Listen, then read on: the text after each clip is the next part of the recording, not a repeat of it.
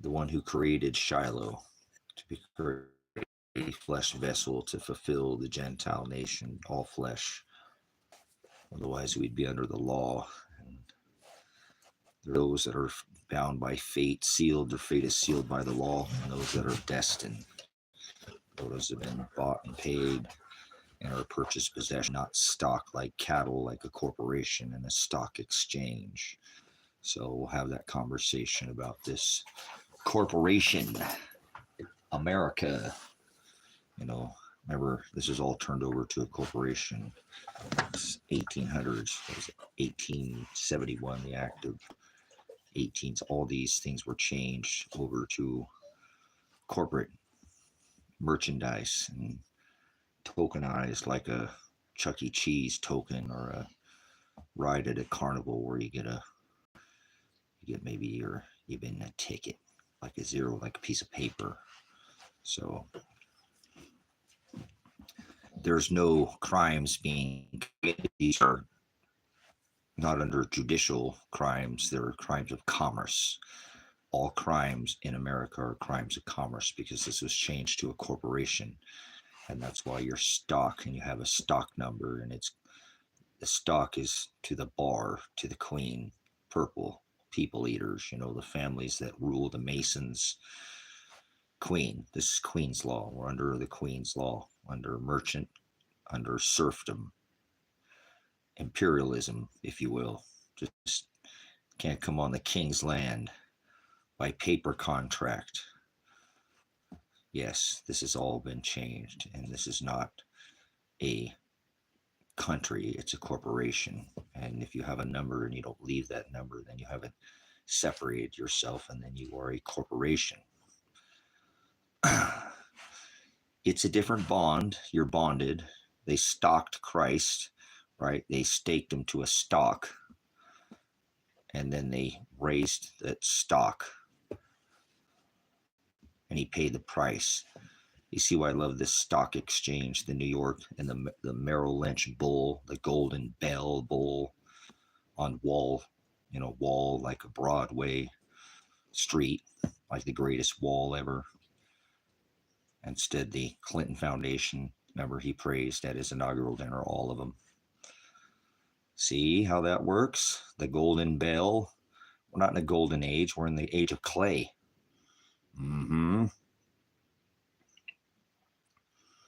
Stock like cattle, like a treasury. Where do you put your treasure? On these worldly things, on a higher place. They raised the stock. Or yoke. Who are you yoked to? He doesn't want us to yoke truth to a lie. Mary. Remember the marriage, the wedding feast of the lambs, after this death to flesh, that we die daily to receive that treasure. He'll separate the wheat from the chaff. That's why I've been telling you about this separation they're going to do under this corporation, this straw man. They did it during World War II, and they're reenacting the seventh king rebirth. Why do you think there's all these crowns? I didn't get it wrong. I was speaking of crowns before you all received crowns. Remember? Purple crowns of all things. You mix red and blue and you get what? If you can't keep it in the pants, keep it in the family kind of people. Look at it. Bam. I'm not a prophet. There's no prophets walking this rock. I'm not a teacher. I'm supposed to be charitable with the agape. Be charitable with this covenant. Be charitable with this New Testament. Tell people the king is nigh. And look up, for your redemption draweth nigh. Redemption like 2 tickets. Not to Paradise, California, where you can check in and never leave. Oh, yes, that's going to be the 15-minute bubble camps I keep telling you. I'm not going to get it wrong. This is what they say. I'm not a prophet. Father made me do this. He birthed me to be this messenger, to birth this. It's part of what we're here to do. You know, who talks about eclipses more than I? Nobody. Who's covered this 3 Aleph days of darkness, the Jonah sign, the fig tree, the parable? Are you producing fruit? How many years did that fruit produce, or that tree not produce fruit? Remember, grafted into the vine? Remember what it says? That's not a religion. Remember, I rebuke religions. They're all vain. That means worthless. Pakistan. How come Pakistan can have nuclear weapons and America can't? Because America, okay? How come Iran can have nuclear weapons, but Iran can't? America, right? How come Israel can have nuclear weapons, but Iran can't? America. So, boy, you better check out that Strait of Hormuz, you idiot Americans. They shut that off there, and it's already, you're talking about 20% of the oil goes right through that strait. You ain't right. Remember, straight is the gate, not broad is the way. That's to hell. Might pay attention. Thanks for coming in from Pakistan. I don't know if you know what agape is, but that's the word love. And he says, walk and follow my commandments. So, yeah, he said, before Abraham was, I am. He said, be comforted, Peter. I am. So don't worry if things get a little rocky, and they will. They're not going to get great again. MAGA. That's Antichrist teaching. Peace and prosperity. Jesus, that's the other gospel Paul warned you of, and the other Jesus. So you might want to get with the times. It's not 2025. Don't. Well, Jesus is a letter, and that's like a hook. There was no J at the time of Christ. I don't know who this Jesus you speak of. Paul spoke of two Jesus, so which do you speak of? And God is a title. We don't need to sit there and fight over, but, because we're in this translation of time, but I'm a literal definition kind of guy. Unless you speak of the actual interlinear Textus Receptus, there's only one text. And so we don't find no God or Jesus in either of these New Covenant or Old Testament, do we? No. So, but we'll use the translation. He said, don't add a jot, and he warned about exactly doing what you're doing in here. But I won't have a fight with you. I'm not going to sup with vipers or cast my pearls before swine. But thank you for pointing out that David declared him the Lamb of God, right? Which makes Father the Ram. He didn't have flesh, nor did he have breast. I don't do the booby Jesus. So if that's the Jesus you're speaking of, you can take your other Jesus, as Paul spoke of. He spoke of many Christs, many, like the Church of Jesus Christ of Latter-day Saints, Satanist, Catholic, Satanist, Mormon, Satanist, Christian, Satanist, Presbyterian, Satan, they're all Satan is the adversary. They add jots. They add tittles, yods, and thought, which is pornea, idolatria. Latria is to serve, and they serve these eyeballs. Two thieves that he warned he'd sent two witnesses. Gee, I wonder who those two would be. It's probably right here and left there. Left out, didn't you? That prophet is the word teacher, D-O-T, Todd backwards. He said he must be as esteemed as the potter's clay, turn their works upside down. Well, wait, we spun that. That's all right. Froward, we changed that. Satan is the word adversary by definition. If you don't speak definition, you have to go somewhere else there. Grass, go smoke your other grass somewhere else. If it's homegrown, hopefully you're not on some dispensary nonsense. Well, they got the dragon pen there and the glycols and all their, it's disgusting. It's filthy. It's not it's not genetically modified. They do. They're genetically modified dragon pens. So, Puff, the magic dragon. Live by the sea is the people. So he said to meet him in the sky, and he didn't mean above your head. Why are you whining, dog? But there's no such thing as a prophet, Cole. You could say false teacher, people who teach a false doctrine, because anybody who changes, there's only one gospel, and that's the gospel of Christ Jesus, the Hamashiach, Yahushua Hamashiach, with all your translated, and name is Shem.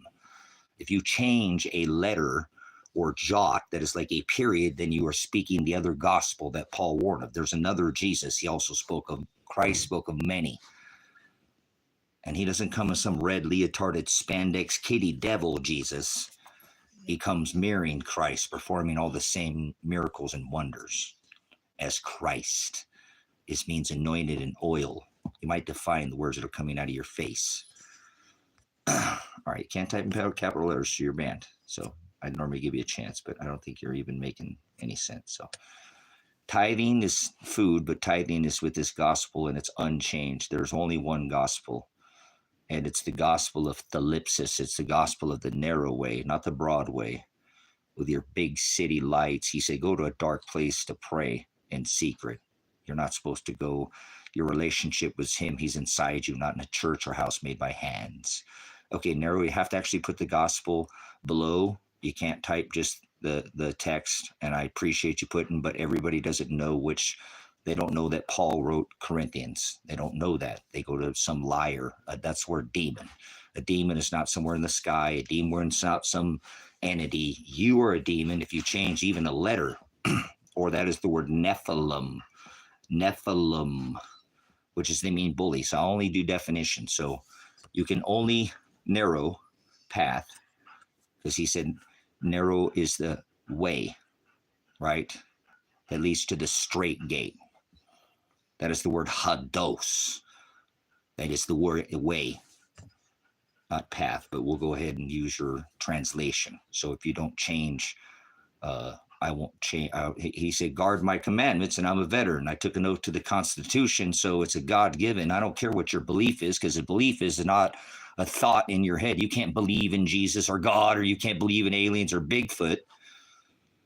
Belief is an action word. Corinthians, remember Paul? He was rebuked. He was a mass murderer of Christians, and he worked for the church, so I don't want to hear it. He don't dwell in houses made by hands. So put the text, if you're going to put it in here so everybody else can see it, appreciate your time to actually use text. And I always tell everybody, rebuke me with the text. Believe no man. That is the word mammon. Traditions of men. They came in traditions of men. There's no giants. In the Ahab married Jezebel, that's sons of God, not giants. There's no giants were involved. That's the word. Nephilim means bully. They trade and change their own and twist, and that's the Hebrew word froward. People don't speak any of the Old Testament.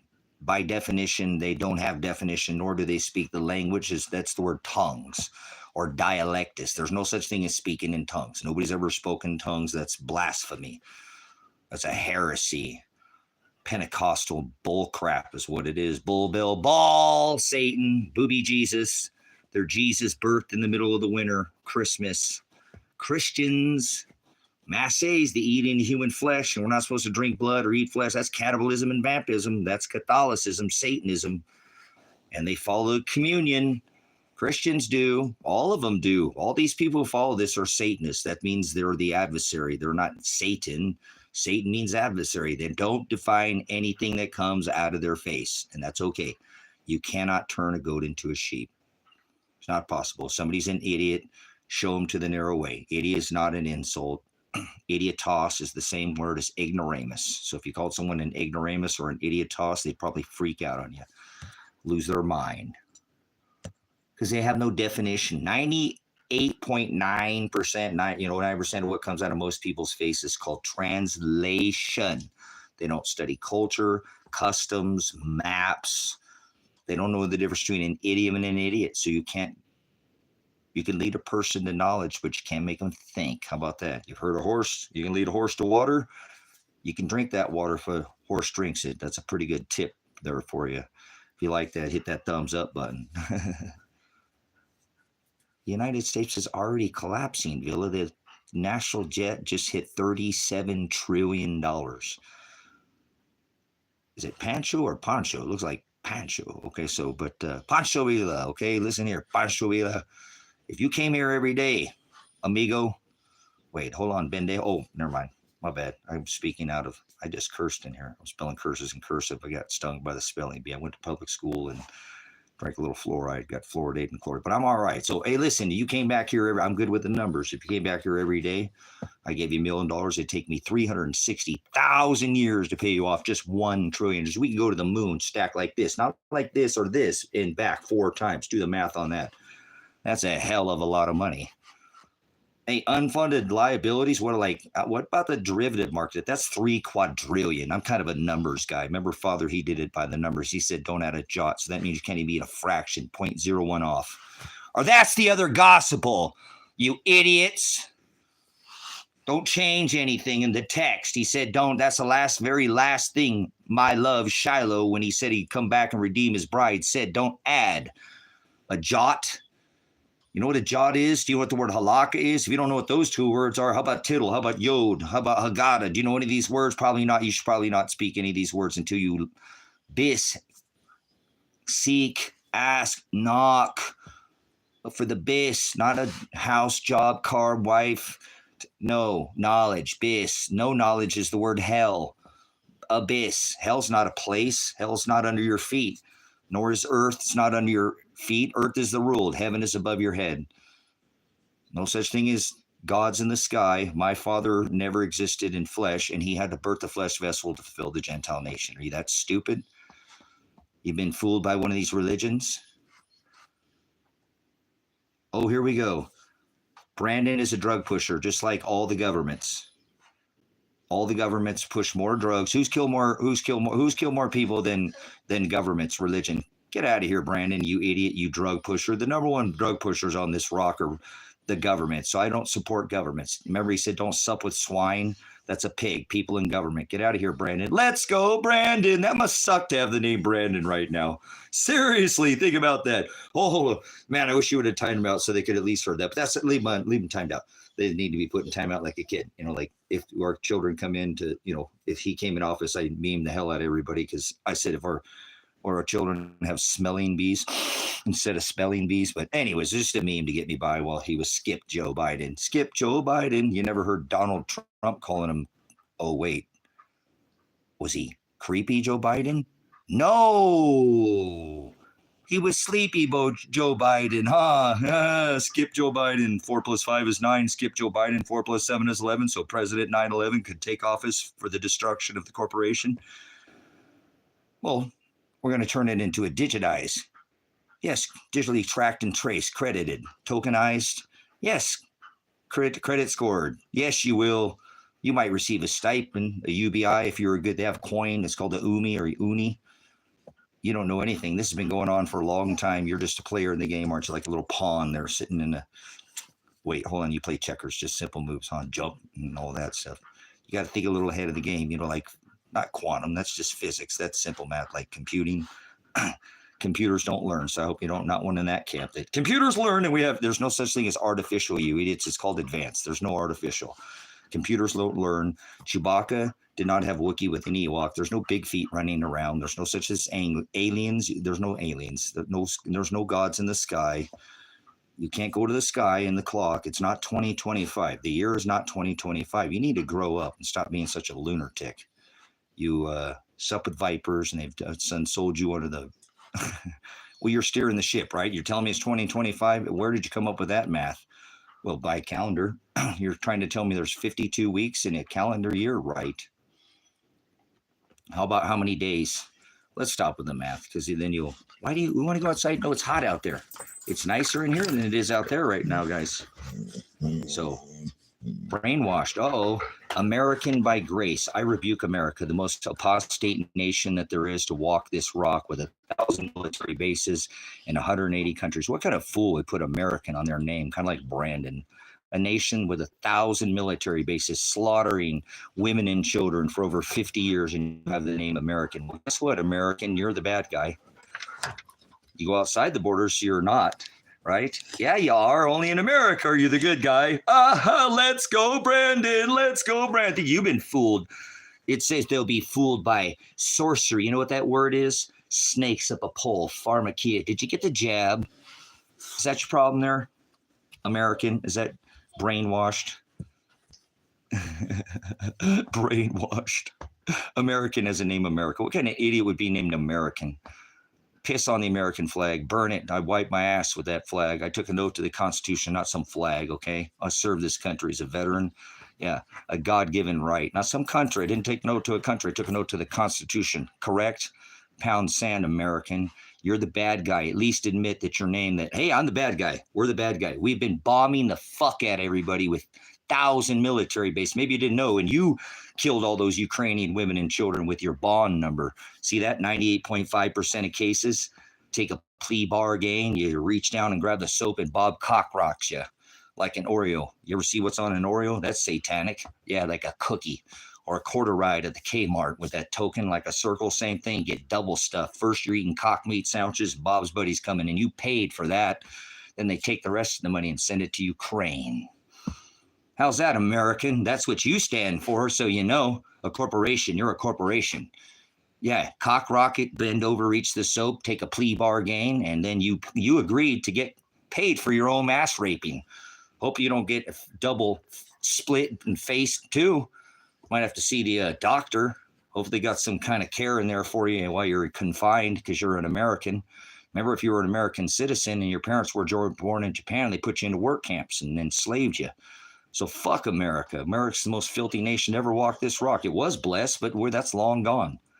Long gone. So if you want to represent America, you came to the wrong place. Don't come here. I'm a veteran, so you can't tell me to shut up. I defended your Congress, God-given, organic, natural law, color of law, blacks law, shall establish no law prohibiting the exercise of free speech, of the press, of religion, the right to peacefully assemble, correct, redress grievances. You don't know your rights, therefore you've lost your rights. So I stand up for the rights. Fuck a flag. Fuck this country. We're an apostate nation. We've been absolutely destroying nations for over 50 years with the SWIFT system, like mafia behavior, making people like the money changers of scripture, America, forcing people, whether they like it or not, killing women and children, dropping democracy and freedom bombs on nations. We didn't win Iraq. We didn't win. We pulled out Afghanistan. We didn't win Vietnam. Get off of yourself. America's the bad guy. You know, you can't fix a fucking problem. You know what the first stage of alcoholism? I'm a prior law enforcement officer, so I've got quite of a history in identifying mental illness.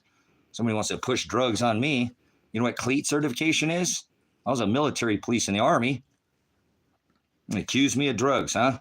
Accuse me of something's wrong with me. What the fuck's wrong with you? They're going to draft our women and send them to war. Did you speak up about that, American man? American woman. Oh, get away, you're gone. A whole Ukrainian generation slaughtered by the American tax dollar. I took a note to the Constitution.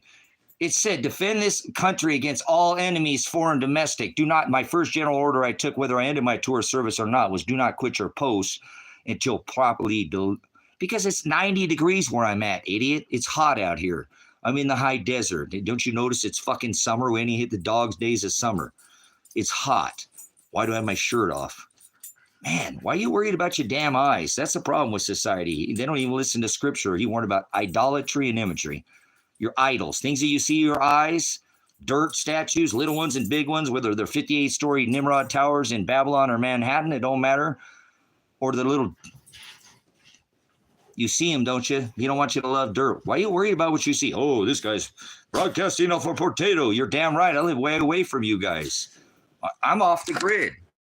I make my own power because I don't have the fan. You want me to turn the fan on so it's loud in here? I can turn the fan on if you'd like. I thought you might want to hear my voice and not worry about what the hell you see. Don't worry about your eyes. You're lost in space, farce balls. Yeah, it's a great potato. So great potatoes out of here. Bye, Mr. Potato Head. You can take and stick Miss Potato Head's parts on you. I don't do that. One race, the human race. Why don't you act like a human being? Put something in here. You're supposed to be charitable. Goats, most people go to hell. Okay? So I'm not worried about it. I won't try to change you. You come in here and don't worry. You can't turn a goat into a sheep. It's not possible. Most people go to hell because most people don't know what hell is. Most people think hell's under their feet. Hell's not under your feet. Dead people don't go to the sky. Earth's not under your feet. It's not 2025. Hell's the word abyss. Revelation 9:11, they have a king over them, the one that Donald Trump has his house decorated with, Satan, Mithra, the sun god, Apollyon, right? A king. Angelos, messenger, that means the same exact word. If you'll define anything that comes out of your face, who's on drugs here? I think you're on some other Jesus is what you're on. I'm on the Jesus juice. How about that? You just don't like that.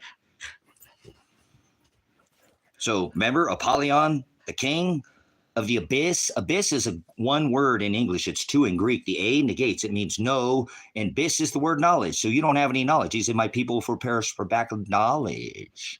So what do you know? Is that you? You're living in your own hell right now, huh? See, hell ain't under your feet, is it? No, it's not. It's the word no knowledge. You just don't define anything that comes out of your face. You've always thought hell was under your feet. Hell's not under your feet. You're an idiot. We have chasms. They've been getting underneath this rock from the sun and its cycles for millennia, if you will. And there's no thousands and there's no zero, okay, by the way. These are all added, like the word Jesus or the word devil.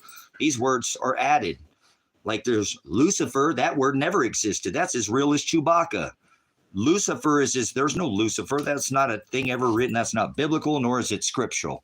It has no scriptural relevance, no biblical relevance. It was added way later into the future, like you're freaking Back to the Future, you old straw man. Yeah, that's what you are. You're a merchant number. 98.5% of the cases take a plea bargain.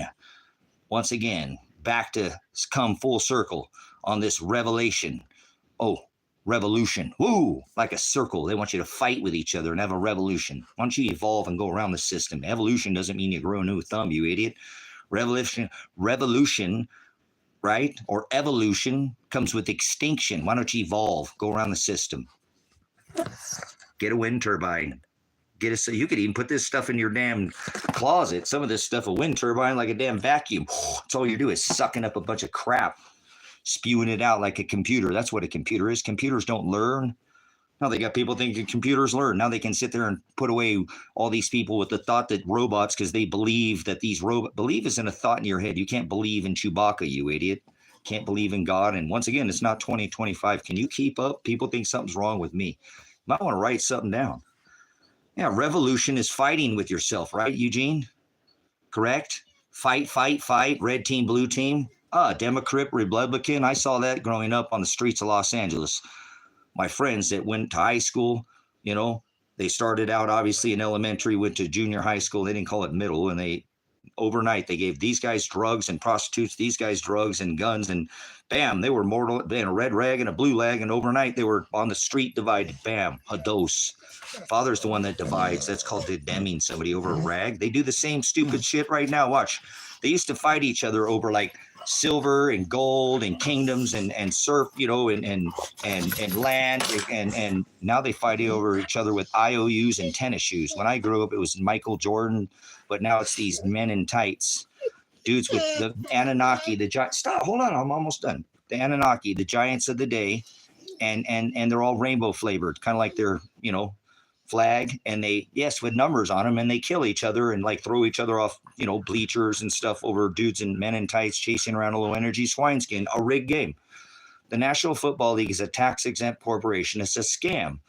It's tax exempt. And that old lady who lives next to the stadium pays taxes. That's bullshit, if you ask me. Pardon my French, but that's not France. That's just caca. I apologize.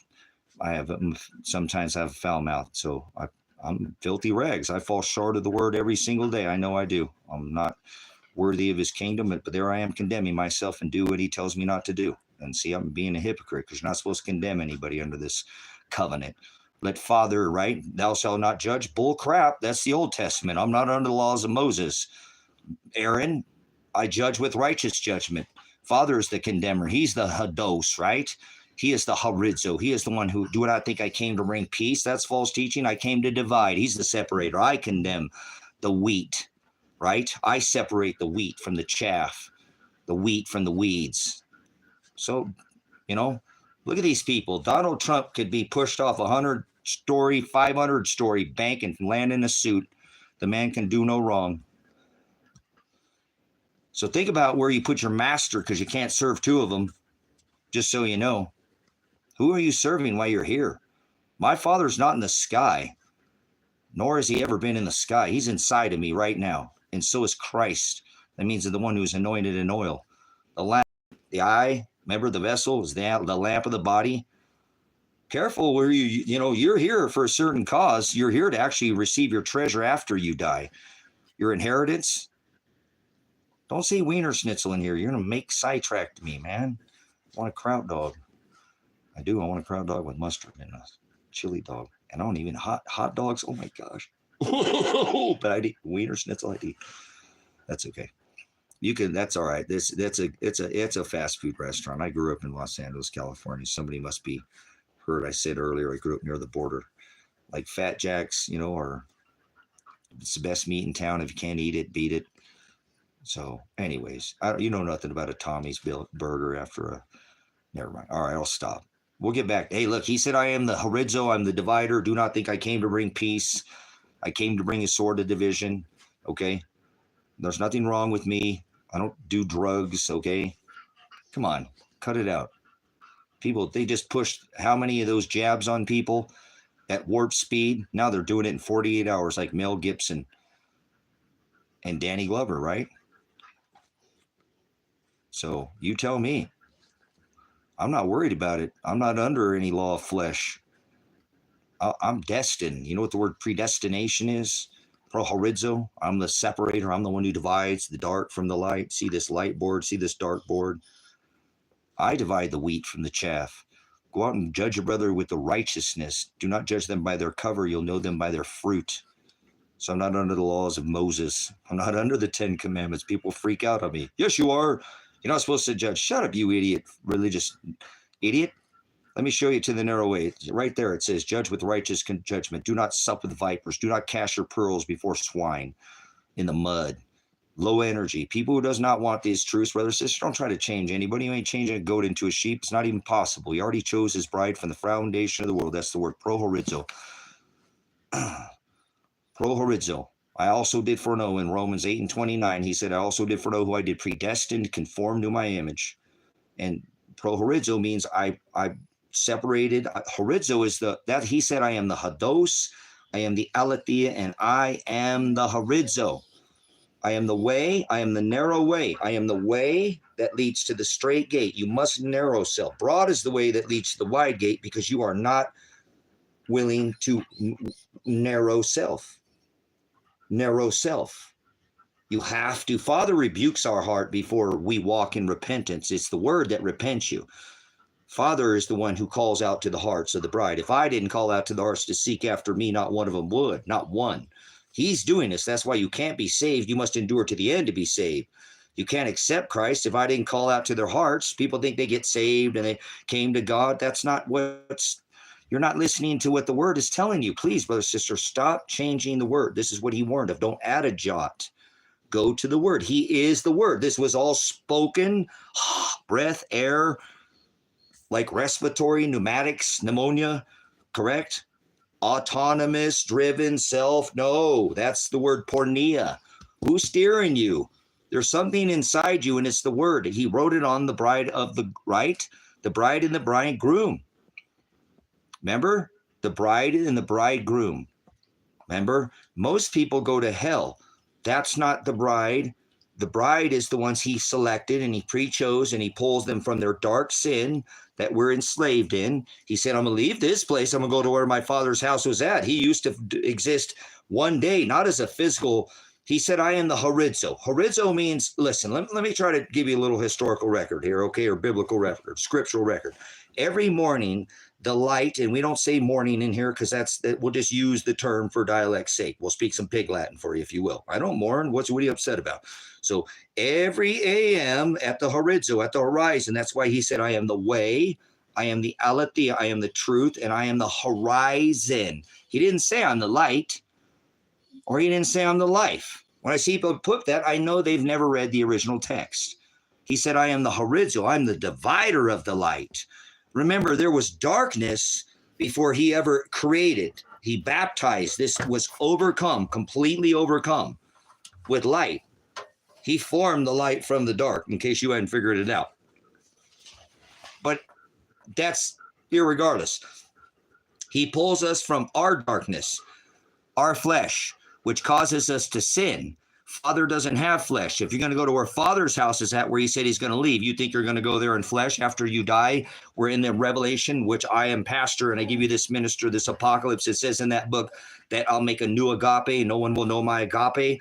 There will be a new heaven, and I've taught you that's not above your head, and there will be a new earth, and I've taught you that's not below your feet, and then you'll have a new body. And I'm trying to explain to you that new body is because you're so used to this meat suit, and he's telling you to cut it off. Paul told you to circumcise it, cut it off, circumcise the outer man, the laws of the flesh, as he tells you, blot it out.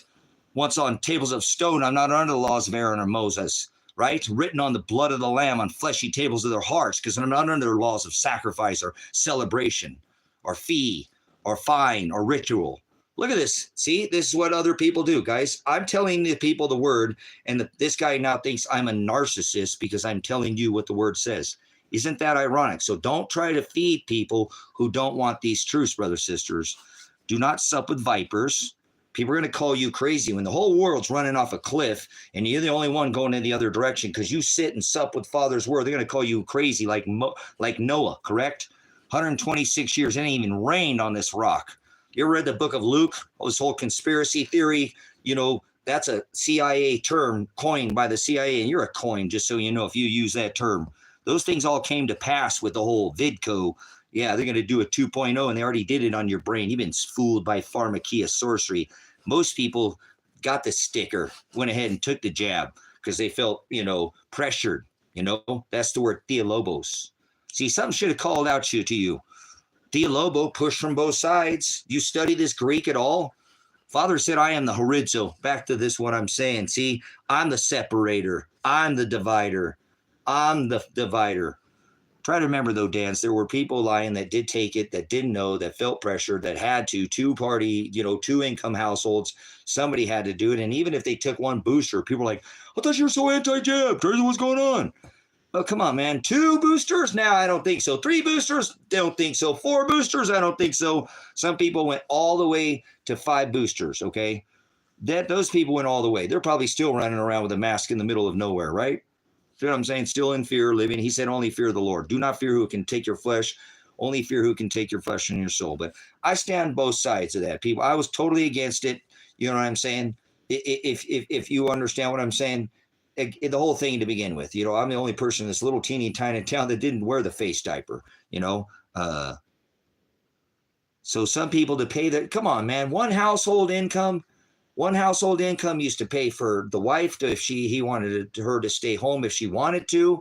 She could take care of the kids and have a side job or something, have a hobby job to pay her. Just he could pay for the schooling, and then when the kids go to school, he could put money in a 401 type K type thing, take vacations, have awesome food in the you know, refrigerator, real food, and still have money left over at the end of the year. One man could take care of that, you know, nuclear family, if you will, in the beginning of this, and now it's 2. And look, the average home in Bend, Oregon is $800,000. $800,000, okay?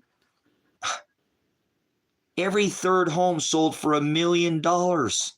That's insane. Who in the hell has got that kind of money?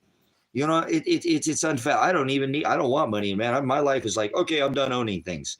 I don't want to own anything anymore. But anyways, it costs a lot of money just to pay attention anymore. Gas is almost $5 where I live. $5. 40-year loans, all these ARM loans, you know, adjustable rate mortgage starts out slow and then bam, they blow it. This is a setup, guys. It's so hard for people to make ends meet right now. So I really wish people would have kind of already been off the system, if that would have made sense, or had a kind of a backup, a B or C plan. But what are you to do? So don't be so damn hard on people. You know, that thing did a good job at getting unaliving a lot of people. You know what I'm saying? It did. And so I didn't like it at all. I didn't like the whole thing with it. And as a veteran, it was offending people's rights and standing on the X. But just think about that. People are still to this day suffering from that thing. And it sucks, man, because, you know, people are people, guys. We all got to be here. You know, so if somebody's in the broad way, show them to the narrow way. That's what we're supposed to do while we're here. We're not to do anything else. You know, if it comes to scripture, just show people to the narrow way. You're not going to turn a goat into a sheep. So Father would have called into your hearts. I know, please don't start that 80s stuff, because then I'm going to carve at the tone, the time will be. We'll go to a whole different time. We'll go back in time. Remember? What time is it, guys? Collect call from, I'm at the skating rink. I'll be home by dark. Right? You remember that?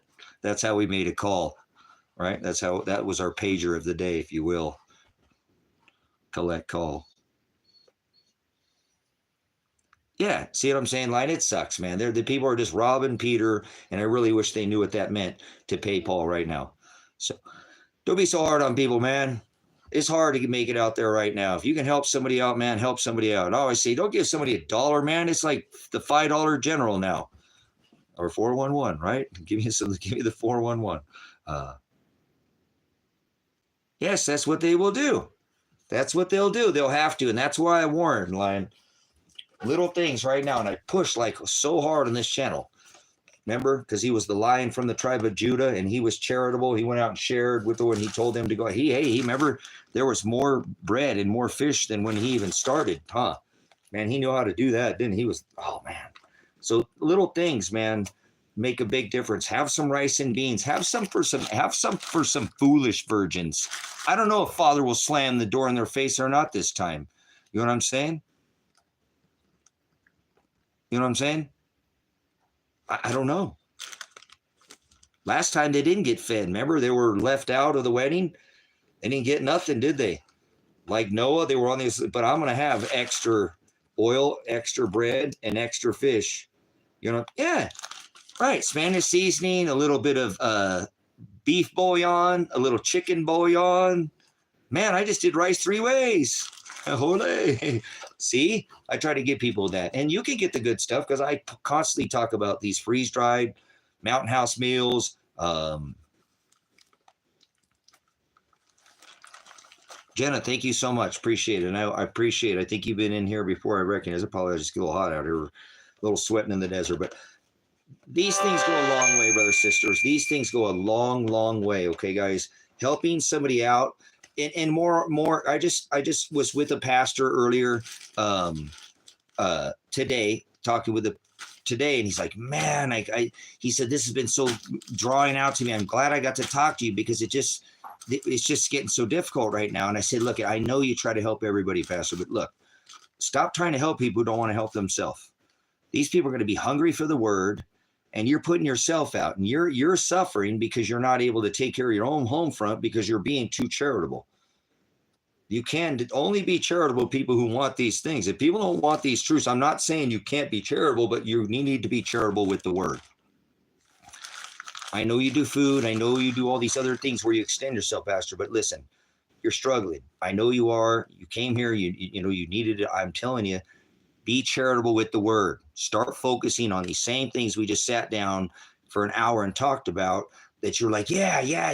Because I'm telling you, this is the word. This is the time to go share the light. Show people to the narrow way. Show to people to the narrow way. You got to understand, the best thing you could be charitable with right now is give people meat, not some watered down milk. Do you understand? That's what he means too, more than any. The best thing you could do right now is show somebody to the narrow way. Not that you're going to change anybody, not that you're going to, the word will call out to their hearts. Maybe it doesn't. They'll already probably be hungry. Maybe it'll take 5 minutes, maybe take 5 days, maybe 5 years down the road. That one thing will click with them, and we'll give all glory to God, right? Because it was his words and not our words.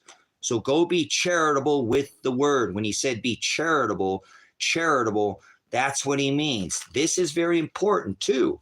I've been blessed with an abundance, a bounty of both the word and acreage and food and meat. And I try to give you guys not watered down. I don't give you watered down milk in here, do I?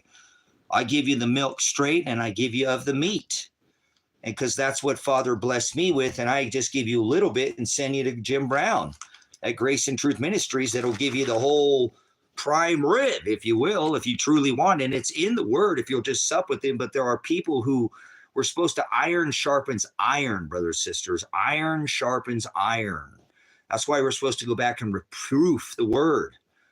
That word is meant to be reproved. That means we come together in his Shem, his Agape, and his word, and we gather in his, right? We don't talk about these rejected texts, do we? I don't talk about these Enoch and Lilith and Jasher and all. I love these books, but I don't talk about them in here because I don't love them like I love the gospel. It's irrelevant. You don't need that to get to receive your inheritance. His Agape. Agape is the word Shem or Aleph or authority. That means name. You call it name. The book it says Shem. Hallowed be thy Shem. Noah had 3 sons. Ham, Shem was the second born. That meant leader or ox or Aleph and Japheth. See, you go to a lot of other channels and there's some Christian idiots. They don't sup with the Agape. They don't sit down and take these words serious and define the words that they're speaking. I'm still working at it. I'm filthy rags. I'm a work in progress. That's why I need you to come here and correct me if I'm wrong with the word of God, the Father. Shiloh, my love, the one who will redeem the bride. Use the word and judge me with righteous judgment, and this is the only righteous. We are not righteous. We are filthy mammon, traditions of men, and we fall short every single time. We need to use this word as our compass. Be that light. He said, put that light at the top of your house, not like pride, that is to shine above others, and that is the Old Testament, where you had a heavens and a favorite, and under this Testament, hados. We're all in the narrow way. So, anyway, there you go. There we go. Be set apart. Exactly right, Jenna. Be in the world, but be not of it. Cash is king. See, here we go, Jenna. Will you play the role for a second for me? Jenna's my lady, right? And I'm just using this as terms. We're here out here in the desert, and it's just us. We can't get any. Oh, maybe Kevin's here too, right? Jenna's here, and I've got this cat. I've got this stuff here because I have a, and I'm not. I don't worry. Father will protect me in that, day. He talks about that. He will. He will pray that you be found worthy on that day of, So if I say, I've got this shelter here, right? That I've got, food that her and I could shut the door and say, bye-bye, society. Oh, honey, we got to finish digging this well, but there's enough food, seeds. I mean, we've got this. We'll go back. We'll get the chickens back here. We'll be good. We'll stay here for 10 years. We'll never need to leave. We can turn off society. You know what I'm saying? We'll turn society off, right? And I could stay here. And then now that's stupid, because if I put all my eggs in one basket, cash is king. Now let me show you how people could have done something, maybe could have backed away from the system. Cash is king. You're supposed to be set apart. Set apart is not the word like jing jing cash, not that kind that jingles or folds. I'm talking about the kind you put in the ground. So what Jenna does, and I have Kevin, because he's bought the other property. They're going to come and we'll just all be, when this happens, they come to try to take everything we got. And now I've already told Jenna she's got to put on the big crocodile tears and scream and piss and moan, and I'm going to yell at her, which I wouldn't yell at her, but I'm going to yell at her and get her to, because we all got to be able to walk away. So we're going to do what we have. Think about this in the COVID. If you would have had a separate system away from the system, or a separate place, if days got worse and they came to, that's why he says, if they came to, to take what you have, don't fight them, give them the rest of what take something, give them what you have. Don't fight over these things. You should have already had something put in another spot.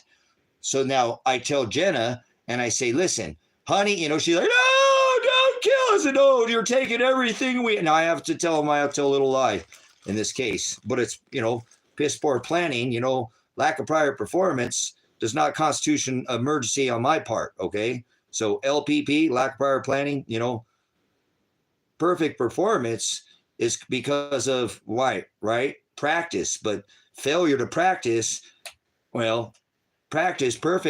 perfection comes with performance.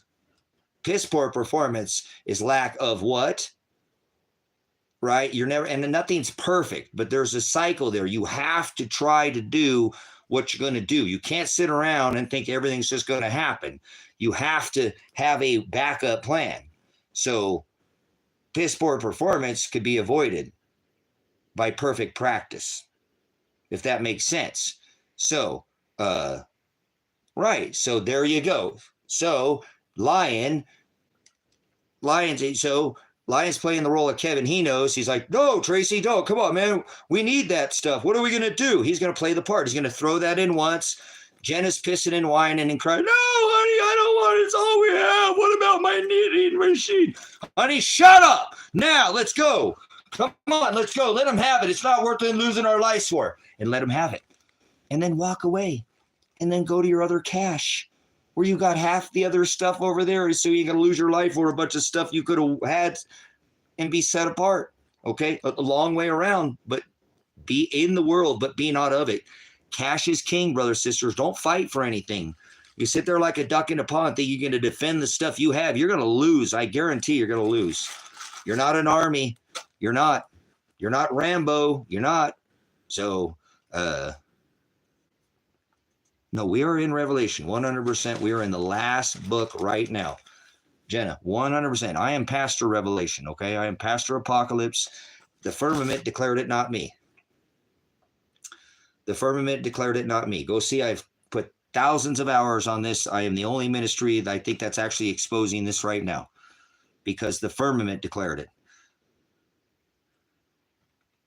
No, we're not in pre-revelation. Absolutely, that's an apostasy. That's blasphemy, and that goes against all the work of this ministry. I know, nope, not at all. Nope, we're in the last book, 100%. So, the firmament declared it. The firmament declares the book, not me. The firmament declares the handiwork of the Father. So we're not in pre-revelation. We are 100%. The firmament declared it. Pluto has come into Aquarius. It's the firmament that declares it, not me. I declare it because I am a magi. I don't know if you know what a magi is. So we are already in Revelation. Can you define what Revelation means, Jenna? No, we're not in pre. Stop saying pre. We're not in pre. Pre is the age of Pisces, and you're still living in deception. Water.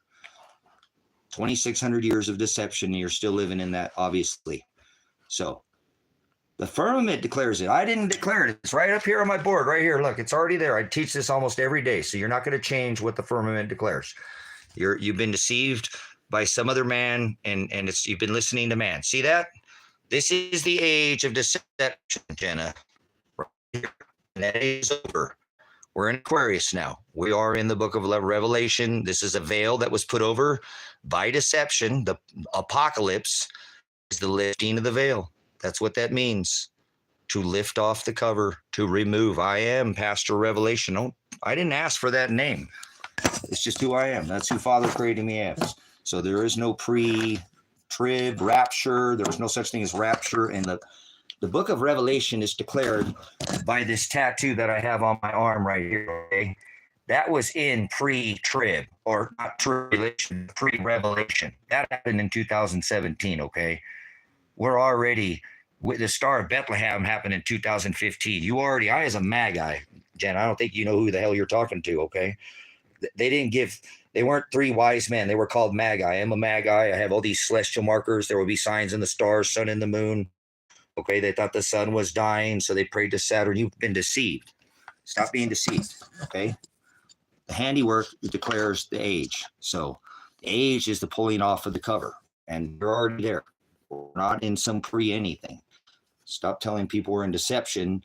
Some of us are already over here in Revelation, okay? So it's just the firmament declares it, not I. It's in the book of Psalms. The heavens declare the glory work of the Father, or the glory. Right? His glory. That's not, the heavens aren't above your head. The firmament declares the handiwork, and the handiwork, because even Jupiter has moved into Aquarius. So we're not in the age of Pisces anymore. We're in the age of Aquarius.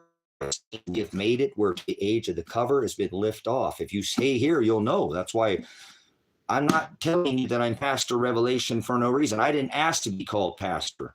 There's 50,000. It would be hundreds of thousands if it wasn't a shadow band ministry. Father keeps it narrow, which I prefer. I don't want to sit here and deal with trolls. When I used to do 1,500 people on TikTok in a live stream, and 8 of you people in here, I've never even got one person to join me on the live stream. Nobody's had enough cojones to join me. I could set up a live with somebody. I think it'd make the show that much better, but nobody ever wants to join me. But I used to get 8 people to join me on TikTok because I didn't have to do it the same way, and I had 1,500 people in a live stream, going over there. But they banned me on TikTok because they don't want these truths. They're not. That's the dragon over there, and that's what I'm exposing. That's what Revelation 9:23 is. Well, Revelation 12 is the 923 executive orders on 2017. 9:23 was the date of the birth of the Virgin, as is professed as the teacher, right? Visited John as the island, as he first said it would be in the celestial stars of the birth of Christ in the stars. He said first he came in flesh, second he would come in the stars. The second coming of Christ would be in the stars. There would be a sign like a street sign. They say this is known as the Revelation 12. I'm the only one singled out man, and not that I'm special. I'm filthy rags man that has that Revelation 12 sign tattooed on his body, because this is the 923 where they're going to encamp the saints, the encampment, and they'll be sacrificed and their blood will be poured out. You want to be in the cup being poured out on the nations. You don't want to be in the nations. You want to be in the cup. If you read the word.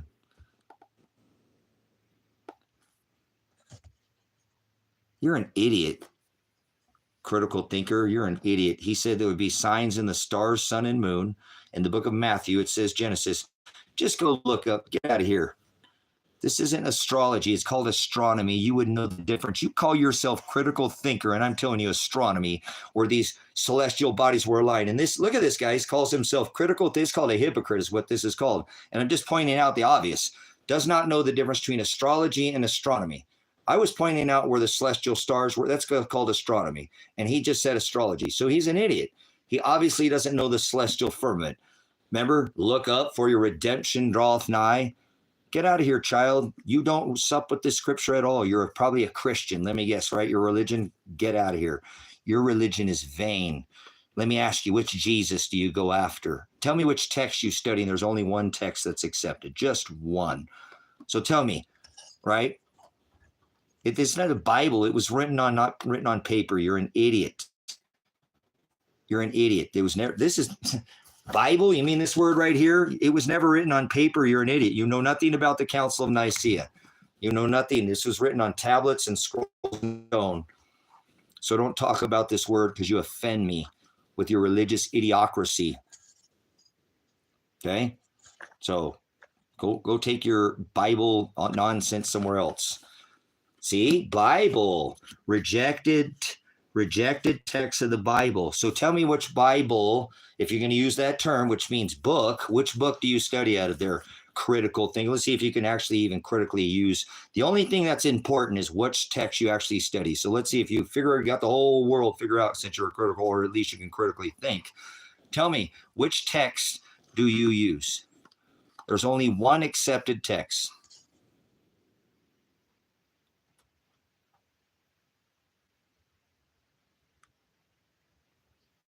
Angel is a messenger. So Jenna, don't defile the word angel. I'm an angel. You're looking at an angel, okay? Jenna, you got a lot of growing up to do, so you know. You do. You're looking at an angel right here, right in front of your face on the other side of the screen. You just don't know what the definition of angel is. So you're a child in scripture, and that's okay. You've been deceived and you're hungry. I can tell. I can feel your hungriness, but you're a child. Okay, but you claimed that we're not supposed to look at scripture that talks about the celestial time markers. So we know, is it 2025? They're a critical thinker. Tell me, is it 2025? You're a critical thinker. You've put your label, and I'm judging you. Do not judge them by their cover. You'll know them by their fruit. We'll give you another, you're going to tell me what I'm supposed to say in the Bible, right? You're going to teach the teacher. You're going to come into a ministry and teach the teacher, which you should do. You should use the word of the Father, though, and know exactly which text you're talking about. Okay. So tell me, you couldn't define earlier, I asked you what, astrology and astronomy are two different things. I'm not talking about astrology. And if you actually knew anything, like Jenna knew anything, she knew the definition of an angel, she wouldn't be mixing truth with a lie, because that's what 99% of us do. Yeah, you said that you said I was talking about astrology. Did anybody? Oh, let's go back up to it'll still be there. We'll go back. You're an idiot, man. You've already lost track of time. You already have. And that's okay. We'll be patient with you. Astrology, numerology, astrology, you shouldn't even mention it in the Bible, bro. Oh, wow. You just stepped on your own dick. Did you see that there, Nimrod? Oh, you're gone. You totally already forgotten. Sit down the crack pipe, buddy. Sit down, Adderall. You on this video game mindset, psychotropics. Did your parents put you on the Ritalin when you were younger? They call it Adderall now. You little wound up there, forgot what you actually said. You're the one who said it, and now you say I'm lost, and you call me bro. First you said bro. and then you said I didn't. See, you're lost in space. Look at that, guys. Anybody disagree? We'll go back to his message. That's what I'm saying. So, but critical thinker, you don't know the difference between astrology and astronomy. You said you didn't say me to tell me to do anything, and yes, you did. Yes, you did. Yes, you did. I know you're a jack off. You're a Nimrod. You like getting off on other people's pain, and I'm not in pain. You think I'm in pain, but you're the one. See, there you go, guys. See, if you're a follower of the channel, you see what these people get off on. They like the trigger. Make an example of you every single time. Every single time. Every single time. You did this, not me. You're the one who said that you didn't tell me to do anything and that I'm lost, right? You're the one who said, no, nothing biblical about astrology. And I'm not talking about astrology. I was talking about astronomy, but you can't focus for 2 seconds. Even remember what you said. So everybody in the room is watching and seeing what an ass you're making of yourself. You can't be learned.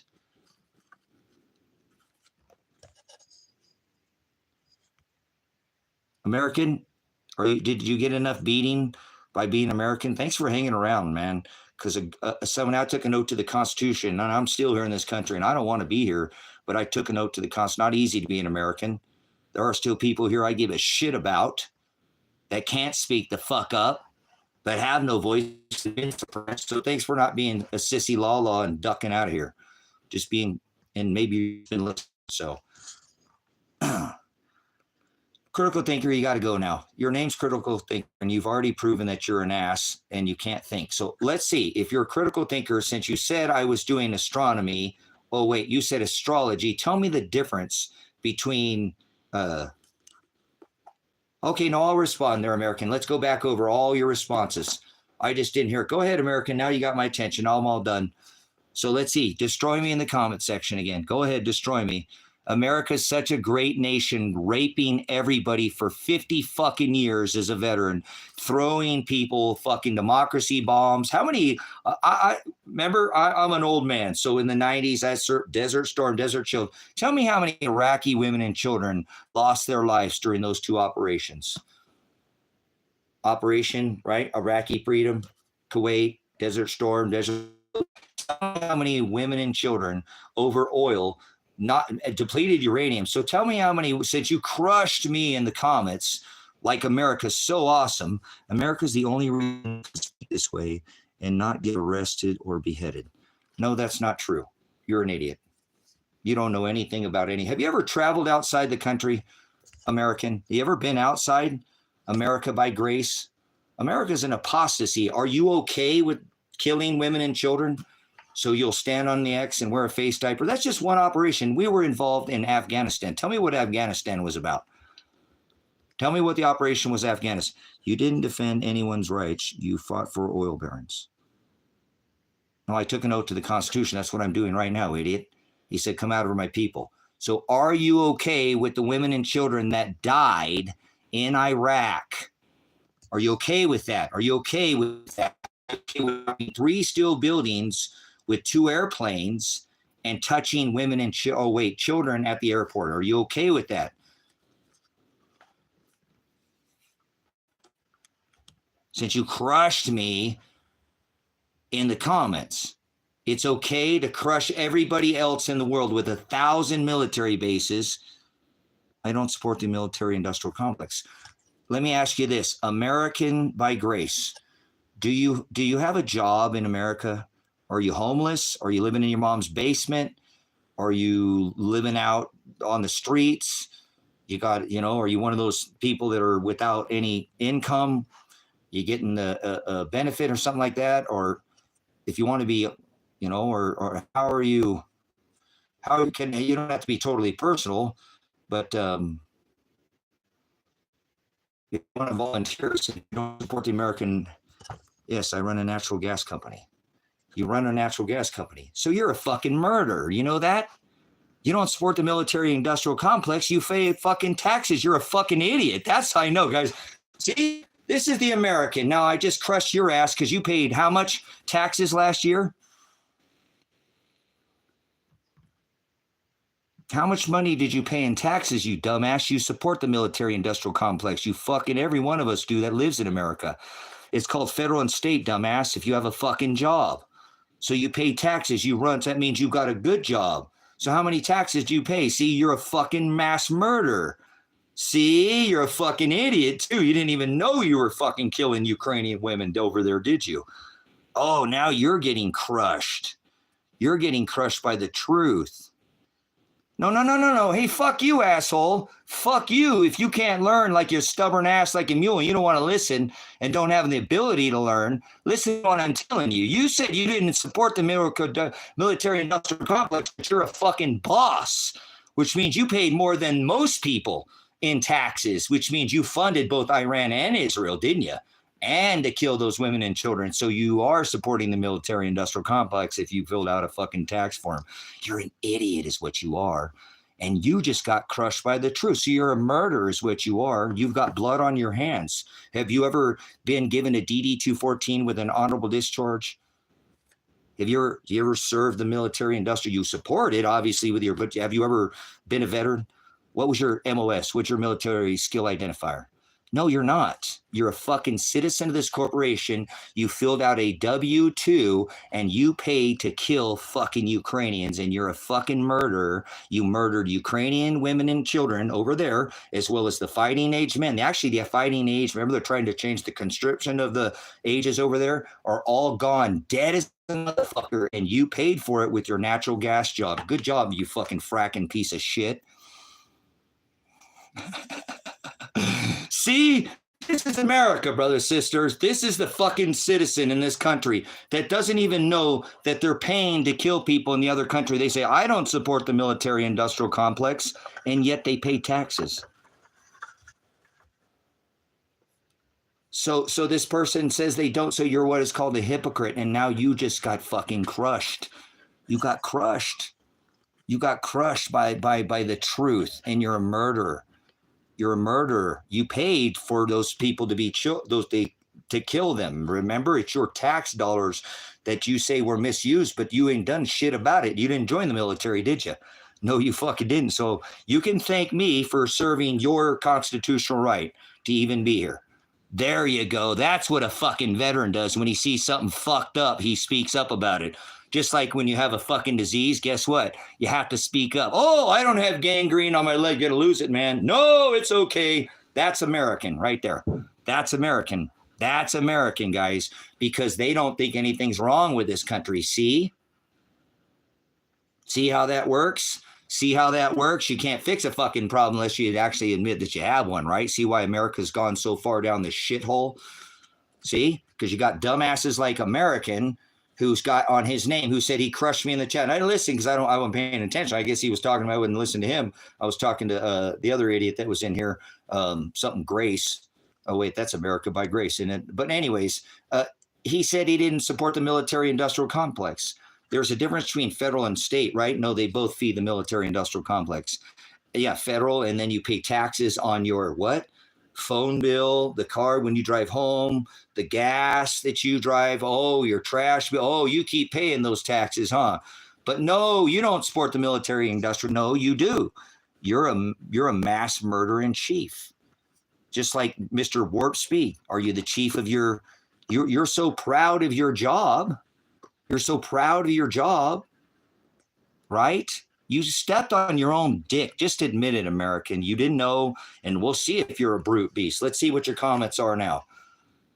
You paid for it. You got blood on your hands. What are you going to do about it now? Are you really an American? You give a fuck? You know, I took a note to the Constitution as my first general order says, do not quit your post till properly relieved. And so it doesn't matter that I got out of the service in the 90s. Look, it's 25 in your lunatic calendar. How many years is that? Fuck, I'm not done serving, am I? No, I don't end my ETS on my DD-214 that I don't stop serving. There's enemies on this fucking, it's called, the governments. So you did this. So stop saying you don't support something that you pay a big fucking a part of. You killed women and children in Ukraine with your tax dollar. Stop supporting this shit. Yeah, seriously. So now say, yeah, I do support the American military industrial complex. Yeah, I know, you dumbass Jeff, because America is fucking, Earth is the ruled, you dumbass. Earth is the ruled. Earth is the ruled. Earth is the ruled, and you probably don't know that. That's why you said that. So you're a heretic if you deny scripture. Okay, well, so you don't want to talk about America by grace. He doesn't care about he doesn't care about his tax dollars where Father says, let vengeance be mine. But he's okay with those fucking military dollars going overseas as long as they're not killing American people. Fuck you. Get out of here, America. You're a fucking piece of shit. You just showed your true colors. You did. He said, let vengeance be mine. But you didn't give a fuck about these people outside your own border that you paid to kill with your tax dollars. Find another fucking way. 1067, absolutely. Stop feeding this fucking system. Become your own system. How about that? You don't need fucking money. How about you get on 20 acres like I'm on right here? There, I had 40, but I sold it. I make all my own power. So I don't pay a fucking tax bill for fucking taxes. I'm water source. I'm already out of the system. So I'm not feeding the system. It takes time. I know not everybody can do it. I know it's hard, but you can fuck the government by growing a tomato plant. They hate people who are self-sufficient. God damn, God forbid you grow something that's not genetically modified. Oh, you got to go back and buy new seeds next year from Walmart or the Piggly Wiggly. How about fucking getting on your own feet? Stop supporting the system by becoming your own fucking system. You know, how about stop supporting their fucking dollar garbage? And, you know, this is not a fucking great country. It says in our Constitution that it's supposed to be gold and silver by the Treasury without interest. Fuck that. Until they return it to that, I am not going to let up until they throw me in the fucking dirt.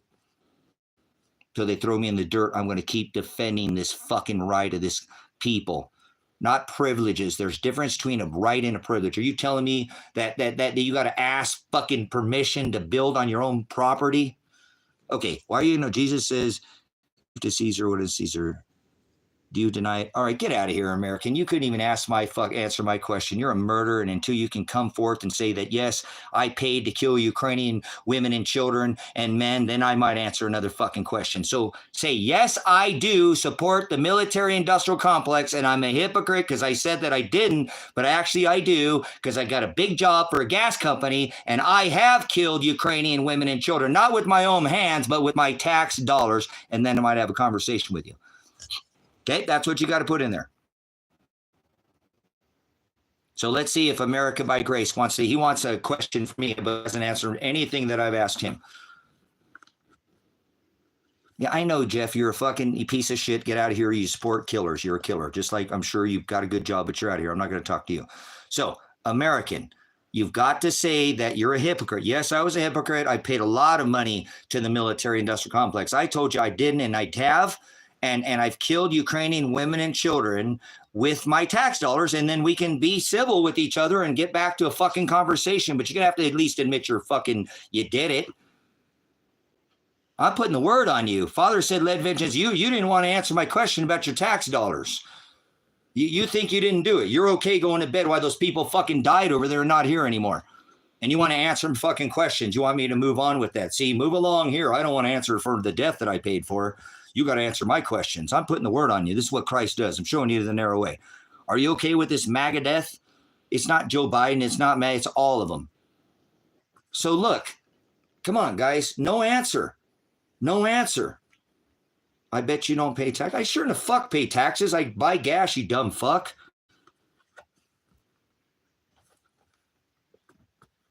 I know it's not just the women. It's children, but women, children, men of the finest, 18 to 30. The average fighting age in Ukraine is 43 now. They throw their women in the meat grinder. So we'll see if American can actually speak the fuck up and answer my question. You have to say, yes, I'm a hypocrite, and I have been paying to kill people in other countries because they did send money to Iran and Israel.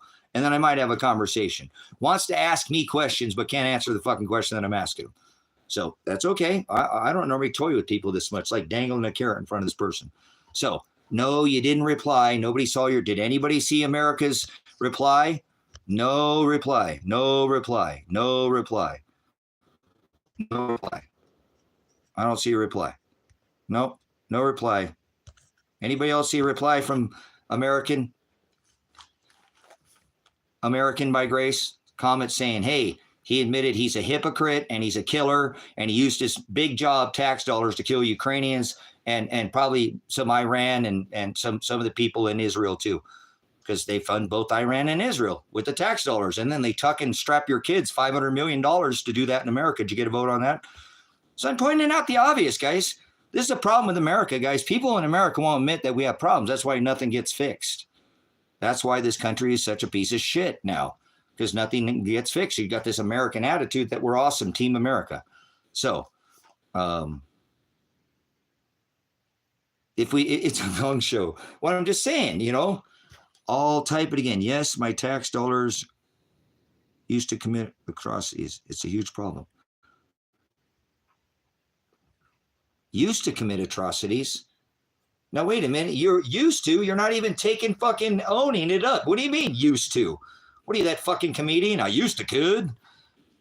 All right. Look, American. It's not easy being American. I know. I fucking hate this country. They're throwing me under the fucking bus for standing up for your fucking right. Okay? We have been policing everybody. And we got dying people on the streets of our own country. If you live in this country, I took an oath to the Constitution for people who stand up for rights, not privileges. Rights. Rights. Rights. People, imagine being a veteran and fucking, serving in the desert wearing a mask for 12 hours, get out of respiratory infection, come home and see people fucking stand on the X. Only women in the desert burqa or fill their faces. Men are fucking have face diapers on. They have made it to where posse comitatus has been repealed. That means the veterans like myself that are highly fucking trained. I'm a 95 Bravo. First one in the battle, last one to leave. Military police. That's right. Most heavily four-man armed team. And I don't like this fucking country, what they've done. And there's a lot of veterans who live on the fucking streets of this country. You sure the fuck is. Look at how many percentage of veterans are out there. 22 of us today take a fucking gun to our head because we don't want to hold this shit in that we fucking do in 1,000 military bases. And I thought we were going to be heroes. Look at how they treat fucking veterans. Look at fucking Vietnam veterans. Well, they treat veterans like dog shit. Dying veterans on the street of the country, and they're sending money to your tax dollars from your job to another country. The government's the fucking problem, guys. There's a hominoid species, an invasive hominoid species on this rock, and it's called the governments. And it's not just this one in America, but this is the worst. This is the absolute worst. No, not even Rome had 1,000 military bases. Oh, now you're going to think I got a fucking disease. Go fuck yourself, American. You are the typical fucking American. Now you want to think I have a fucking disease because I don't agree with you. Get him out of here. Somebody moderate this fucking prick. Hey, look, motherfucker, I got ADT home security too, bitch. That too, okay? Security, Phil. Can I get some fucking security? Grow the fuck up, American. Don't ever come back here again. You're a piece. You know that? You're gonna fucking point and tell me I got some kind of. I'm a military enforcement officer. I have fucking CLEAT certification on how to identify mental illness. I'm a first responder. Grow the fuck up, man. Grow the fuck up. It's you. I defended your right, and then you get to speak up and say shit like that. Try to tell me I got some kind of mental disorder so I can take drugs. You see what this American is, guys? They're designed. A lot of Americans are designed. If you don't agree with them, fuck, they won't talk with you, or they'll tell you, lay down. You need to go see a doctor and get them snakes up a pole and get some script so you can get the side effect, baby. Like warp speed. I hope American's not in here anymore. You know what I'm saying? This is crazy, guys. This country has issues. If we maybe spoke up about the issues that we have, how about we've been destroying every nation? You know what I'm saying? I've been seeing you, Blake, the whole time, Blake. Your comments even getting fucking banned by YouTube because you're so fucking filthy, and I'm not banning your comments. YouTube's doing it already. So, see? What issues do I have? Tell me. Okay, hold on. We're going to isolate Blake. Okay, Blake, tell me where you got your doctrine. Where did you get your doctrine, Blake? You have a doctrine in medicine. You have a medical doctrine. You're a doctor, right? So you can tell me, and you've been in psychology, where did you get your doctrine at? Where did you do your field? Where's your field? What's your line of study in the medical field? Obviously, you would know all these things. You could snap to your answer real quick. And if you're not CLEAT certified, which is Council of Law Enforcement Education and Training. I was a first responder, which means I'm going to put your fucking guts back in your body until either the paddy wagon shows up or the ambers and the cherries. No, hopefully not the cherries and the blueberries. No, that's me. I show up in the cherries and the blueberries. I put your fucking guts back in your body because I'm a first responder. Served, remember, in the military. So combat trained, medic trained. Oh, I have all those things. So I'm also counsel and law enforcement education and trained. That's CLEAT certified in 40 states on how to identify mental illness. Not get on the fucking ground, motherfucker, because you won't listen to me. At least when I served, maybe the caretaker didn't give somebody the right medicine, but fuck you. If you wear little earbuds, now they'll shoot you dead, you fucking piece of shit.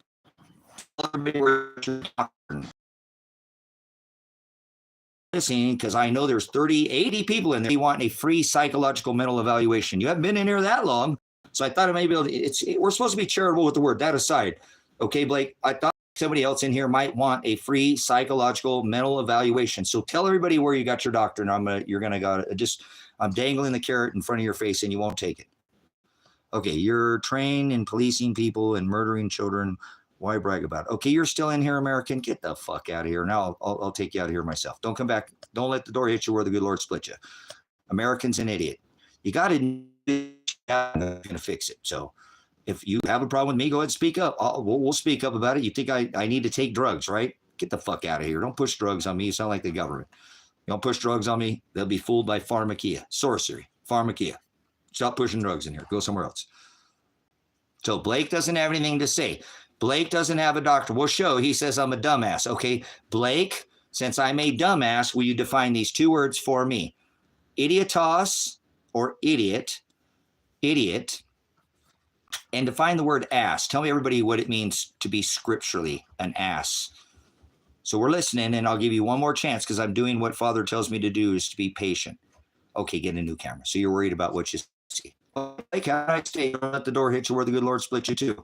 It's a pagan term, by the way. I shouldn't be giving out all this treasure. But that's okay. Jesus rose from the grave 221 years ago. Does that mean Jesus was the king? Ground zero. Stop stealing that from me, Maggie. I've been saying that on YouTube for at least 5 years. Don't say he's the OG zombie king. I've been saying that for 5 years, Magnetic. Maggie Mac. Go back on the channel. I have. You can cop my work. That's okay. I did say anybody can cop any work that I've done. So I guarantee you I've been saying that, but thanks for saying that. This is a teaching lesson, dumbass. Would you know anything about this deep state? You got the name the deep state. Go fuck yourself. Okay, we won't judge you by your cover since you're putting the word of the Father on me. Do you know what that is? Have you ever been here to see what that is? When I point to that, tell me what that refers to when I use it as a lesson, an idol. You're worried about idols. I'm not worried about idols. He said don't love idols. And I use this as a lesson. How long you been here? Deep state. What a piece of shit name that is, I can tell you. You know what I'm saying? Deep state. You got a name like deep state. Fuck the deep state. Tell everybody, deep state, what this is. No, Jesus is not an idol, you idiot. Come on, speak up, deep state. Take it deep. If you don't, you take it deep. Pound sand. Go back to the future. Oh, wait, go back in time. Kick rocks. Don't build your house on sinking sand. Go back in time. You go back to the future. He said, I am the Petra. I am the rock. Kick rocks. Turn them into sand. Don't build your house on sinking sand. You seem to be very insecure. Show no love to your neighbor. Jesus would be very disappointed, as I am. So you can't even answer my question. Okay, deep state, I'm going to throw your ass out of here because obviously he would say you're a brute beast, you're stuck like a fucking mule, and you couldn't be taught or learn. I asked you a damn question. If you can't answer, you come in here talking shit about this lesson that I use to teach, and then you can't even answer the question. I'll give you 3 times, and I'm only supposed to give you 2. Now, I already should have thrown your ass out of here because an ass means somebody that's stubborn. I love my Lord. Okay, so I'm going to give you one more chance. Okay, what does this represent in the teachings on this ministry? You came into high desert and faith truth ministries. What does this represent? It represents more than one thing, but as far as the lesson that I've taught here, right? But what is it that what is it? Because it's not what you're saying. You're an idiot.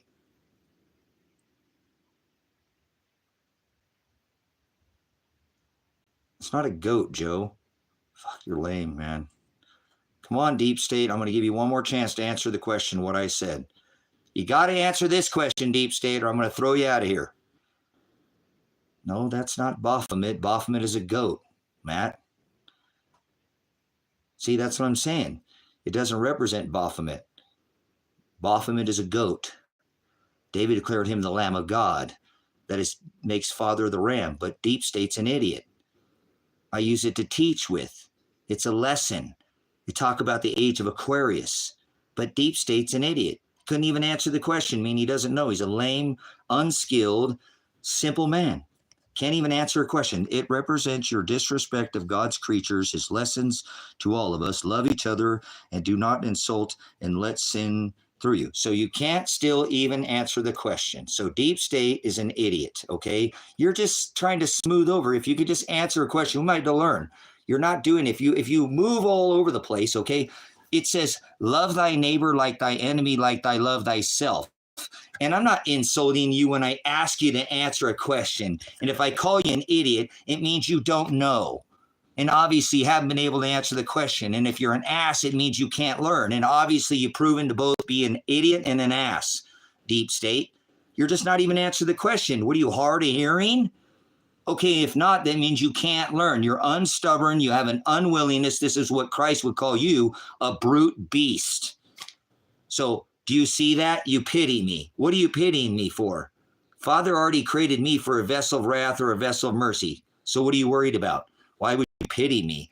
You know what's kind of funny is you were asked a simple question and the whole world saw that you couldn't even answer a question and now you pity me. You pity me because you couldn't answer the question. That's kind of sad if you think. Does anybody else? Let's see who's, we won't, and Christ is the one who divides. Hey, I am the horizo, right? Father's the divider. Did anybody follow this person? I asked him what this was. They came in and pointing this out, couldn't identify even what it was. That I got this on my wall and just bam, but how many times have they been here? How many times do I point to this in when I'm teaching? Helping to learn so we can all learn together. But he just casting, throwing deception on me, trying to cause the sheep to scatter like he's doing to me, and now he's pitying me. Like you should pity me. Get away from me. Hey, pity me. You should come to me and help me with a word, right? So why would me asking him a question about something to this deserve any kind of pity? Why would he go off on something else and not just answer the question? Because he doesn't know what it is. Is that my fault that he can't answer the question that I asked him? Yeah, it's a ram skull. Father is the ram. David declared him the Lamb of God. That makes Father the ram. That's why it's there. And he came in throwing thing out. Oh, you got that on your wall. And I just asked him what this is. See, this represents the age of Aries. So Deep State came in here and thought that they could cause some division, but it didn't go the way that they thought. Isn't that kind of silly? I put this up here is so we can talk about the ram's horn, the shofar, the 7 trumpets, the ram's horns. Father's the ram. And see, that's all it was. And he couldn't even answer that. But he pities me now. He pities me. I'm a bad guy.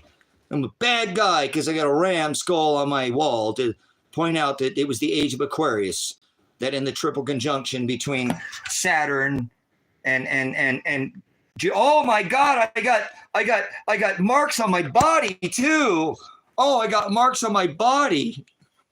Oh, I got marks on my body. I can't have any marks on my body because I'm not supposed to scar or burn or cut, or I'm not under the laws of flesh, you idiots. I'm not under the laws of Aaron or Levite. Stop trying to put me under the laws of flesh. It's a lesson. I teach with it. There's 7 shofars. He didn't know that. Look at his name, the Deep State. Deep State. What kind of person would call their name Deep State? There's no Deep State. Keep slamming that hopium and drinking the Kool-Aid there, Deep State. Get out of here, child. Tell me, define what an idiot is there. I'm I'm O. Joe. Start defining idiot. Nobody's angry. Get out of here, B. I'll fire your ass right out of here. You think I'm angry? There's a difference between anger and passion. Learn the difference. Grow up. Stop being such a little child. This is an 18 and older. So tell everybody what an idiot is there, Joe. Tell everybody what the word, define the word idiotos right now. All right, you're out of here. So goodbye. Deep state proved to be an ass, couldn't answer the question. Just a simple question. Dodged all over the place and then started to pity me because he couldn't tell me anything about this thing that he threw all this shade. You need cannabis. Get out of here, B. Shut the fuck up, man. Don't push anything on me. It's probably some dispensary genetically modified cannabis. Most people don't even grow their own anymore. So,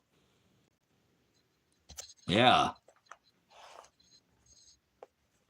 No, they're not independent. So, okay, but he said, come out of her, and I wasn't in Afghanistan, you dumb fuck. I'm older than that, you idiot. Man, this guy's an idiot. No, I'm not pushing anything on anybody. I'm not going to let anybody come in and defile the word of the Father.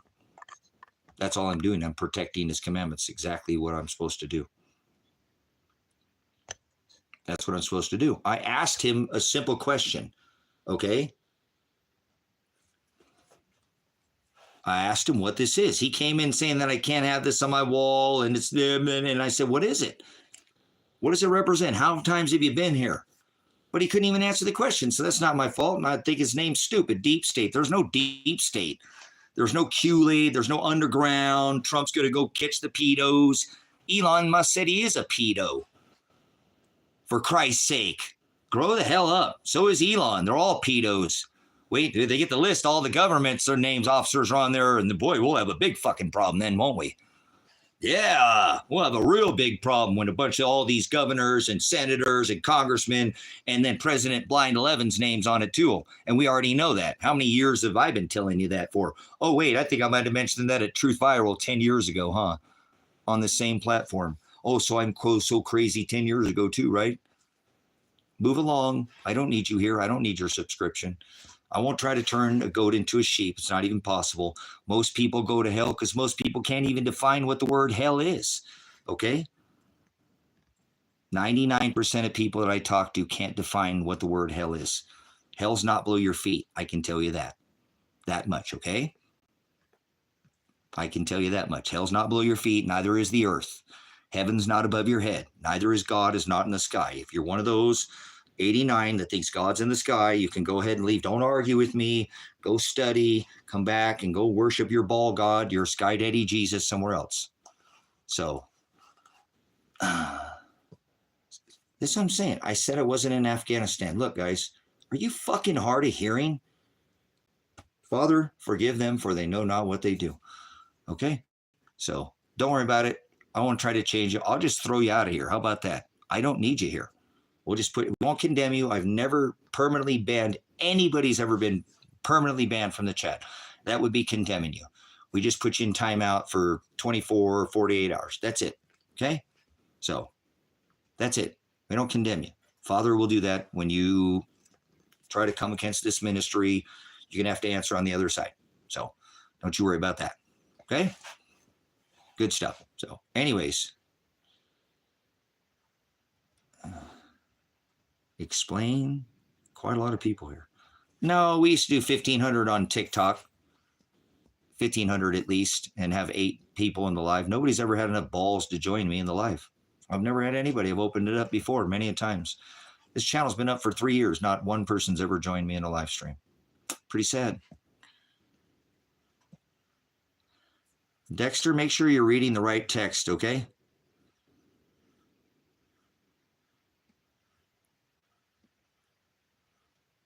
Well, that's a better way to do it. That's a better way to do it there, 1067. Don't talk on things that you don't know.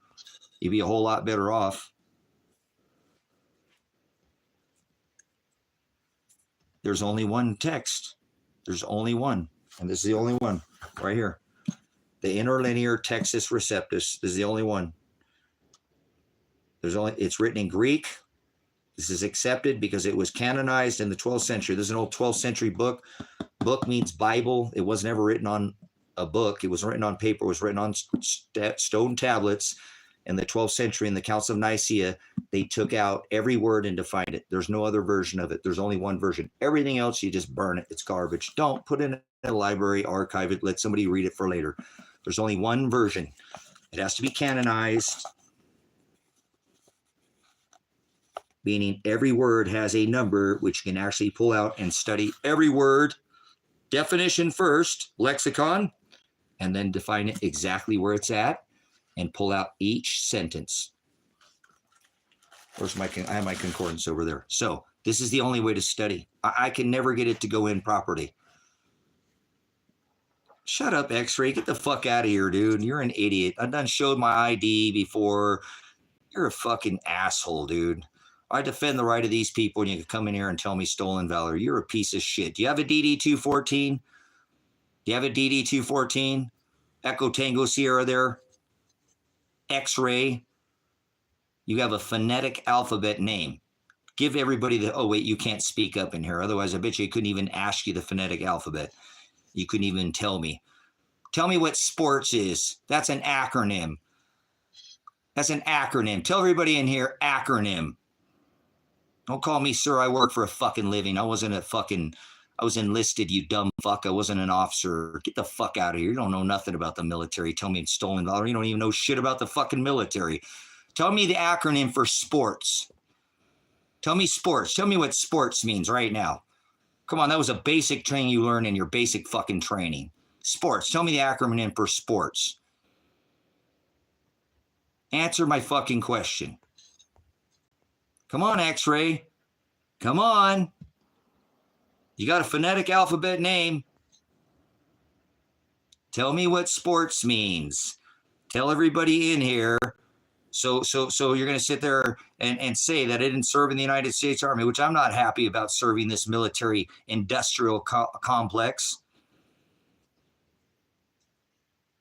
I wasn't a fucking, see, you don't know it. You can't answer the question.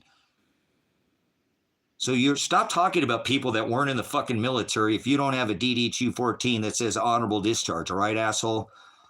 Don't come in here and tell somebody stolen fucking valor unless you fucking actually can served in the fucking military and you can at least know, some of your basic fucking training. Do you know what phonetic means? Alphabet? You know what an acronym means? Do you know what sports is? No. So don't talk about military. Fuck the military. The worst thing you could ever do is be in the military. Serve a B system that has 1,000 military bases in 180 countries. That's fucking horrible. We got dying people on the streets of this country, starving fucking people, and we got fucking, women, children, and veterans, but we got 1,000 military bases in all 180 countries, huh? And they're living high on the hog.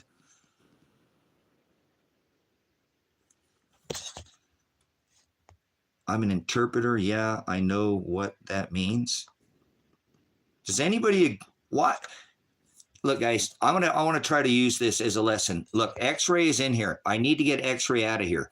2 times, brothers, sisters. You're supposed to be charitable. I do it too much. I've already asked X-Ray, and obviously they come in here staying stolen valor, and they couldn't even give me the acronym. So 2 times. I'm going to hold myself to that now. Watch. I'm going to do it. Fuck it. 2 times, you're out of here. From now on, where's my moderators? 2 times. Don't give these people any more than 2 times. Period. Do not completely condemn them. Do not wait. There is nobody. I don't have any of my moderators. Actually, there's no moderators in this chat that have the authority. There's just Lady in Red. She's the only one that can permanently ban you from this chat. Okay. She's the only one. Otherwise, we'll just put you in timeout because you need to be some little timeout. 2 times. That's it. He said, do not sup with vipers. Do not do not cast your pearls before swine. Okay. So you want to come in here and think you can show shade on the ministry? 2 times. I might even start appointing some more moderators. So 7 times 70, forgive your brother. That's right. So, but 2 times, Mark, 2 times. And don't try to turn a goat into a sheep. You're absolutely right. So we'll give everybody 2 times. We won't condemn them. We'll turn our cheek. We'll let them listen. And 2 times, we'll have them out of here. So Deep State Ministries is back here making channels, names, because he's got to just, what else do you talk about besides religious texts in the state of America? We talk about the magnetosphere. We talk about the sun quite often. We talk about the celestial firmament above your head. We talk about the goings on of the government, obviously, and their doings. We talk about cloud seeding, the weather. We talk about all kinds, you know. Stooge City. Uh-oh. Stephen's part of the 3. So which stooge are you? Larry Moore or Curly, Stephen? Which stooge are you?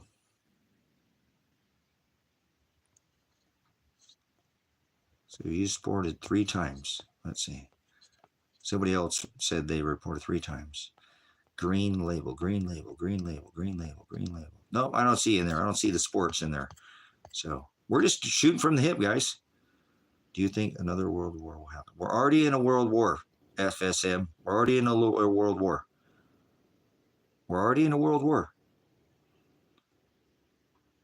Aquarius equals stolen valor. See, Scratch and Sniffs is an idiot. They got to, I cannot report. Okay, so, hold on a second. What do we got here? Where did that go? All right, here. So what do we got? All right, we're going to have us, media doesn't want to use the word war. No, we're already in a world war. We're already in a world war, guys. They didn't say that it was World War I until World War II. They called it the Great War, brothers and sisters. We're already at war. We're already at war. Wars start with tariffs, embargoes, and sanctions. All wars in America outside this country have started with tariffs, embargoes, and sanctions. Absolutely. How was World War II started? Tariffs, embargoes, cut off their supply till they were so much couldn't do anything, so they bombed the shit out of us. That's right. And then they put American citizens in work camps, and they're going to do it again. I would love to go to Moscow, Black Ops. I just don't like Putin. I just don't like that he won't allow me to do what I do. I share the gospel wherever I go. I was seriously, you can look on my channel and see that I was thinking about moving to Russia because I was trying to get out of the U.S. I don't want to be in the U.S. anymore. But I stood up for my son, and that's all coming to head now soon anyway. So I'm not worried about it. 404 days ago, they SWAT raided my house, and they haven't done anything. So they put this for trial. And where are you at there? Thank you. Can you carry that for me, MS? But Moscow, Russia is an amazing place. I would love to be in Russia. Now, it's not a very nice place to be right now because America is bombing the fuck out of you guys, using NATO and paying Ukraine. It's Americans that are bombing you with their tax dollars. We already had somebody in here earlier, and I pointed out that it was American satellites. Thank you, EMS for Life, that were used to send those drones into Moscow. So I'm watching what this country is doing to your country.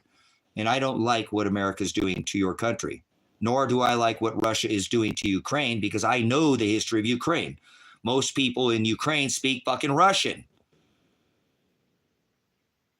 Remember, before tear down that wall, Gorbachev, you've forgotten your history. That used to be part of Russia.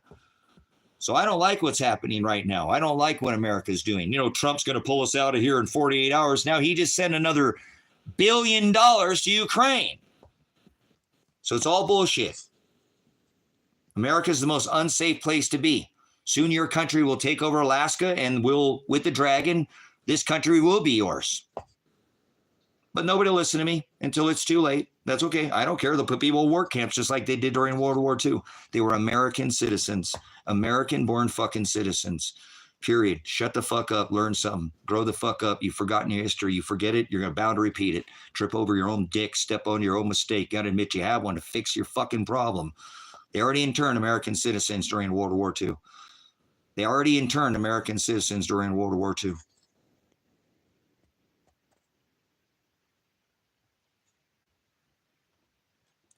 But I watch it, though, Black Ops, over here. I watch it over here, okay? And I care about the people in Russia, and I care about the people in Ukraine, and I care about the people in Israel, and I care about the people in Iran. I took an oath to the Constitution. It's God-given. So there are people, you have rights. If you came here, you don't need citizenship to have rights under the Constitution, okay? Most people don't know that in America. They're idiots. They don't even know their own Constitution. It's not even a constitutional republic anymore. So I would rather live in Moscow. The food is way better. The people are way fucking better. Now, the government isn't, but there are a lot of people who live in government. They don't get involved in geopolitical situation, and they lead a pretty normal life.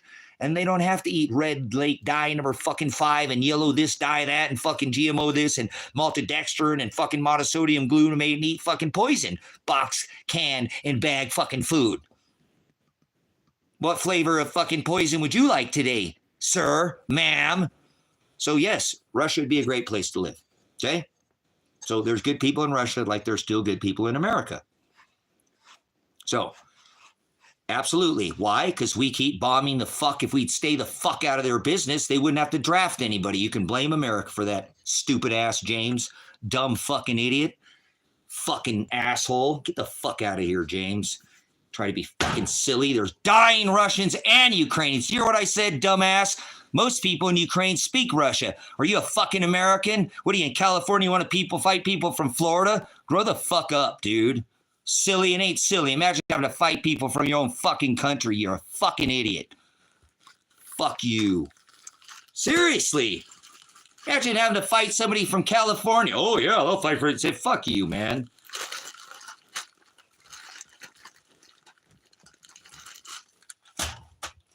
Don't be fucking stupid in here. Exactly. Why are we have all these goddamn problems? We have dying veterans, children, and women in the streets of America, and we're always giving our money and policing the fuck out of everybody else. Stupid, guys. This is fucking dumb. You know? And it's why nothing gets fixed is because nobody admits that there's a problem. You got to admit that you have a problem.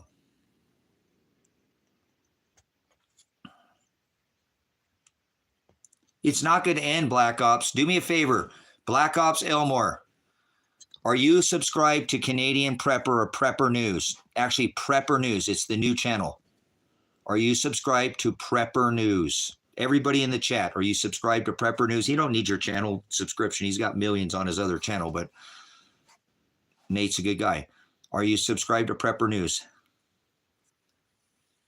He will keep you up on what's going on. I'm telling you, Blackmore or Black Ops Elmore, he will keep you up on Prepper News, will keep you up on the Ukrainian situation right across your border. You're not going to get the news from anybody else with Ukraine and over there in Iran and Israel. He puts up maps. He's got, I'm telling you, he is his vernacular is through the roof. I mean, this guy is incredible, you know, and he's agnostic, so he's not spiritual. And I don't follow too many channels that's not spiritual, but he knows there's a creator. And you'll know them by their fruit, okay? You'll know them by their fruit. Nate from Canadian Prepper or Prepper News will keep you up on the situation that's going on in Ukraine.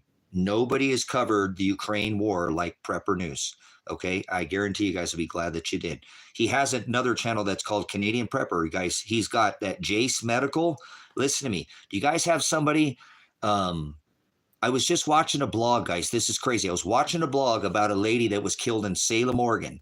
This guy was caught, and he had another lady with her, and he pulled over on the street. Okay, she was from Bend, Oregon. Actually, the lady was from Bend. I think her name was like Sawyer or something like that.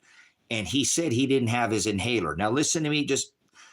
I heard because he said he drove all over Salem trying to find an inhaler. Okay, an inhaler. Okay.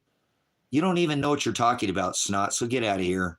You don't even know what I am means or self-existent, Jehovah God, so you're a child and you're a vessel of wrath, fitted for destruction from the foundation of the world. You have no faith whatsoever, and even the faith of a mustard seed is enough, so don't worry about it. You have none. Don't worry about it. Nobody will try to turn you into something you're not. So, listen, brothers, sisters, Jace Medical is a place where you could get inhalers, insulin, things that you normally can't get over the counter. You have to have a prescription. Many people don't have extra inhalers for their family members. Imagine when lights go out, things happen, things clear out really, really quick, super, super quick. Okay. Jace Medical is a place where you can get a hold of a doctor and they can get you extra insulin, extra inhalers, those things that you can't get from your doctor. Very few they will prescribe to you. They will give you these actual things, and you can get medical kits for, like, I'm a first responder, such things as like tourniquets and we called it it's basically like like a Benadryl, atropine type of, you're going to put that in somebody like a morphine. It's kind of similar to that, or if you will, it's different ways to treat antibiotics and different things, whatnot.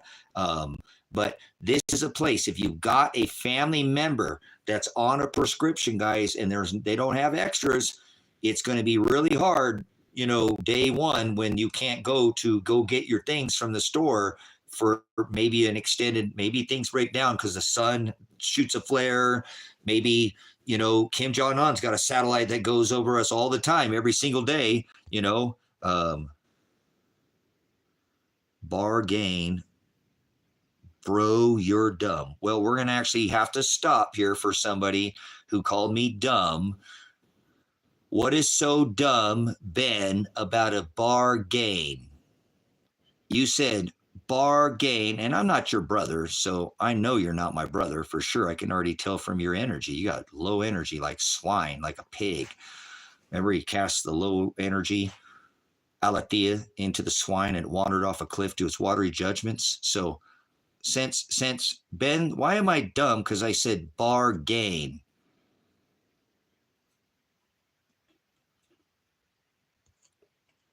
Why am I dumb? Because it says bargain. So, and I'm not your bro.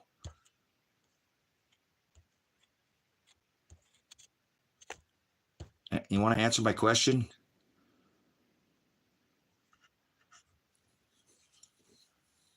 What's so funny about a bargain? Why is that silly? Why is that stupid? Why is that dumb? You know what a bargain is? We'll switch it back up, guys. Tell me what a plea bargain is. What is a plea bargain? What is that? What's a plea agreement? What's a deal? 98.5% of cases in America don't render a jury verdict. You take it deep. You agree to let them extort your straw man, your merchant number.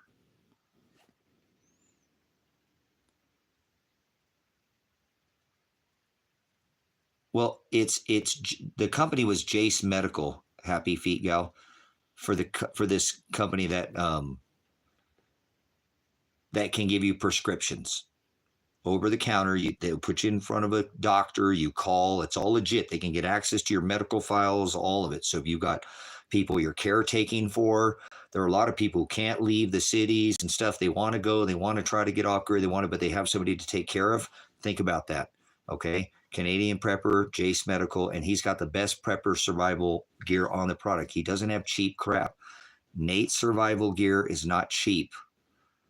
He doesn't have rep stuff that isn't field tested 100%. The best in the industry is what he carries. So you don't go to Nate to get cheap crap. You know what I'm saying? No. Canada, if you listen to Canadian Prepper says Canada is America. They were pretty much the same. We're pretty much the same. I agree with Nate. When he talks about Canada, he pretty much talks about Canada like it's America. So,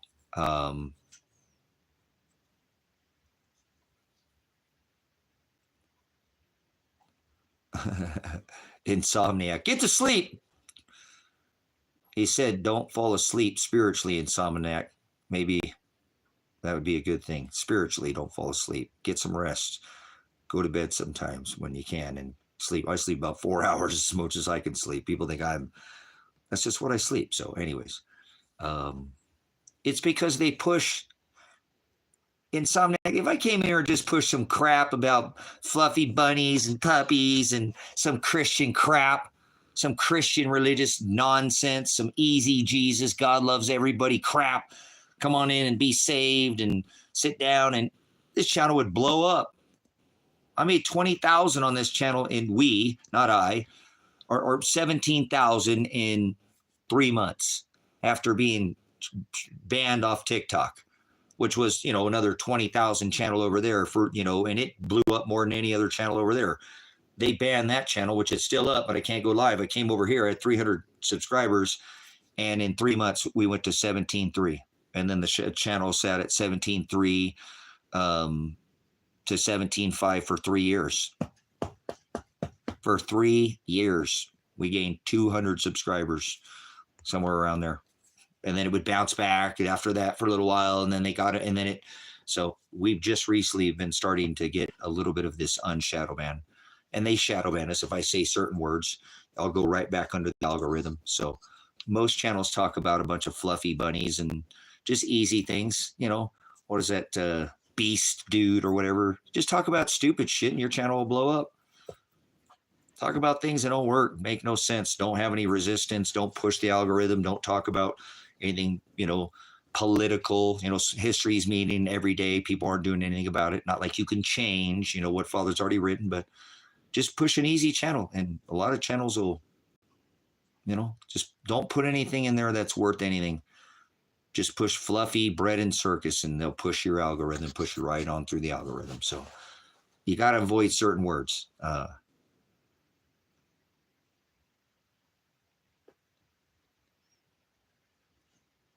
Yeah. So, what is the first casualty of war? What's the first casualty of war, guys?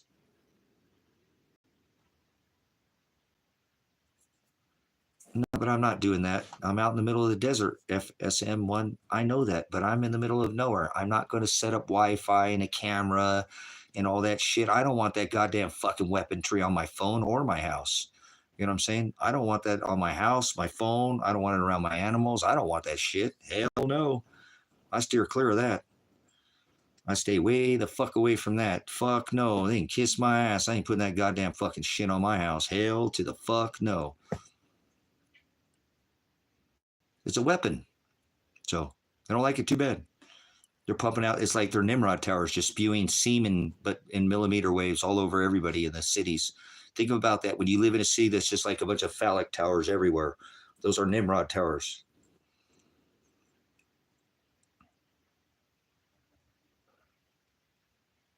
Bacchanal song. The first casualty of war is the truth. Happy? It's the truth. The first casualty of war is always the truth. That's what goes. Then it's easy to take people over when everybody's crazy and, oh, he's not telling the truth. He's not telling. What do you have a degree? You can't talk about that. What are you, some scientist? No, you can't talk about that, right? So the first casualty of war is the truth. It's always the first one to go. I'm a veteran. I know this, guys. I'm just saying, I talk about it because we should learn from these things. We should learn from the mistakes of the past. You know what I'm saying? So, anyways. I think I'm going to turn the fan on in here, guys. It's getting hot in here, man. You guys are going to have to just listen to the fan for a little bit. Get some circulation going in here. Getting hotter than a pistol in here. No, they don't want the truth getting out, because if you learn that they're the ones behind the wars, funding both selling bullets and Band-Aids, then you wouldn't support the war with your slave tax dollars. You know what I'm saying? So... Come on, guys. Nazi Germany, they burned books.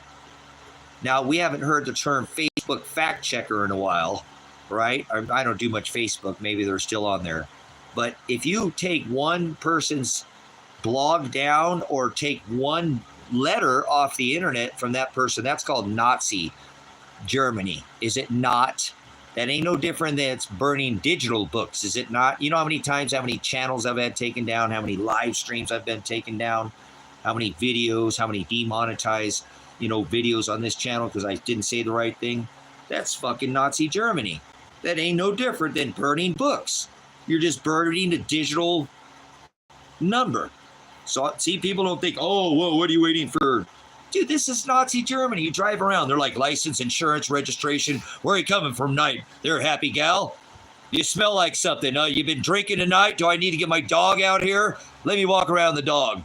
All right, I'll tell you what. If you come in the back of my car, I'll let you blow on this pipe here. And if you can blow on the pipe and you blow zeros, I'll let you go, huh? Come on, man. This is straight up Nazi Germany. Stand on the X. Go inside. Flatten the curve. The government loves you. Take the sticker. Take the jab. Boost. 1, 2, 3, 4, 5. Hike. Oh, they're throwing the old nuclear football around, aren't they? We'll see. So.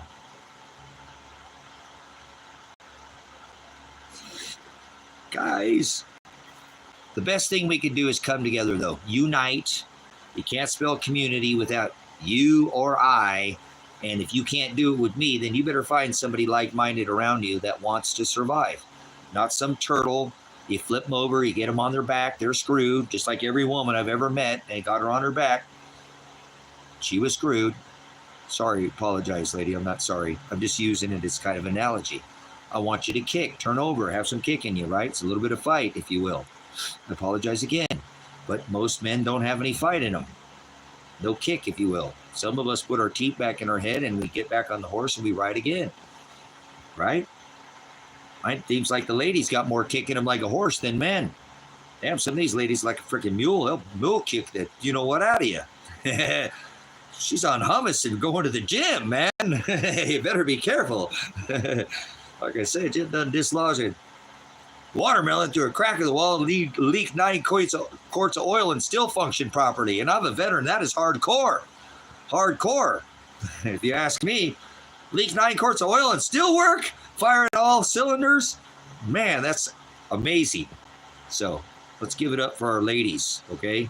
Hardcore, too. Remember World War II? They're the ones who went in there into the factories and made all this weaponry. And I don't want war, but hey, they're hardcore. They're going to draft women to war. You better be careful. They're going to turn them against you.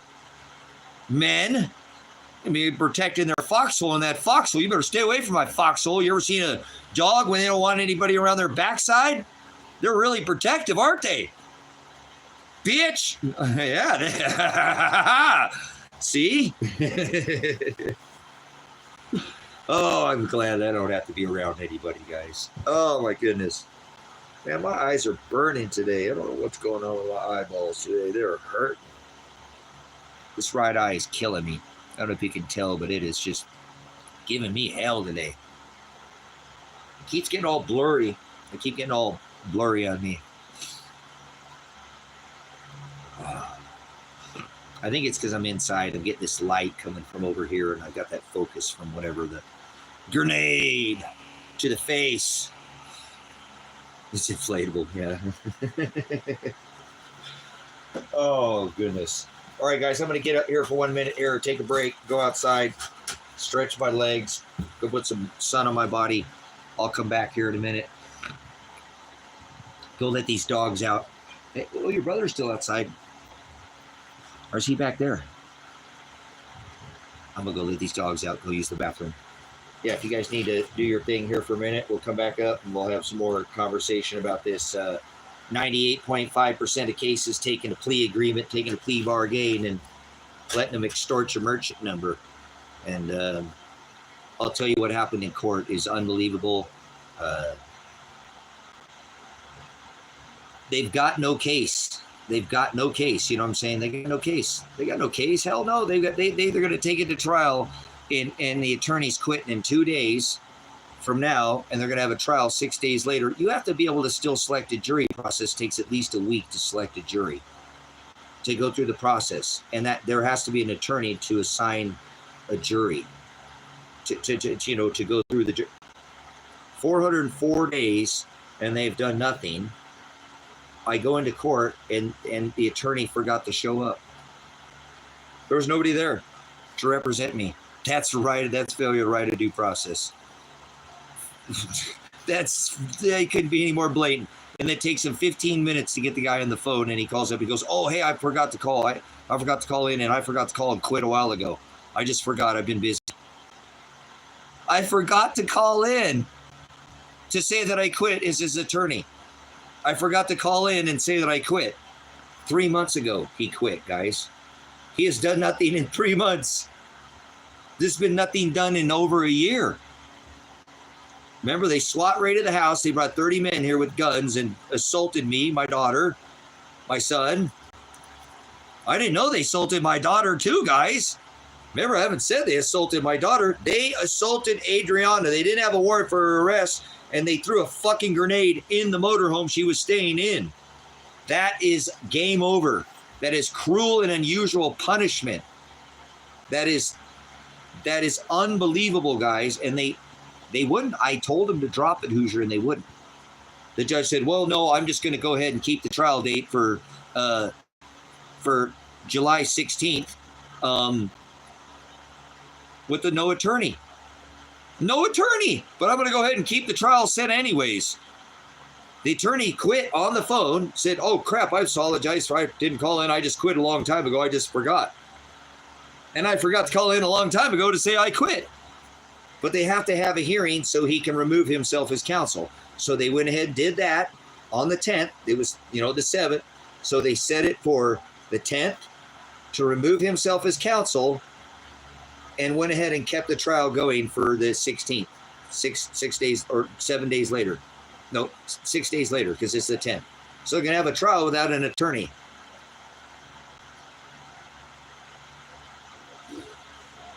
It's unbelievable, guys. I cannot believe what has happened. It's just,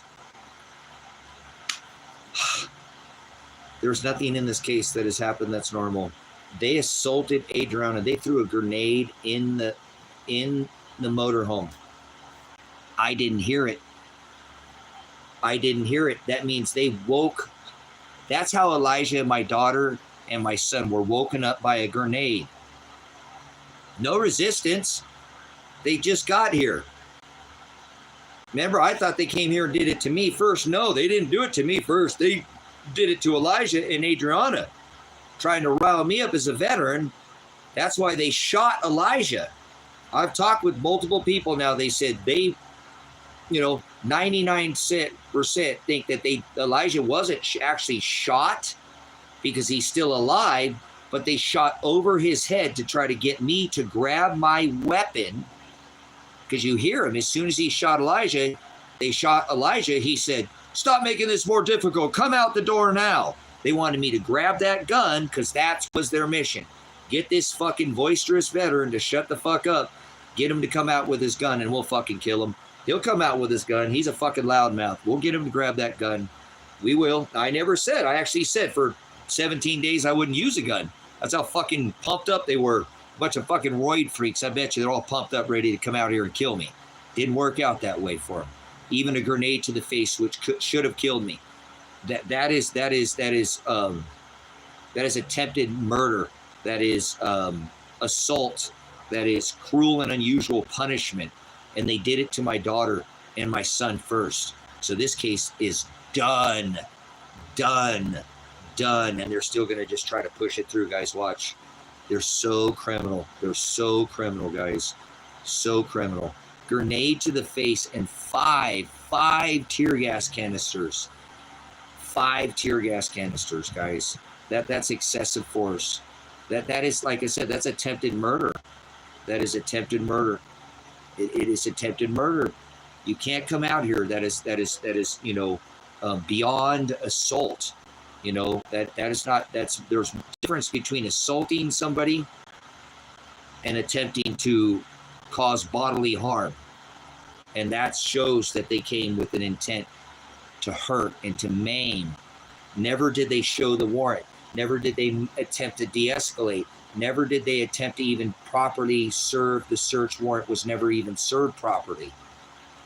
And then they've let it go for a whole year, think that I would fuck up again and try to get me, and they did. They got me on more charges, but I didn't fuck up. It's because I called the police out and said, do your fucking job, you piece of shit. You got fucking a whole year and you ain't done nothing to look into my son's hours, and yet you're out harassing people in this community, driving onto their property and going on their fucking into their house.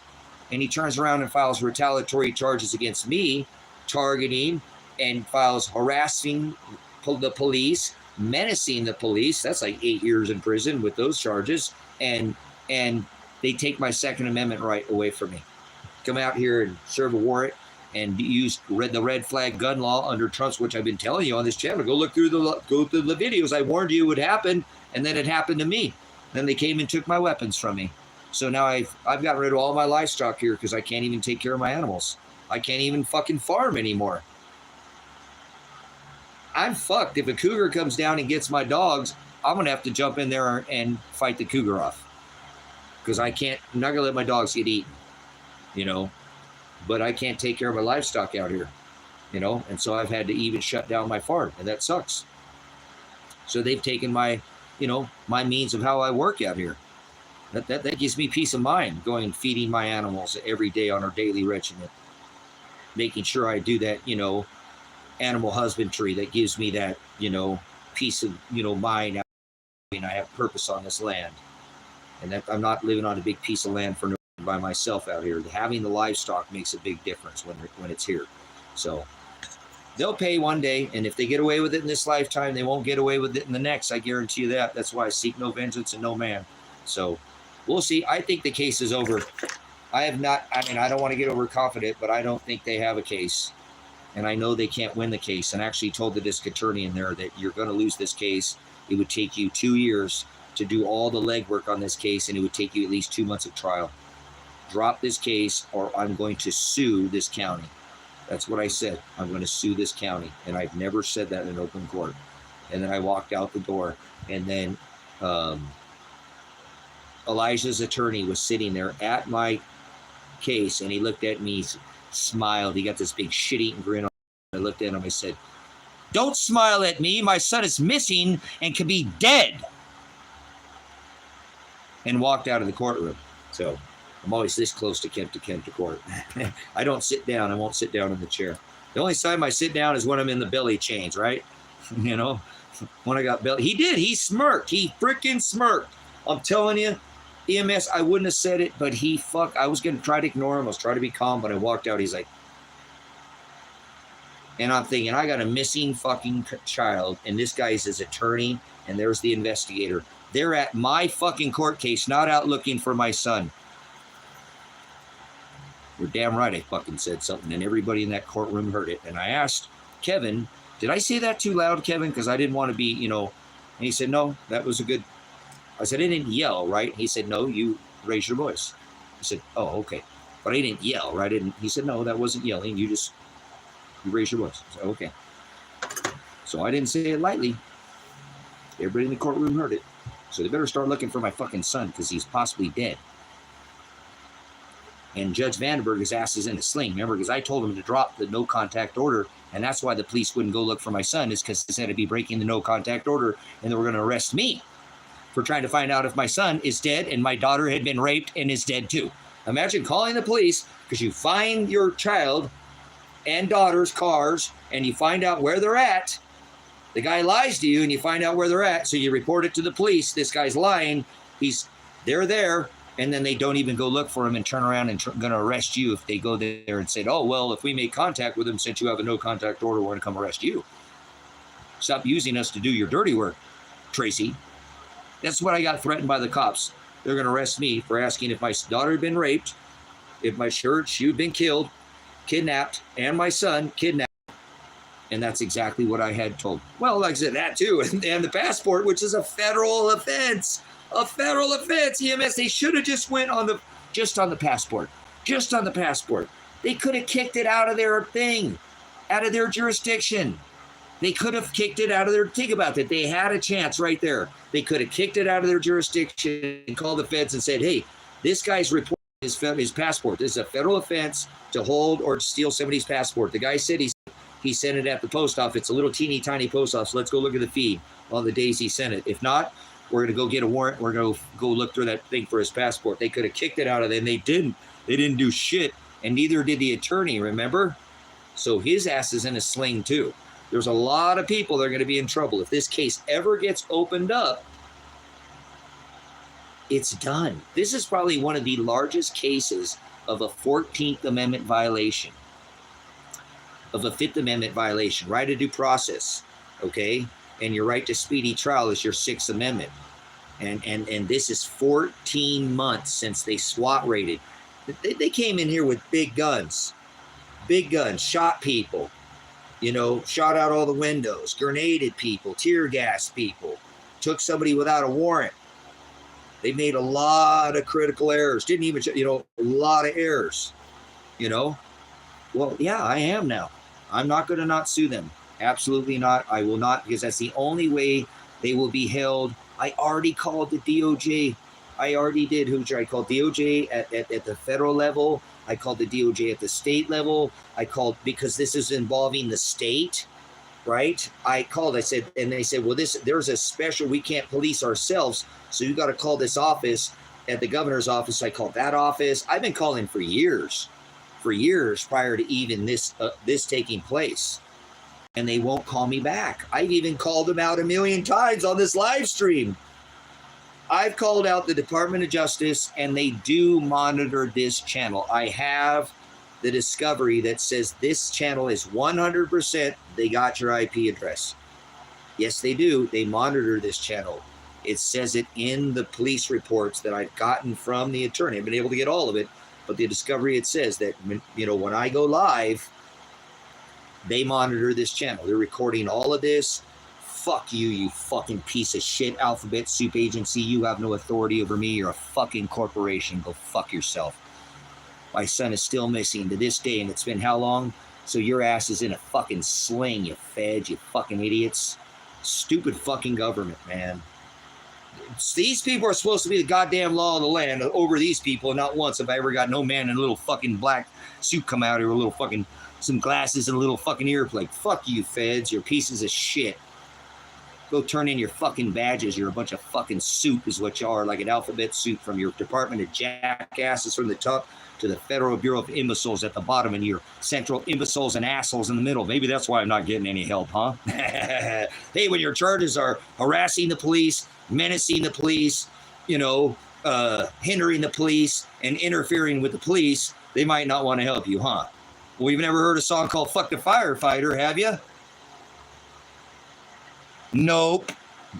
No. A firefighter would give his life like a veteran in the line of work without ever thinking about it. A firefighter, him or her, would run into a burning building to save your wife, to save your husband, to save your daughter, to save your dog. Shit, they might even save your gerbil. Fuck yeah, I bet there's a firefighter lost their life trying to go get a gerbil. Fuck yeah, they would. They're fucking selfless people.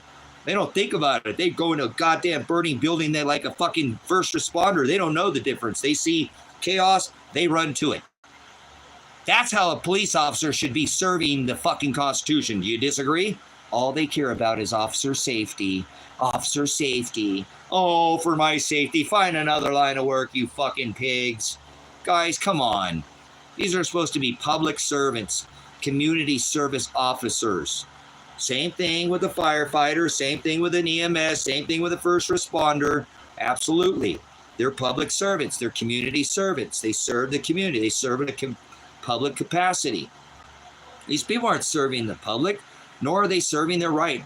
EMS, not that I take away from EMS or a fighter, but they don't take an oath to the Constitution.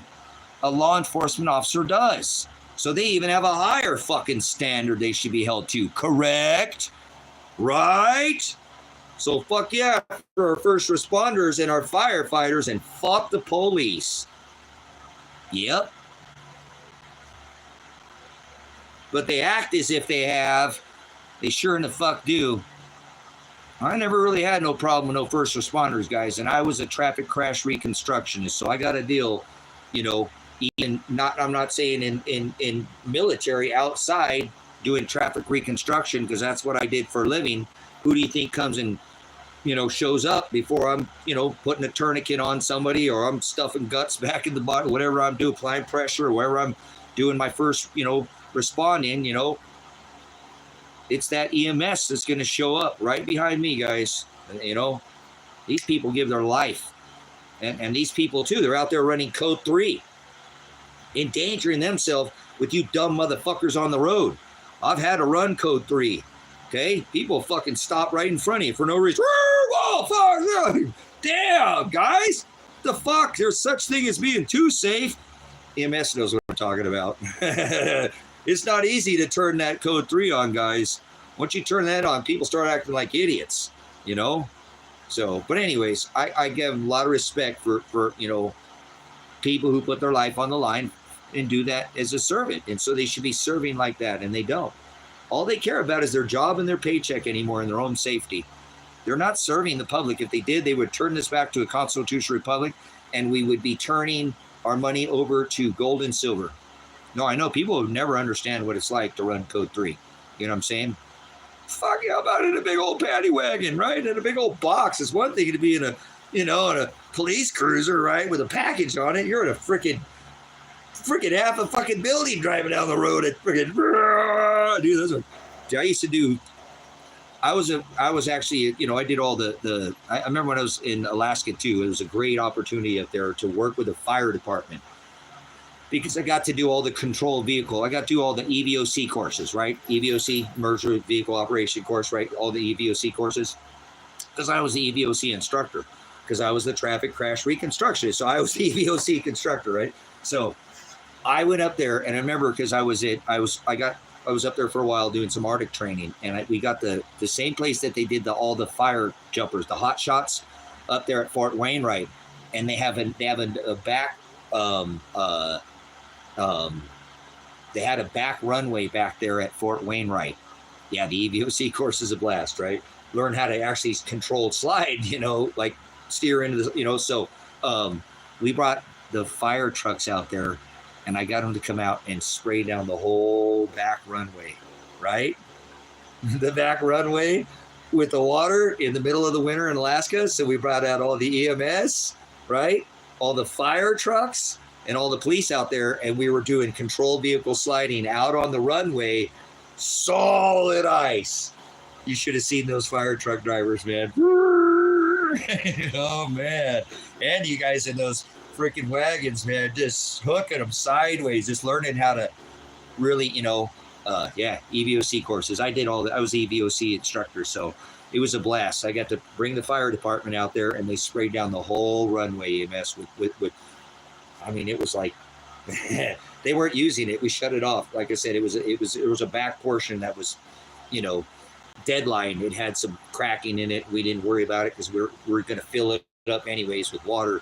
So we went back out on Wainwright on the back runway, and we filled it all up with water, and we brought all the fire trucks out, you know, all the EMS vehicles, all the police vehicles out there.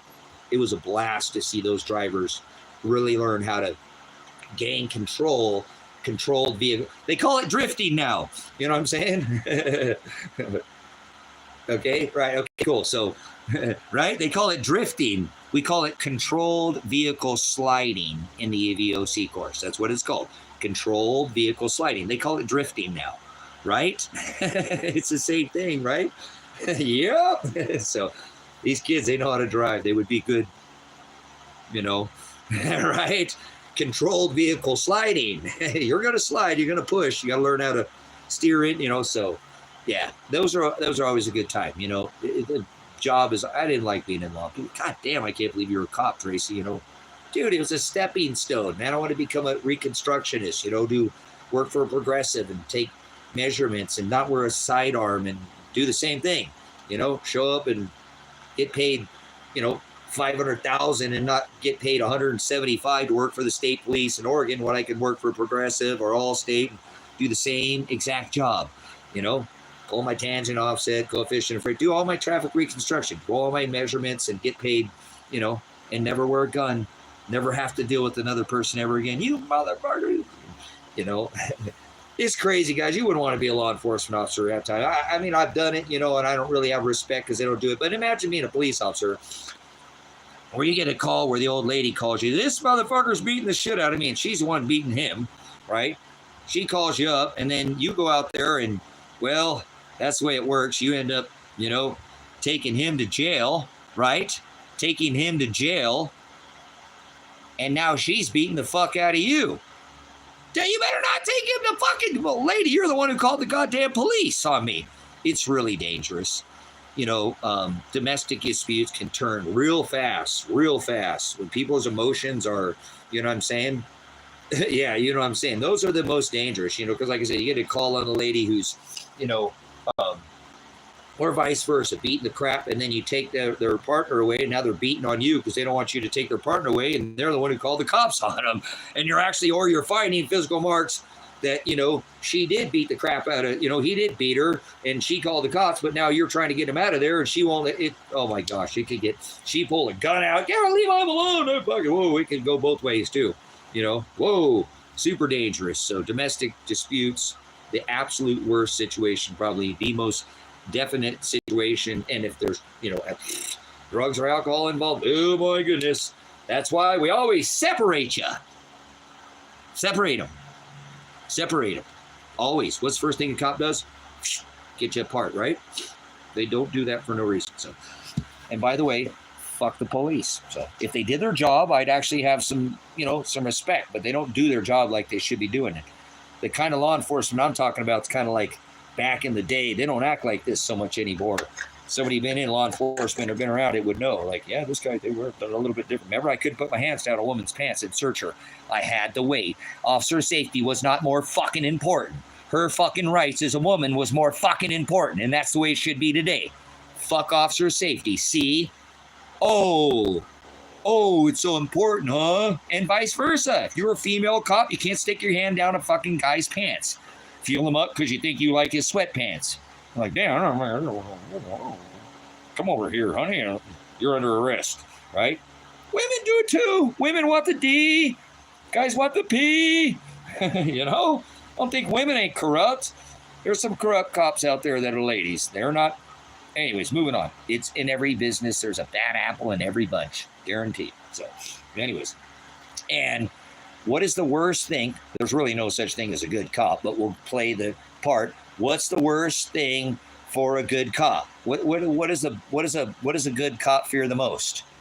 A bad cop. So anybody there sitting there watching a bad cop do their job wrong and not speaking up about it is a bad cop too. Correct? Yeah, see, that's what we got going on today. That's why they're all bad fucking cops. If they were speaking up about their fellow officers that were doing a job, they're not doing their job properly, but they sit there, stand by, and fucking watch them break the law. See? A lot different. A good cop will say, hey, motherfucker, they got Second Amendment right. Don't be grabbing their weapon. This is a fucking open carry state. Oh, this is Florida. They can walk. They're going fishing. They got a fishing pole and a sidearm. Don't fucking stop them. Tell the person on the phone that's their Second Amendment right. Stop using the fucking emergency service or even the non-emergency line. They have a Second Amendment right. It's their right to open carry in this fucking country. We don't care about your fucking, we're not the feeling police. Goodbye, ma'am. Click. Think about it. A guy's walking down the street, a female's walking down the street, exercising their right to bear arms. Shall not be infringed. Which part? Somebody calls in because they're scared. It doesn't fucking matter. Well, because somebody's feelings are hurt, now they have accosted your weapon, which is illegal. Sue the fuck out of them pigs. Taking and surrendering your body. You have broken no law. They're doing, go fucking investigate and then come back. When you're done, I'm not helping you with your investigation, you dumb pigs. Go fucking do your investigation. No, they're going to come remove your fucking firearm because they're the feelings police. When they have no right to even fucking touch you, let alone come over and stop you. You have not broken any laws. Oh, there's a man with a gun. Is that illegal? No. Can you open carry? Yes. No, somebody called in and there's a man with a gun. Why don't these fucking officers tell them on the other line, these dispatchers, hey, dumb fuck, this is an open carry state. They can do that. Thanks for your time. It's not illegal. That's the constitutional right. Have a nice day. Don't call here. We're putting you in the CAD, so don't call back. We've got your ID, your number. Have a nice day. Second Amendment right. We're not the feelings police. No. Somebody calls, and they're going to fucking jump on your ass, potentially shoot and fucking kill you, and you've broken no law. So fuck the police, guys. There's no good police in America, and I have no qualms saying that. Because this goes on every fucking day in this country. Every day, people are stopped and harassed. This ain't no Terry state. Stop and fucking search. No, you can't just stop and frisk people. They have to be breaking the law. You have to have reasonable, articulate suspicion to even stop somebody. So stopping somebody for having expired tags or not having a license plate is not a fucking crime. It's a traffic infraction and it's not criminal. It's a moving violation and not criminal. Therefore, they can't pull you over for fucking not having a license. But people do, and people don't fucking assert their rights, and they keep doing these. Yep, they keep allowing this to go on day after day. And I First Amendment audit. If you want to see it, I got audits on TikTok. And like I said, it's some of us assert the rights. Like I said, I don't give my fucking license. I don't show my license. I have a CDL. I think it's gone now. I let it go. But I still have the actual license or whatever. I don't want to be operating commerce ever again. That's for sure. I'll never operate in commerce if I don't have a CDL, right? And that way, if I have the CDL and I don't do that anymore, well, I say, hey, fuck you. I'm not operating in commerce, motherfucker. Stupid pig. Stop trying to fucking get me to, if I committed a crime, you have to articulate a crime that I've committed to stop me and ask me for ID.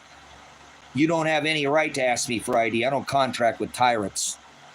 So unless you can articulate a crime, I've committed a crime and articulate the crime I've committed, I'm in the commission of committing a crime, or can it articulate a crime that I'm going to commit? You can't even stop and talk to me. Get the fuck away from me, you dirty, stinky fucking pig. Your mama's a blowfish. Get away from me. Cop sucker. Stay away from me. I don't contract with tyrants. I don't answer questions. Stay the fuck away from me. I don't have to answer your questions unless I've committed a crime. You don't even have any right to talk to me unless I've committed a crime. And you have to be able to articulate what crime that is. And driving down the fucking road without a license is not a crime. And anyways, you don't even have to have a license to travel. That's when you're operating and engaged in commerce for the corporation. That's why it's in capital letters. See how they do that? And everybody just keeps doing it. And that's why they keep getting away with it. So here we are, how many years into the future, and people just keep doing this every day. Here you go, Mr. Officer. You better respect my authority. All right, I'm going to let my dogs out. Give me a minute. I'll be back.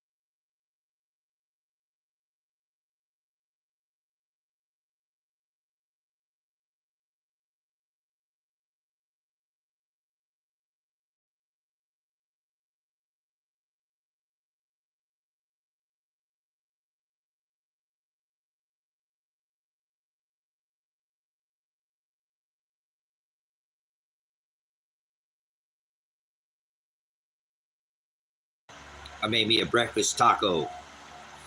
A breakfast taco.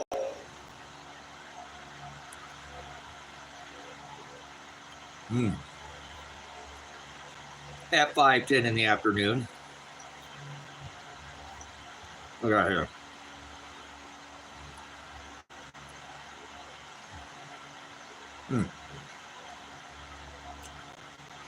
Those are farm fresh eggs there.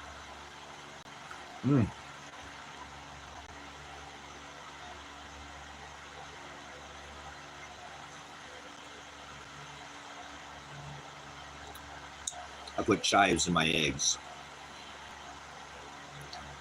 Oh yeah, look at that. Salsa.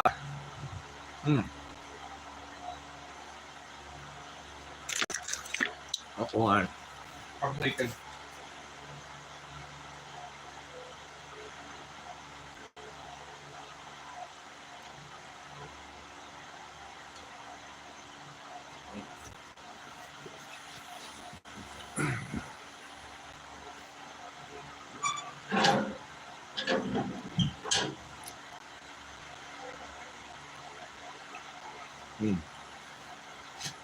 That's yummy. Salsa, eggs,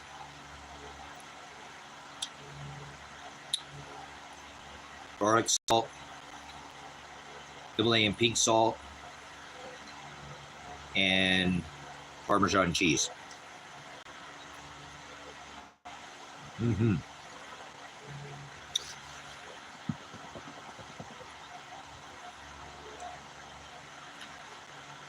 Those are some good eggs.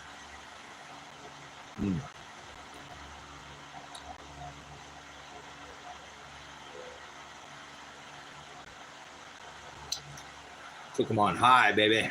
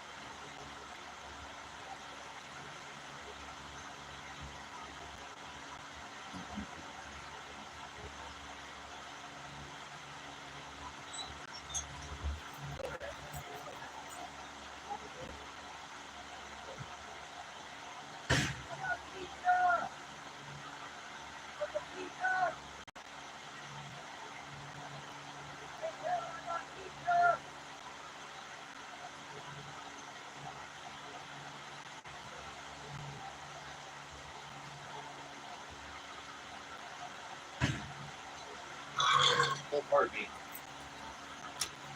I was getting water here. Try to get old Kevin to let him know I had some pizza.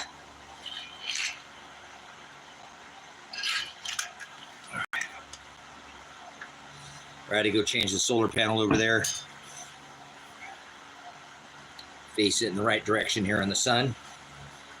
Oh, here comes my doggy. Here comes my Vegas. Oh, I gotta get my other puppy.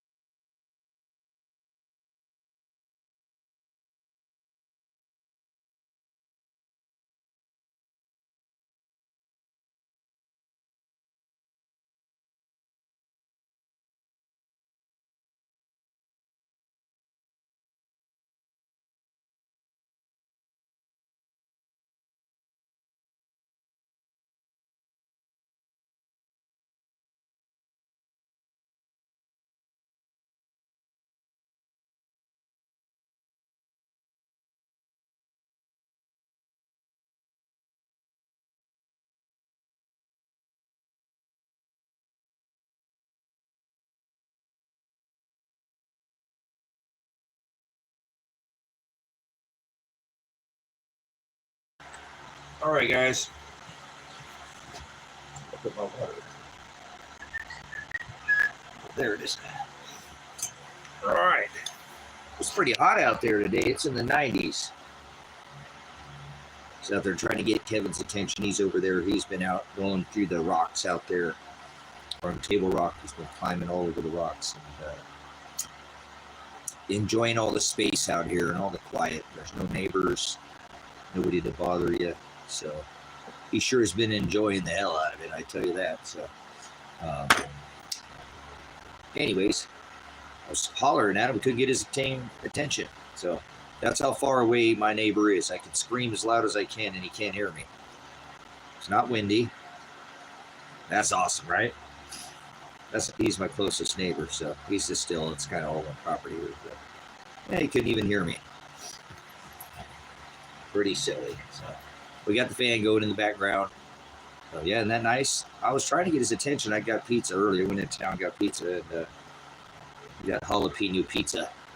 So I get barbecue sauce instead of the marinara sauce and jalapenos, and it is fire, let me tell you. Try that. Go somewhere, I don't care where you go, but go try and have them put barbecue sauce underneath there and just do jalapenos. If you eat jalapenos, it's excellent. The way the jalapenos, they cook them, bounces off the barbecue sauce if it's good, like Baby Ray's or something like that. Real sweet, corn syrupy. Yeah, it's excellent. So remember, I don't pork, and pizza's pork. So pizza's pork. Pizza's pork, remember? So is breakfast is pork too. So I don't eat pork, so it's, you gotta steer around that. Not too many. I mean, cheese pizza's good, but and I like vegetables, too. But I grew up eating all of it. I eat everything. Not anymore. I have a more limited diet than most people's diet. So eventually, maybe one day I'll eat organic. That's the dream of mine. Would be able to eat nothing that's not modified genetically. And don't ever. No more corn syrup ever again.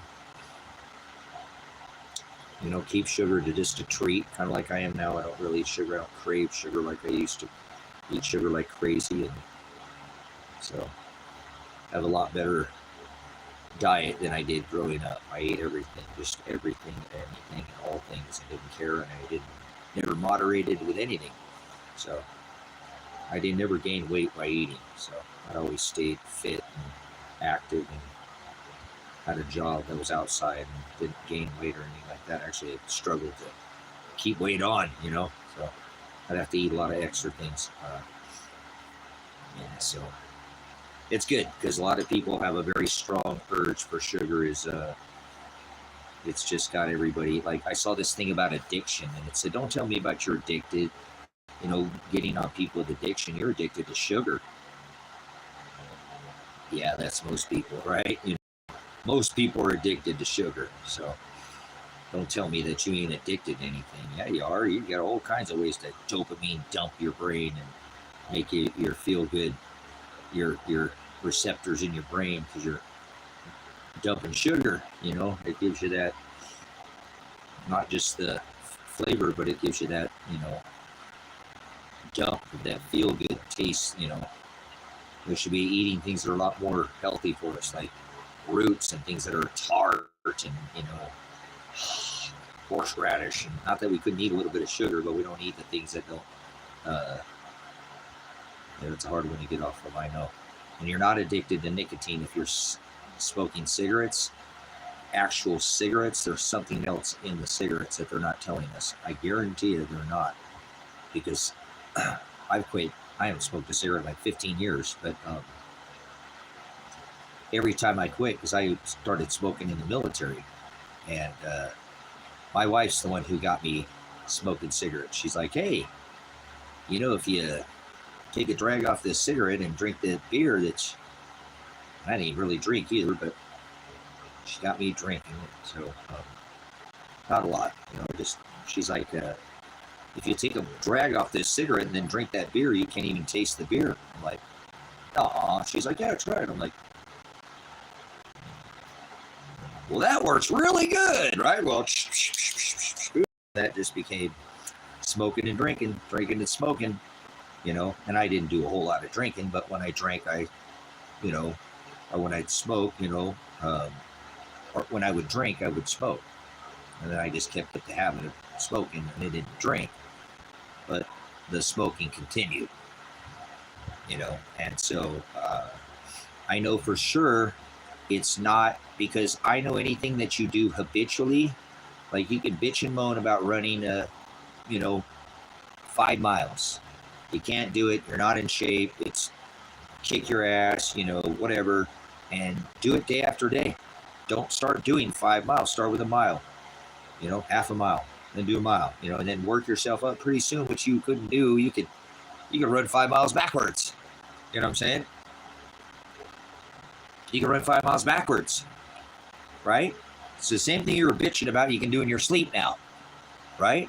Nearly in your sleep, blindfolded, right? Because it becomes habitual, like habit, correct? They say if you do something 21 times, it becomes a habit, right? Or something like that, correct?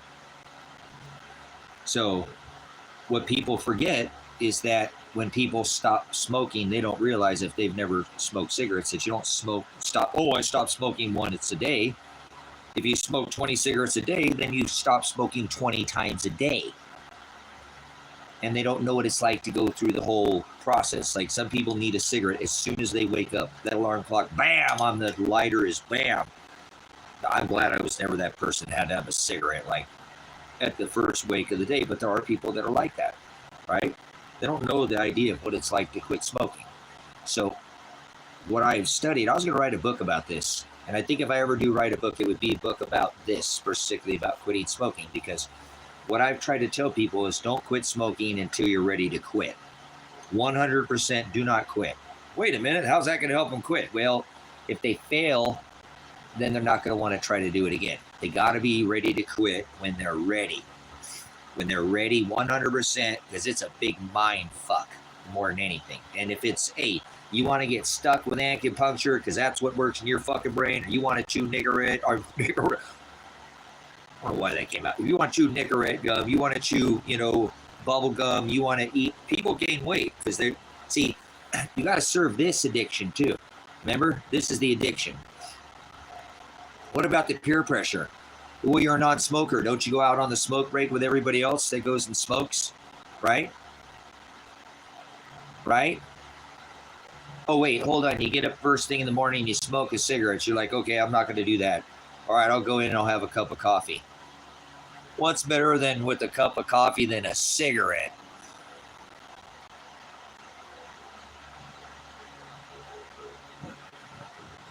Right. Right? What are you going to do with that time? What are you going to do with all that hand-to-mouth action like a pacifier? The pacifier, right? Because that's what it is. You're pacifying. And I'm not saying, I remember smoking a cigarette. Guys, taking a draw off a cigarette, man, the whole world disappears for about 2 seconds off that draw. Oh, fuck the world. Right back to reality. Even though it's not like that, you know what I'm saying? Because people don't realize, they've never smoked a cigarette. They don't realize what you get, that kind of a, like I said, it's like a dopamine dump, if you will. And I think it has a lot to do with the nicotine, obviously, but there's more to it. A cigarette makes the world disappear for just a second. You get that good draw off of it. I know, I was a good smoker. People are like, damn, dude, you're smoking the damn butt, dude. Well, damn, there's like that much. I pay for that cigarette. You guys throw that out, I pay for that tobacco. Yeah, but you're smoking cotton now, dude. You're smoking the filter. Not yet. Yeah, it is. I can smell that, dude. Throw that thing down on the ground. Be smoking, working, just leave it there, get the big old arrow. Right? Never even smoked the damn cigarette. We're working the whole time, kind of puffing on a little bit. Anyway, so obviously I smoke cigarettes, and I know it's not an easy habit to set down, because people don't realize if you smoke 10 cigarettes a day, you have to quit 10 times. So you don't have a cup of coffee? Yes, it is, Hoosier. For a lot of people, it is. Okay? Confidence is good. If you have the mentality and you do it, you can beat it easily. I think you can. But listen to what we're talking about. Some people have been smoking for a long time. It's not so much, I think, the chemicals that are in it. I think there's chemicals that they're not telling us that are in it. Because I quit many times. I started when I was 18. And every time I quit, it got harder.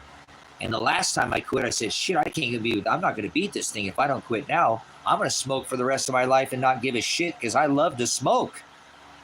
I didn't smoke in my house. That was my rule. No smoking in the house. But I'd smoke in my car on the way to work. Shit, I smoke more in my car than I do anywhere. Oh, hell yeah, with the window down? Oh, man. I was smoking like a chimney.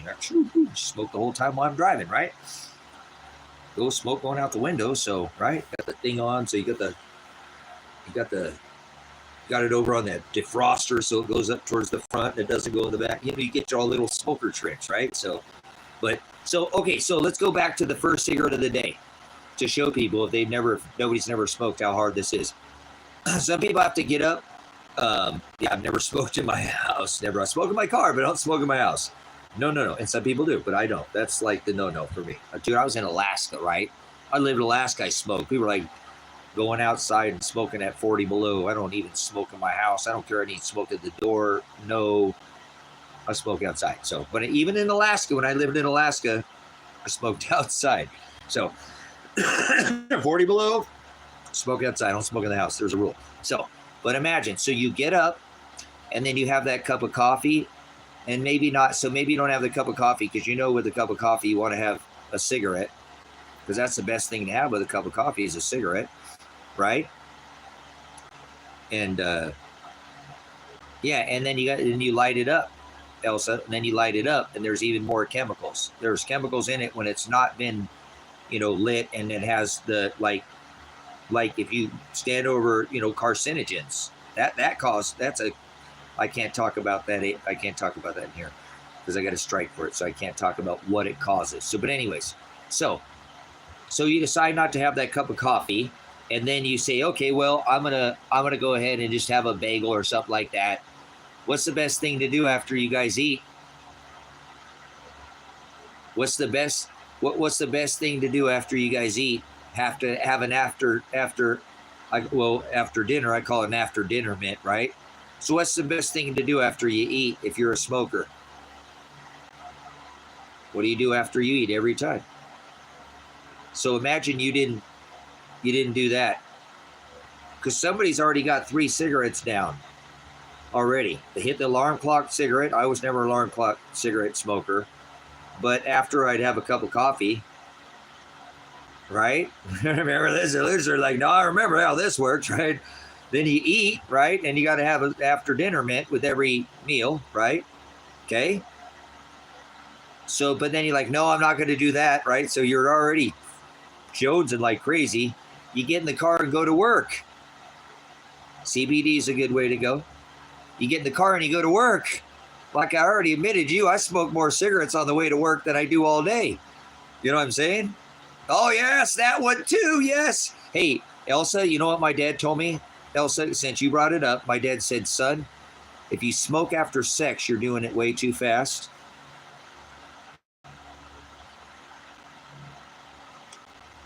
He even told me that when I ain't even had sex yet. And he told me that. So, right. So so thank you. Exactly. Especially if you're both smoking, right? You're both, anyways, there's a lot of up in smoke. All right. But, anyways, so you get in the car, right? And now think about this too. Think about if you're a smoker at work. Now, and you don't smoke because everybody goes to the smoking section to smoke. Right now, you got to be the non-smoker. That's like a whole different lifestyle, guys. People have forgotten, like at work, there's kind of a pressure for people who smoke. Not that they are, but it's just comfortable. It's relaxing. It's a great way to go out and shoot the shit that actually people talk and be social over a cigarette. You know what I'm saying? And I guess there are people who smoke. I smoke 20 a day, period. I smoke a pack. I ain't going to smoke if I ain't going to smoke a pack of cigarettes a day. I never smoked more than a pack. Only when I rolled my own, and then I just figured out that I'm smoking more, and I just went back to smoking a pack of cigarettes. Yeah. So, but there's all these things that people forget that when you're a smoker, that you forget that when you work, people, maybe it's construction. Maybe you work in an office job, so people go outside.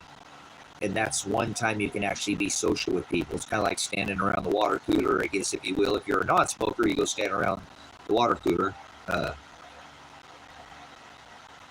Yeah, no doubt. Exactly, too, Hoosier, because I quit before they were like $5 a pack. Now I was paying like 12 or 13 bucks a pack when I lived in Hawaii, when I was smoking American Spirits, but I wasn't trying to smoke, garbage tobacco that had all the additives. I was really trying to quit. That's why I'd use the American Spirits as my whatever. I thought it worked for me. Okay, and hey, that smoked long. Like 14 minutes. That's like twice the cigarette in American Spirit. So, and man, I like smoking those. Those were good tasting cigarettes. So, but anyways, hey, I was a good smoker, guys. I like to smoke. So people are like, dude, because I could be around smokers, and people are like, oh, you don't want me to smoke? I say, it doesn't bother me at all. Everybody's got their, light blue or the yellows or that, right? Everybody's got their thing. So I smoke. I didn't care. I smoke anything. I smoke anything. I don't care. It's a cigarette, for Christ's sake. As long as it ain't horse shit from Mexico and TJ or something, right? Some Pall Mall or whatever. Even a Rollie or whatever. I was never like I didn't have to have, but I always smoked pretty much whatever I wanted to smoke. And I smoked Marlboro Reds, or I smoked Camel Wides, or I think I smoked, I like that Camel Wide. I never like smoking a damn cigar.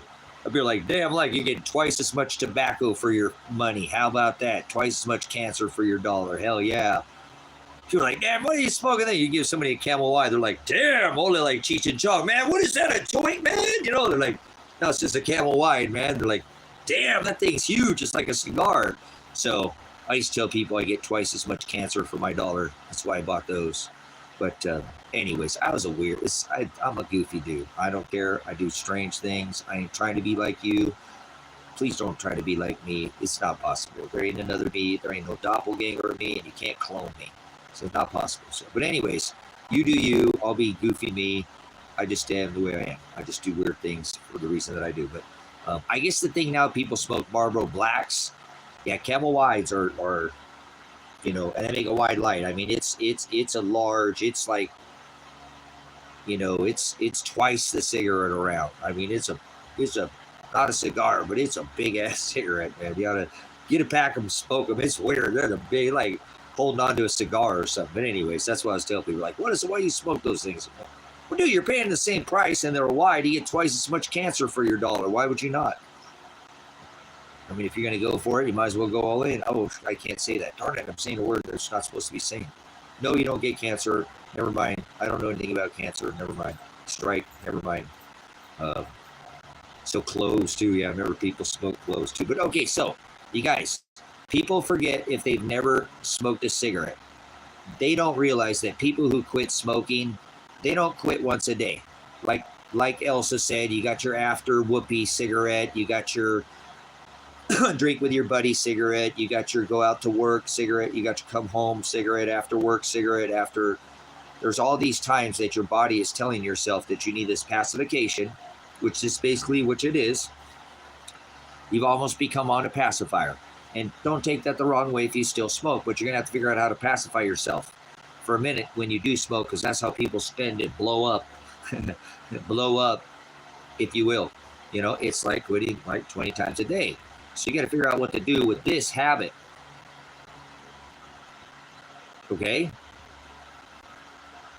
Yeah, well, whatever. That's different. Smoke weed every day. Oh, never mind. So anyways, who's your daddy? All right. Anyway, moving on. So we're talking about the not the devil's lettuce, the wacky tobacco. We're talking about Brown and Williams, Philip Morris here, right? My dad used to smoke Nows. Remember, they were in a silver. Anyway, so moving on, Virginia Slims. I was talking about Camel Whites. We're talking about quitting this habit, which is really hard to do. Because, guys, people don't realize if you've never smoked a cigarette, it's not like you quit once a day. If you smoke 10 cigarettes a day, you have to quit 10 times. If you smoke 20 a day, you have to figure out how to pacify yourself with this. So people pick up habits, and some people will gain a lot of weight or start to gain weight, and they'll go back to smoking because they almost will start just going to this habit of doing something, putting something in their mouth, instead of regulating something like chewing gum, which has got aspartame. Stay away from that. You're going to have to find something to pacify yourself. I know that sounds crazy, but it's like you've been sticking a pacifier in your mouth the whole time. So that's what you need to do. Sometimes people eat sunflower seeds. Some people chew bubble gum, Nicorette. There's a lot of ways people see what I'm saying? Because you're not used to, so you start eating more. See, I was going to write a book about this to try to help people through this, because you guys, I don't do drugs. I've never had to quit drugs or anything like that. You know, I know what it's like to have an addiction. I don't have an addictive personality. I know what addiction's like. I've been in law enforcement. I've been a drug recognition expert. I know addiction. I've studied. I understand it a lot better than most people, because most people can't open up their mind. Because when I was young, I was like, there's no such thing as addiction. You're an idiot. I didn't have an addictive personality. Like, oh, that person doesn't have to put that bottle up to their mouth. You don't know what it's like. To them, being sober is like foreign to them. Actually, being intoxicated is a state of reality. They've gone that far, but people don't realize it actually, because I never thought, because I was in law enforcement, I dealt with dead bodies over alcohol. So I really had kind of this thing against alcohol. I said it was the devil and all this, you know, in moderation. It can be like anything.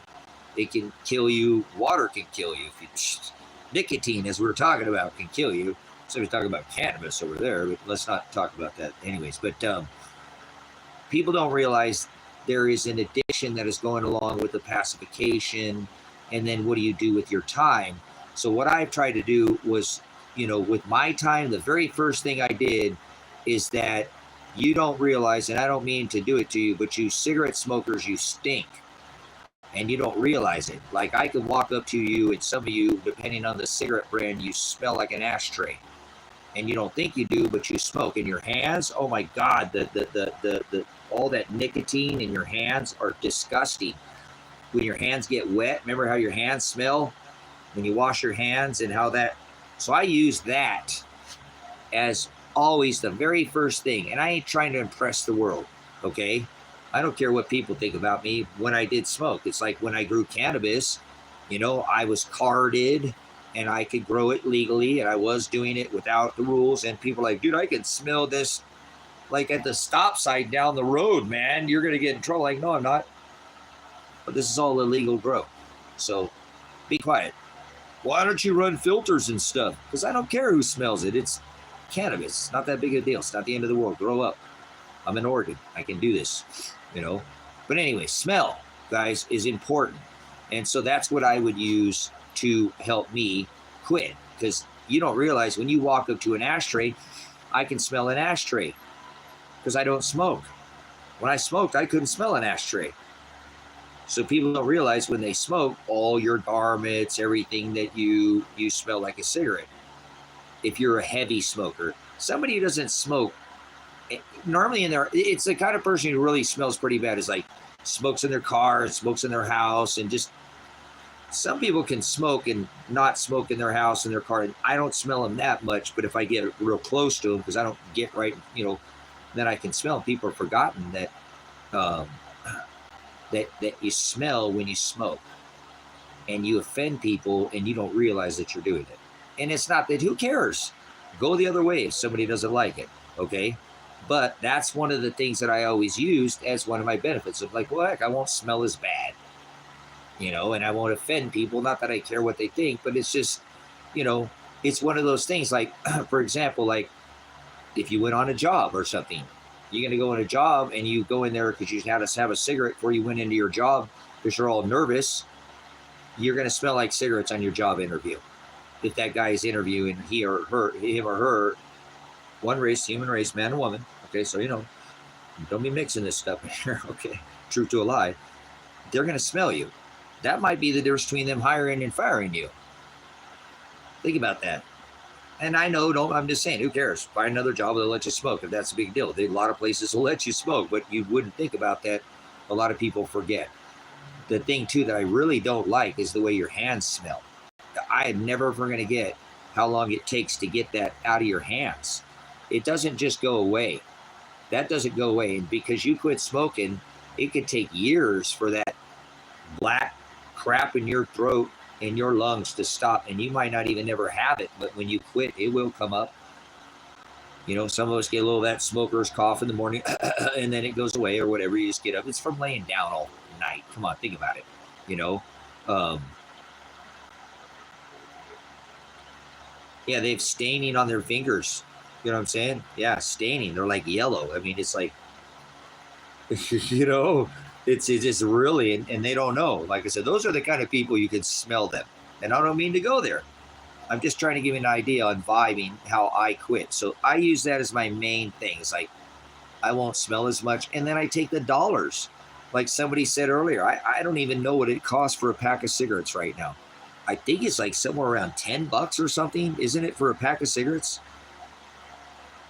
Isn't it about $10 or something? Can you get cigarettes for under $10? They're right around there right now, something like that. I don't even look. Whenever I go to the store, but I quit before they ever turned $5. I was like, dude, I can't do $5 cigarette. That's crazy. You know what I mean? So what I'm bringing up next is I bring up the price. On like, look at all the thing you can do. You can buy more cannabis if that's what you do. Heck, they've got a dispensary actually down here that has flower in La Pine, Oregon. That's not all this genetically modified auto flower. They're one of the best in the state, and I get a military discount, so I can walk out there with an ounce of flour for under $50. I could never grow it for that price ever anywhere near that price. I couldn't grow it for nearly 3 times that price, but I grow medicinal grade cannabis. Now theirs is close too, and it's something I won't use it if it's something that I wouldn't like myself, because I can tell the difference. I've been a medicinal cannabis grower, so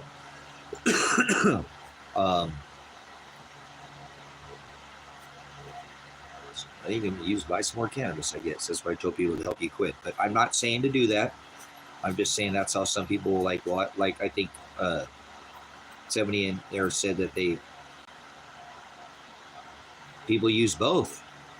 Some people use cannabis to stop smoking,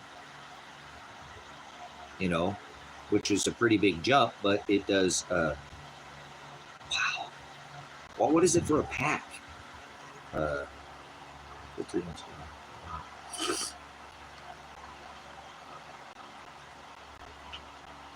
It's not easy. So EMS, listen, I don't want to deter anywhere you're at on your quitting, but I want to tell you this: do not quit.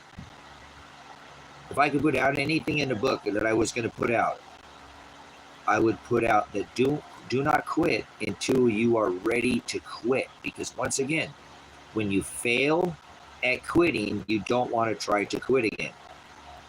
You'll stumble just like you just did, see? And you get mad because you... So I try to get people in a mindset that, see, when I quit cold turkey. I quit. They say, the doctors say that's the worst way to quit smoking cigarette because it's a shock to the system, which makes sense. That it does make sense. It is. That has a lot to do with why they don't want you to they want you to kind of pace yourself off, which would help your body come off of it, And that's why it's sometimes when I have people say, well, I only smoke 3 or 4 cigarettes a day. I'm like, well, why the hell do you even smoke? I guess they got it under control, right? But it's the extra chemicals that are in there. And if you're fully trying to quit and walk away from it and not ever do it again, like I'll never smoke a cigarette ever again in my life because I don't want to give money to big tobacco. There's another huge reason why I don't smoke cigarettes. I don't want to give money to big tobacco at all. That's not hard for me to quit doing things if I make a stand on something like that. I quit eating seafood because of Fukushima. And that's been how long ago? I don't eat seafood because Fukushima. Is that like in 2011 or 12, right? It's been a long damn time. I love seafood. Damn! So, when I make a stand on something, I do it for a reason. And that's why I did it too when I quit smoking, because I don't ever want to give a single dollar to big tobacco at all. Not even a penny. And I'm not giving them my money, and I haven't for 15 years given them a single dime of my money. I don't want them. They market too much of this shit to kids and stuff. They have a huge campaign towards kids. They do it very covertly, but they do it. Just like Big Pharma does the same damn thing, and they're all put this in this Operation Mockingbird to get to do it. So, you want to be an adult and smoke, that's one thing, but, they market children with this, and people don't think it happens, but they do. So, but anyways, so I would tell people don't quit until you're ready. And when I quit, man, I am a smoker the night before, and then I vibe on being a non-smoker. Not that I'm better than anybody else. it's kind of like an addict, and it's okay if they do this, but some people, an addict, like, I'm 90,575 days clean. Okay, enough is enough, motherfucker. We got it. You're clean. Look, it's okay to do that in the beginning, guys, to start counting the days. That works. I hear you. You see what I'm saying? But these people who are like, you know, I'm 95. Okay, you're clean. We got it. You can stop announcing the fucking days at 95,000 years, okay? Whatever days that you've been clean. Stop announcing the days. Now, if that works for you, that's fine. You know what I'm saying, in the beginning. But if you ever notice with people, you know, you go to being a non-smoker and you say, well, okay, I'm a non-smoker now. And some people counting the days does help and having an anniversary. But, you know what I'm saying, people just like count the days until infinity that they are in. Dude, these people make me think they're going to snap back to being any day. They still want to hit that glass dick, guys. I'm telling you. I know addiction. When you're telling me you clean for 3,000 days or something, it's like, dude, come on. Are you sure? I think you're lying to me. I think you're back on the day, you know, and you're fooling us. That sounds like an addict to me. So, hey, all right, moving on.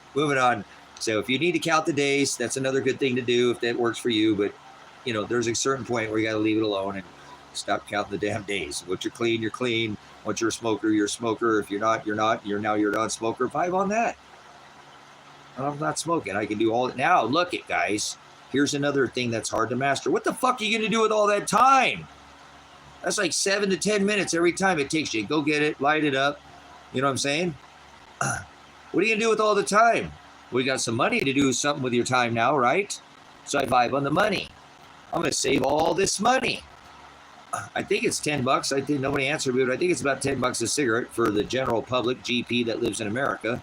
Across, I know there's some difference across the corporation here, but on average, I think about $10, you know? So, it's not an easy thing to quit. I'm going to tell you guys, I have had to quit other things, you know, like I said, I don't do drugs, so I don't have to worry about like quit drugs, you know, but, I use cannabis. Cannabis is not a drug. So,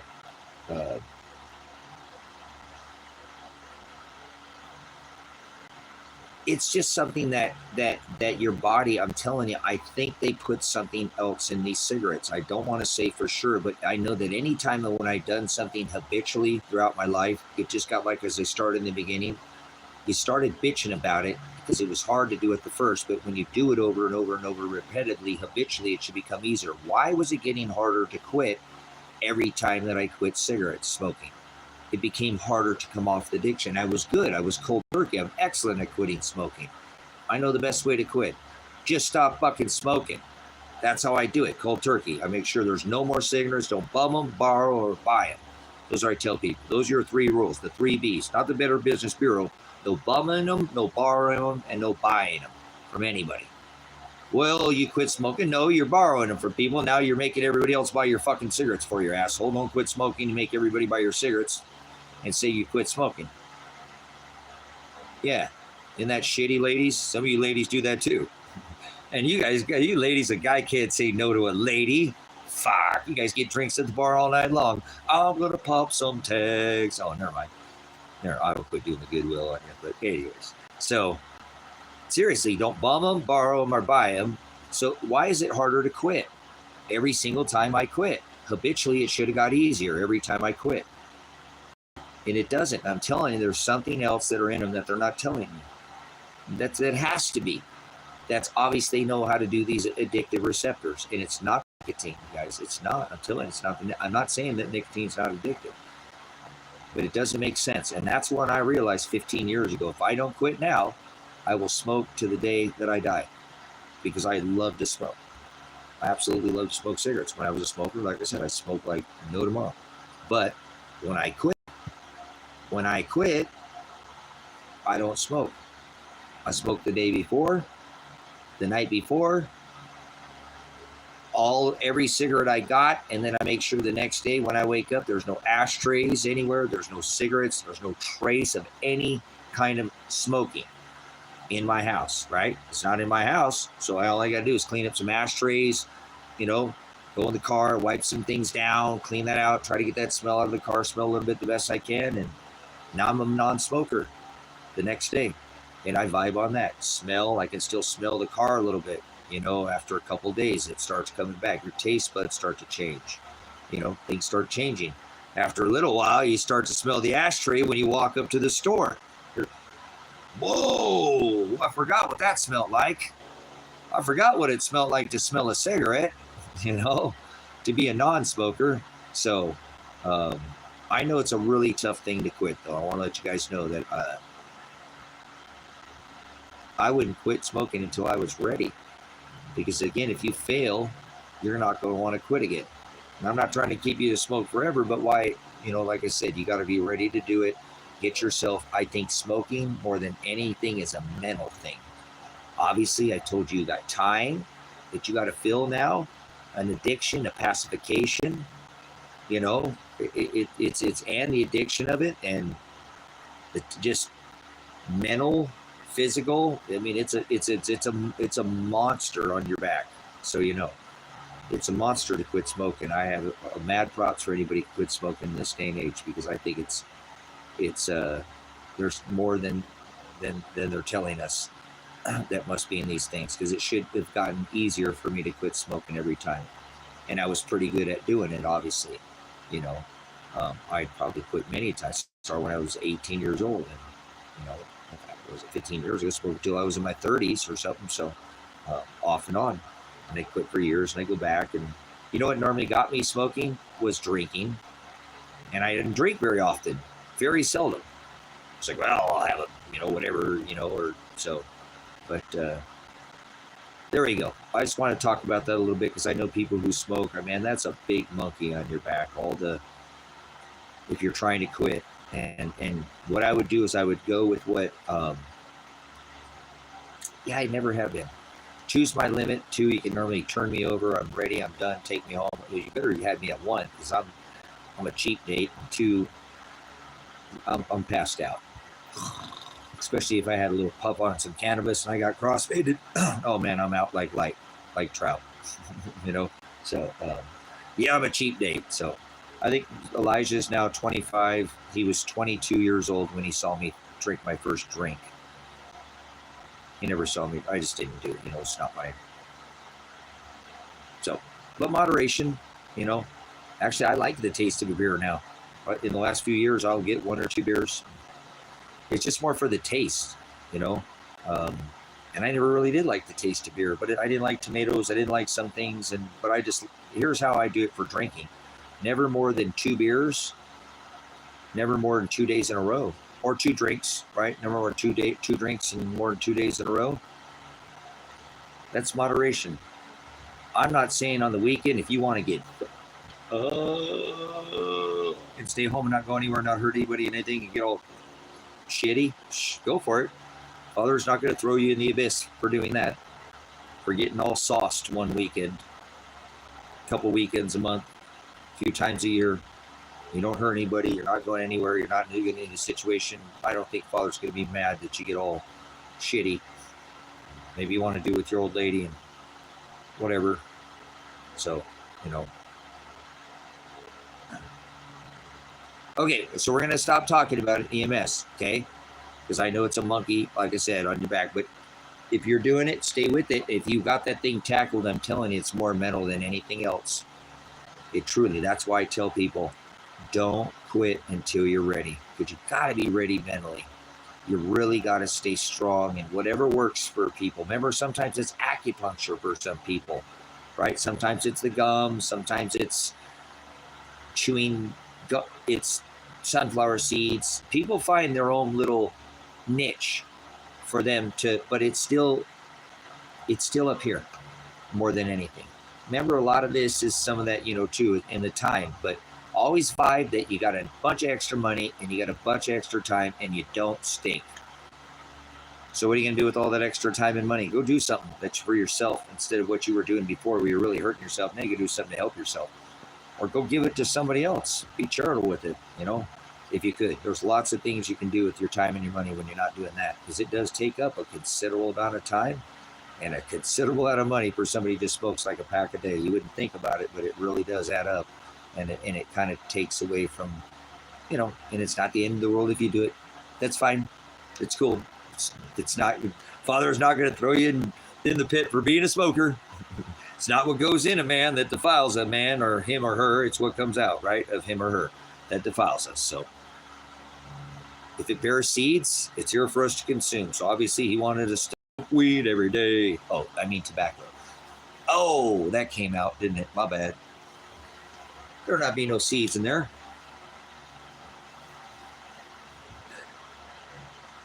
There we go. So that's what I was. Honestly, EMS, my son asked me to quit so many times.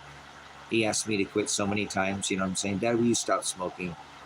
I don't like the smell of it. He'd ask me, Dad, you know, I know we don't do birthdays, but we do it because it's my birthday, you know, and he'd ask me through the years to quit. So I knew I had to do it for him too. Like, he don't like it that I did it. And so he was happy when I didn't, you know. I remember once when I quit smoking for a long time, and I started smoking again. Man, he beat me up, not physically, but man, he beat me up. He beat me up for a long time. You know, oh man, he gave me, oh God, he just gave me, oh man, I thought I was never going to get through that point in my life. Went back into smoking, man. That disappointed that young man so much. So, yeah, no, I needed to hear it though. You know what I'm saying? I needed it. Elijah's like that. If you guys ever get to meet Elijah, you'll see he doesn't hide. He's a good young man, and he doesn't hide from things like that. He is, I'll turn this off. It's making that noise. He's a straight up person. He'll tell you like it is. He that's what I like about him. He's so brilliant. I mean, he can curve his tongue, but he's diligent. He knows. He's got a very smart, he's wise. He's a very smart man. I really miss having his understanding and a side that I can't think of. That's, you know, I think, man, I got this mastered. And then he comes and shows me something. I was like, wow, how didn't I think of that? You know, how did I not come up with that idea? Because he's from a completely, you've been in and out all day. You've been in and out all day.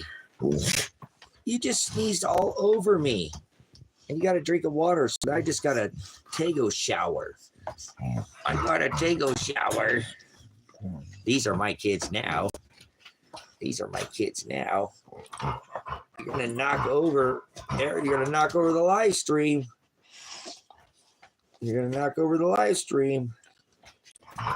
Doggy. Oh, Biggie. What are you doing, Mr. Bone? It's kind of hot out here, and you're wearing a coat. Watch out for the tail. You're making me hotter, boy. You're like wearing a coat. Now I'm wearing a Bobo coat. It's like wearing a foxskin mink little sash around my neck there for a minute, huh? Yeah, that's awesome. I'm glad. The trolls come and go. It's what they do. They're fishers of men, but they're in the wrong pond when they come in here, huh? Drain the swamp. Yeah. What are you doing, boy? You just come and get up underneath my arm. It's hot, and this dog's coming right up next to me and trying to be my... What are you doing? Why are you trying to get with me? Why are you trying to lean on me? You're getting me all hot. You're a hot puppy.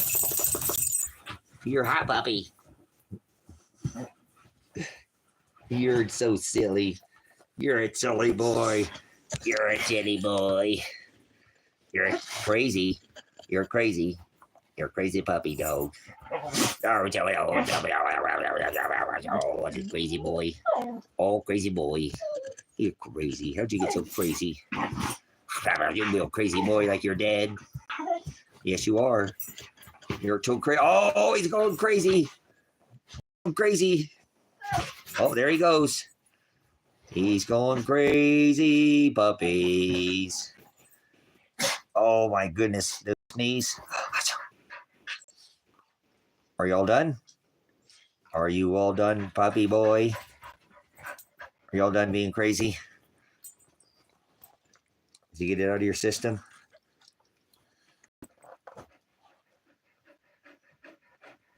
He's a crazy dog. He's my good boy. Oh, get him that holder there.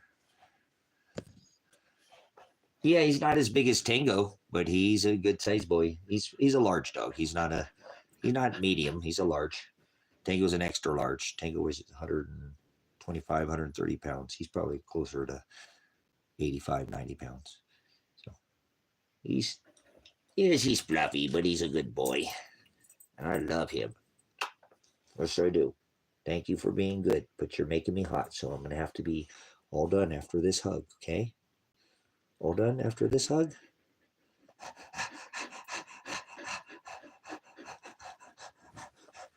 Okay. Can I have that arm back? Can I have that arm back, please? Can I have that arm back? Please? Thank you. Okay. We're all done. You don't need that much attention. He just loves extra attention, huh? Yes, you do. You're the best bone I've ever had. And you're the best doggy I ever had, too. So. Yeah, all right.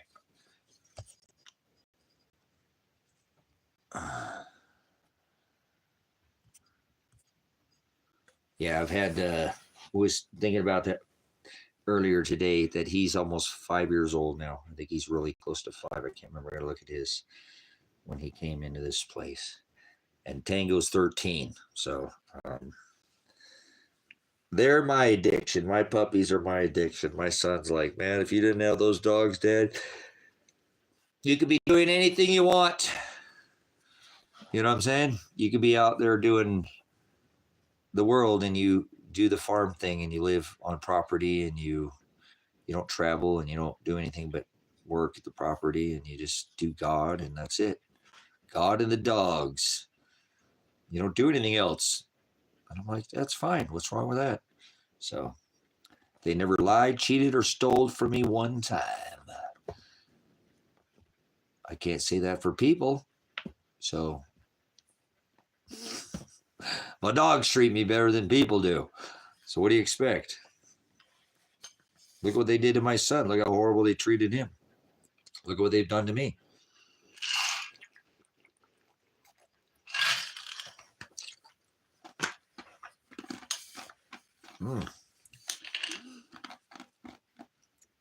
Berkey ice cubes.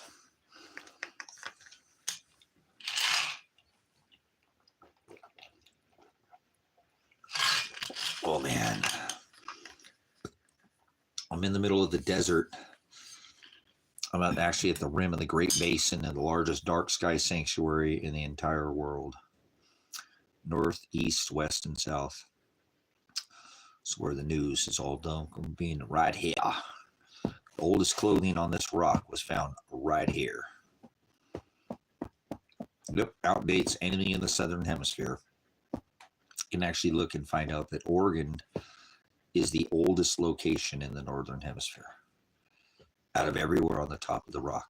On the top half, if you will, if you're on ball camp, spinning ball camp. This one time in Bangkok? Oh, my bad. Let's do a little movie television there. So, but yeah, I am at the rim of the Great Basin, higher than a hippie in a B-2 bomber, flying over to Iraq, wasting all your tax dollars. Did you get a vote on those B-2 bombers? Why is it that Iran can't have nuclear weapons, but Israel can? Pakistan can. Russia can. America can. Wow, that's a lot of cans, but they can't. Well. Thanks for coming in.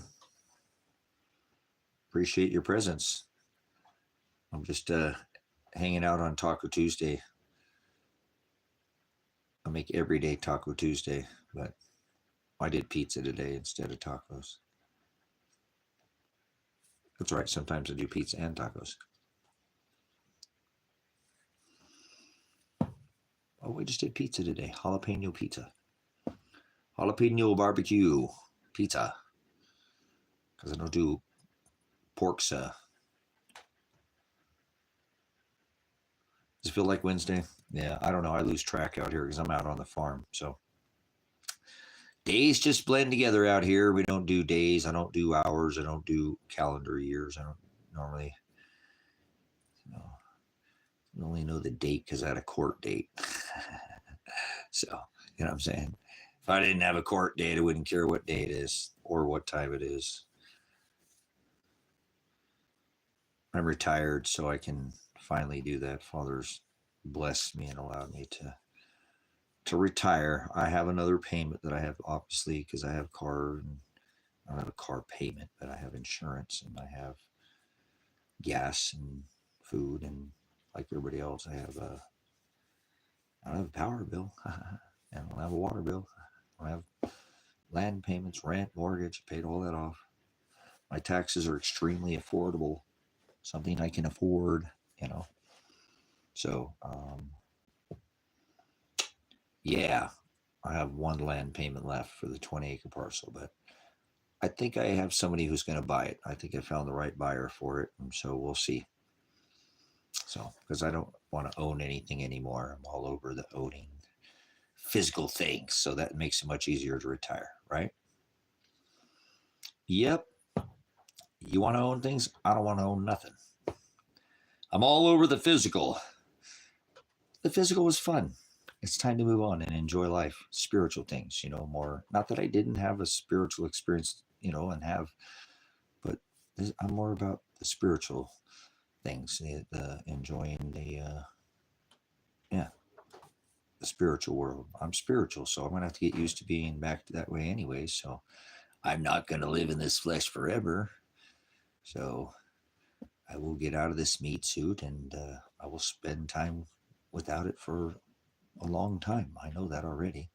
So better to get used to not having it now and just enjoy the things that don't involve physical, if you will, you know, so much, and more spiritual is where hopefully Father is taking this ministry, and as well as taking my my meat suit and let it move around a little bit more. And by not being attached to any dirt, then I won't have to worry about anything else, then will I?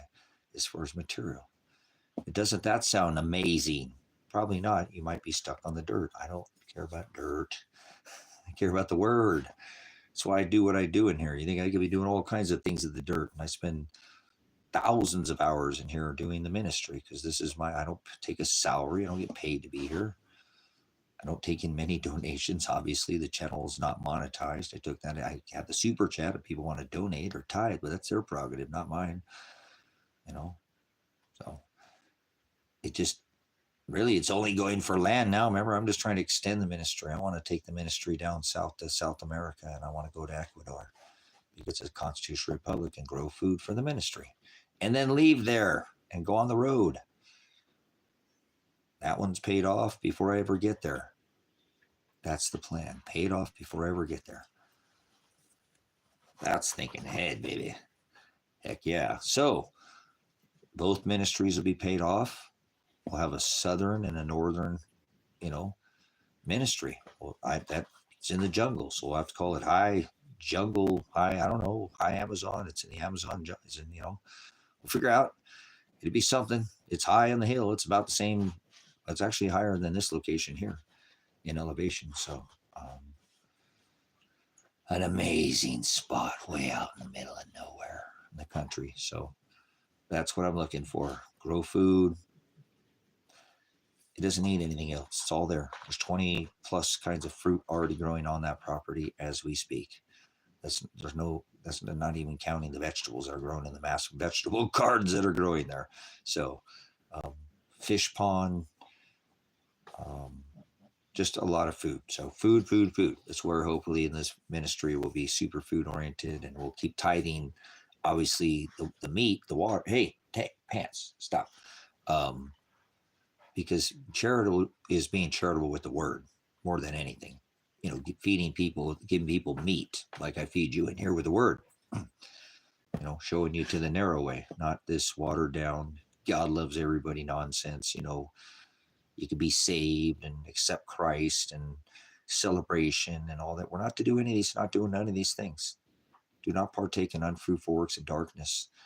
You'll know them by their fruit. So those who work in dark and those who work in light. So hopefully, again, this isn't my work. This is Father. He is the light. And so, or the horizo, and my life's not my own. I have to do what Father wants. Look at my life right now. I tried to get my son from going to prison, and now he's possibly dead. My daughter's possibly dead, missing, and I could go to prison, but now I'm feeling as if that's not even a possibility anymore. And I didn't fear it at all, but Father has another plan for me. I'm sure of it. Now, I'm not 100% because I don't make plans, or Father will wreck them and crush them for me.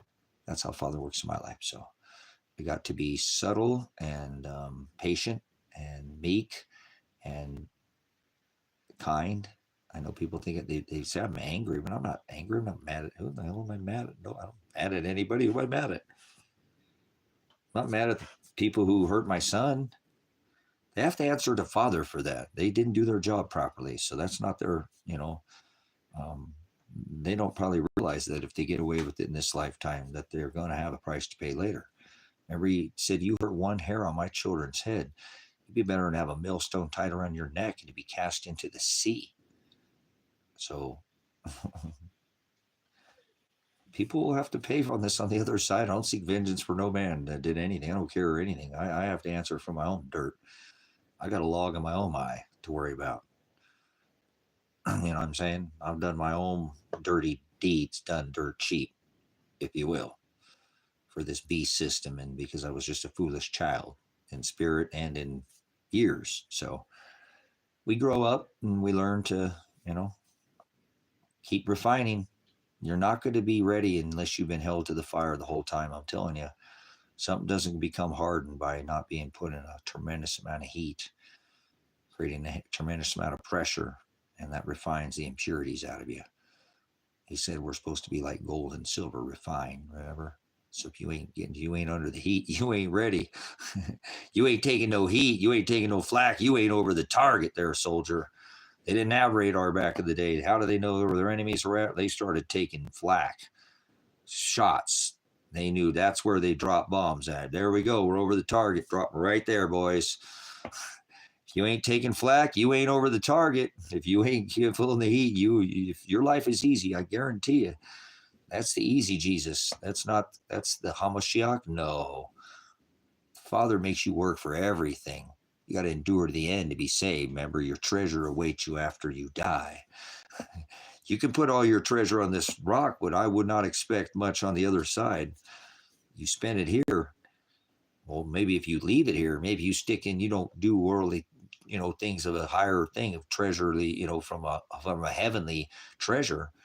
And he's the snare that lifts us out of here. That means you're going to go upside down. We'll see if that treasure comes out of your pockets, and if you leave it right here, if it's there when you get there. Does that make sense? He's the snare. So if he lifts us out of here, you're going feet first out of here, okay?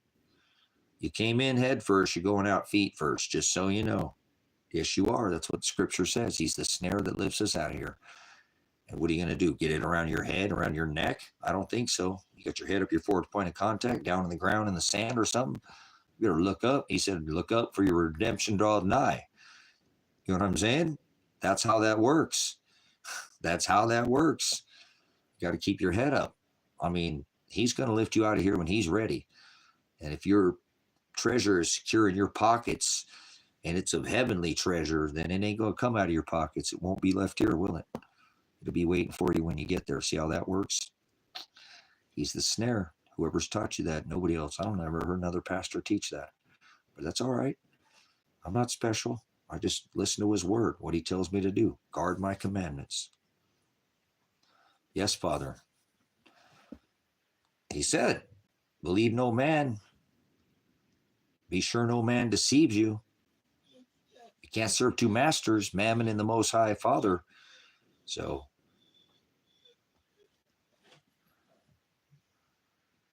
no, I'm not no jar head here. I couldn't fit my head in no jar. So, I have a brain. At 17 years old, I didn't even listening to school, and I still scored higher than most people ever score in the military. Gee, how did I do that? Because Father gave me all my knowledge already, prognosco, foreknowledge of. He's just revealing these things to me as I go. It's already on my heart. It's already inside of me. Father's inside of me, so I don't have to worry about it.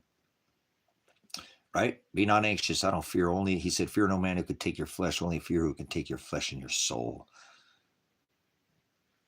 Correct? That's right. So he said, come out of her, my people. Do not partake in unfruitful works of darkness. Do not condemn them, right? Do not judge them by their cover. You'll know them by their fruit. So most people don't do fruit. You know, little leaven leavens the whole lump. One bad apple upsets the whole apple cart. One weak link in the chain, get the whole platoon killed. Absolutely. Well, it should be quite obvious, Solomon. This has all been manipulated.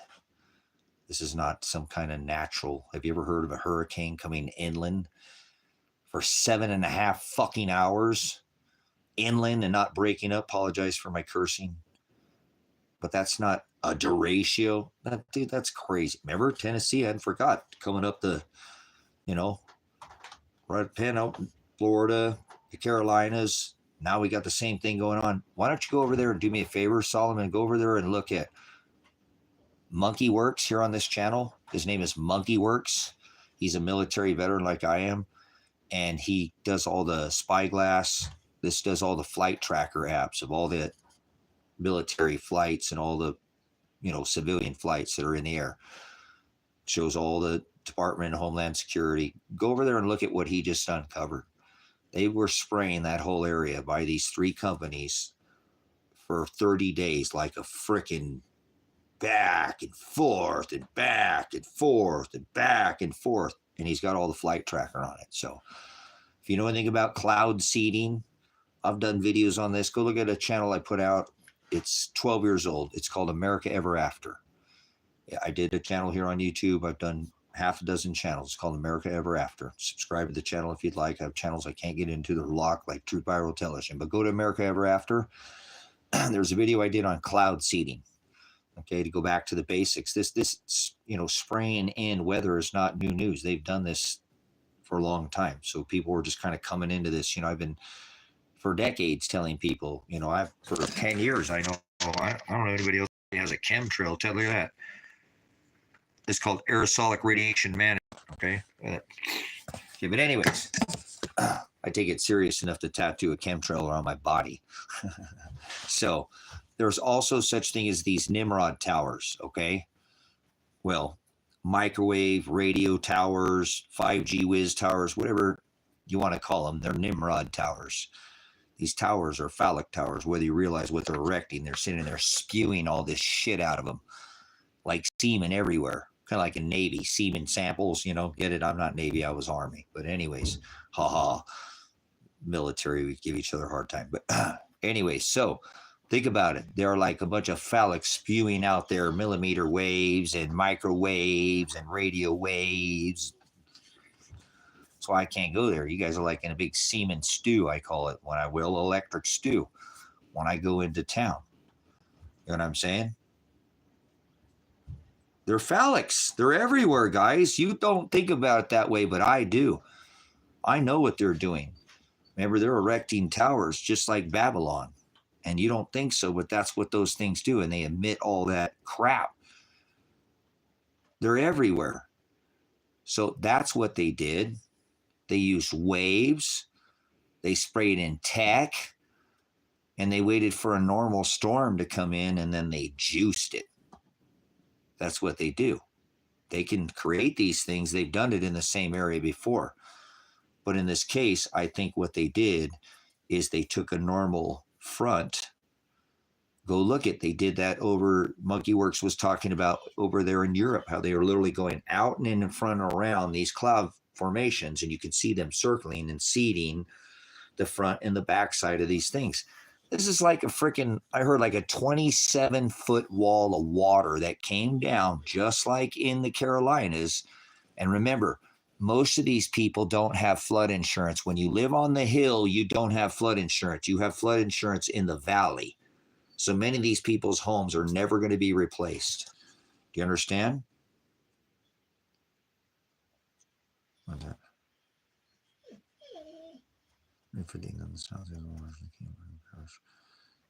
So it doesn't, they did it back then. I was trying to tell people back during those. This is bullshit, guys. They came off the Africas, right? That came in off the Africas, a normal storm, but they hit it once it started coming in. And like I said, they came up with this derecho. I knew something was up when I'm like, derecho? An inland hurricane? Get out of here. That don't make no sense. This stuff is modified. And everybody's seen this, guys. I don't know if they could have made it any more obvious. I mean, Helene, to me, was just, I'm still in awe of Helene. I hate this country so much because of how little people give a fuck about the people in North Carolina that are still laying in the dirt today, that have not been recovered. Their bodies have still not been recovered today. So Texas, it's going to be a while for some of these bodies are pulled up. We're literally talking about, again, like over there in North Carolina, we're talking like a Manhattan-style project to replace this stuff, ripped out the sewer systems. We're not just coming in topping things off because it flooded out. We're talking about this stuff got into the lower regions of the sewer and literally just ripped everything out of North Carolina. And nobody talks about North Carolina at all, how FEMA came in and just absolutely made an absolute an apostasy. You know, we're diverting FEMA funds and giving them to the migrants, and now they're kicking them out. The government was feeding these motherfuckers with FEMA funds, and now they're kicking them out. And you trust this government? You're a sick, twisted fuck. You know that? I did at one time. I joined this part of this crap. I've done it, but no more. No more. You could take a look at Helene and see this country's going to get dealt with when they do this turn this over. Because I already told you, when they put in a national emergency, nobody's going to listen, but I have all the evidence to back what I'm telling you. Go to Truth Viral Television. I was blogging 10 years ago, same platform, ripping the piss out of the 44th administration, going, this guy is a freaking tyrant. He's the little horn of scripture. We're about to see the final Trump. This is even before Trump even talked about running for fucking office again, okay, because he'd already done it, so I wasn't making a prediction. He was the final Trump. I could figure it out by the celestial firmament, so I had a pretty good idea this was coming. So if you go see Truth Viral Television, America Ever After is talking about right now. I made a channel called America After that's talking about right now. I remember my son went and watched my channels because he didn't want to watch them because he's like, well, Dad, hold on, I gotta let this dog out. He's being whiny. You might be having a girlfriend. You know that? You remind me of my girlfriend.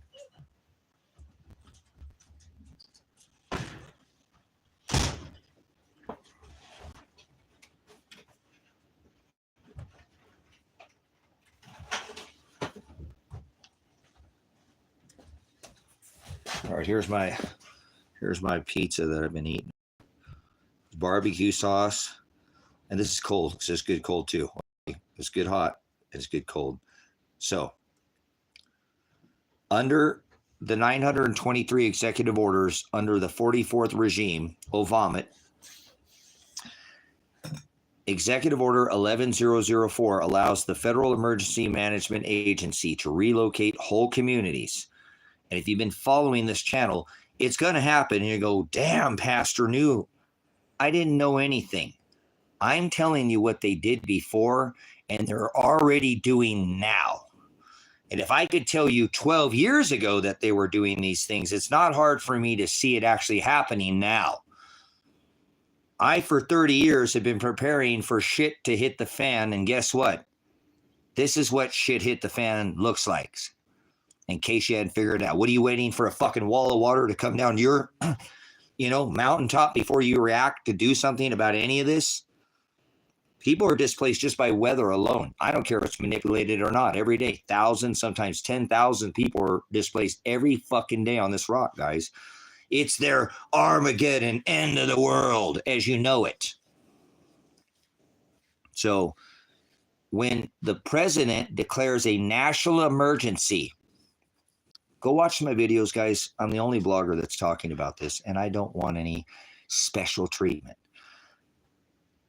FEMA takes over.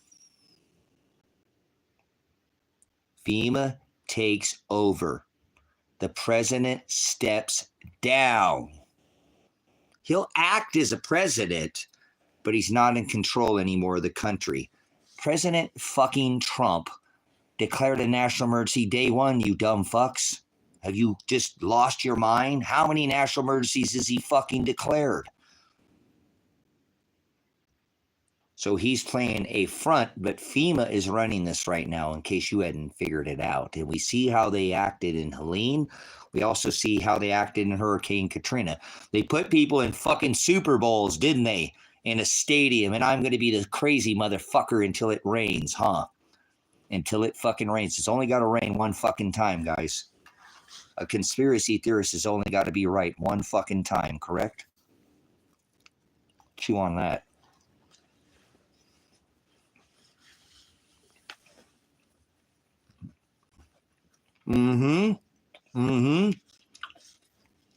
So,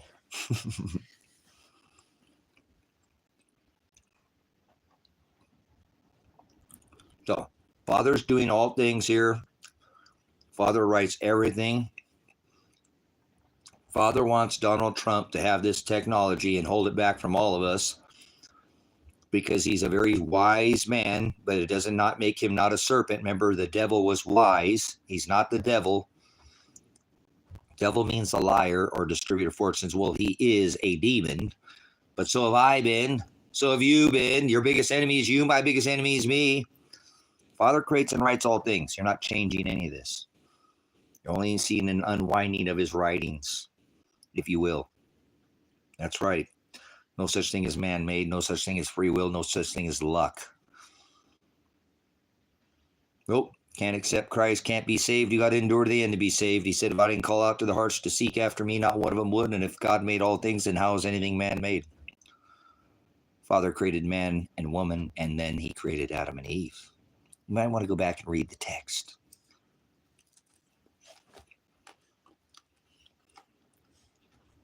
Father created everything not written, everything that ever will be.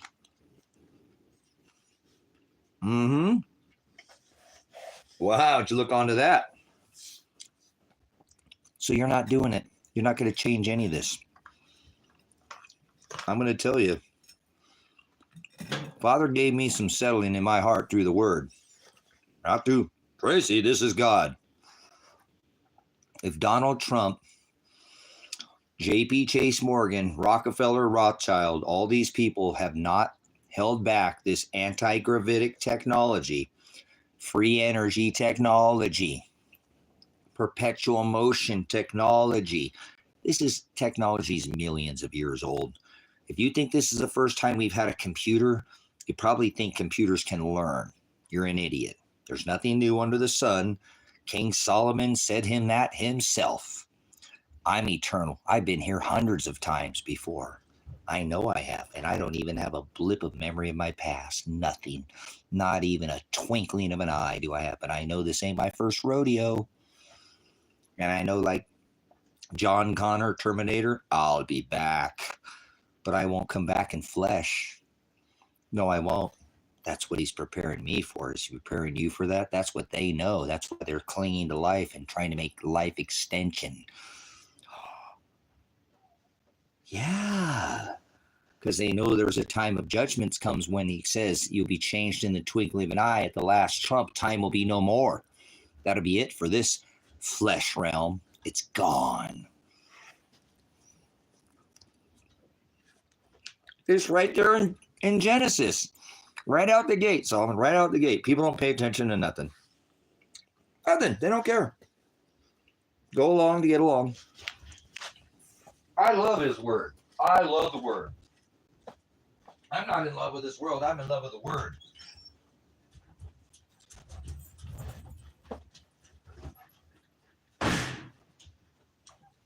No, you can't have none of my pizza. So, that's what people don't realize where we're headed. We're headed to the final Trump.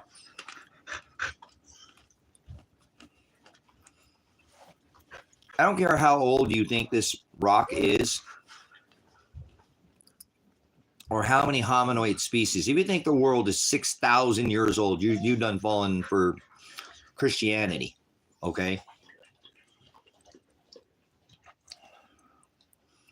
I mean, come on.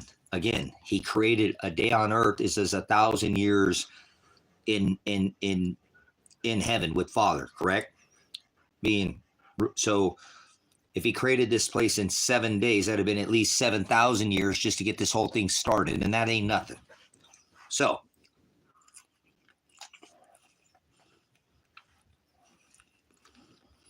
if you hear me getting on Trump, I don't have anything against Trump. I don't care. Trump is a brilliant man. Very wise and smart. I didn't say he was stupid. He's playing his part. He knows scripture better than all you religious idiots in the world combined. And I realize if Father didn't give him out of greed, because these people think they can battle Father with this tech and live forever, and they're going to lose because that's what scripture says. Every jot and every tittle will come to pass for that great and dreadful day of the Lord. Remember, he'll put 1 foot on the land and 1 foot on the sea. This is the final trump. And he says, time will be no more. That's it. This is what these people fear, brothers and sisters. These people have had reign for at least 8,000 years, these families. At least. A lot longer than that. But we'll go with that. These families, these 8 families that hold nearly 50% of this rock's wealth right now. How do you think they've controlled this? And so they know what I'm telling you. They know there comes a time where they're not going to be able to hold this reign any longer. Because Father's going to burn this place with fire this time, not water. Water is not going to get rid of cesium-137, Fukushima, the Gulf oil spill. Right? All this trash in the islands. We got 2 islands, the state of Texas. They just sloshed this shit around like 6,000 years ago. This time he's going to have to bring the fire to cleanse this place.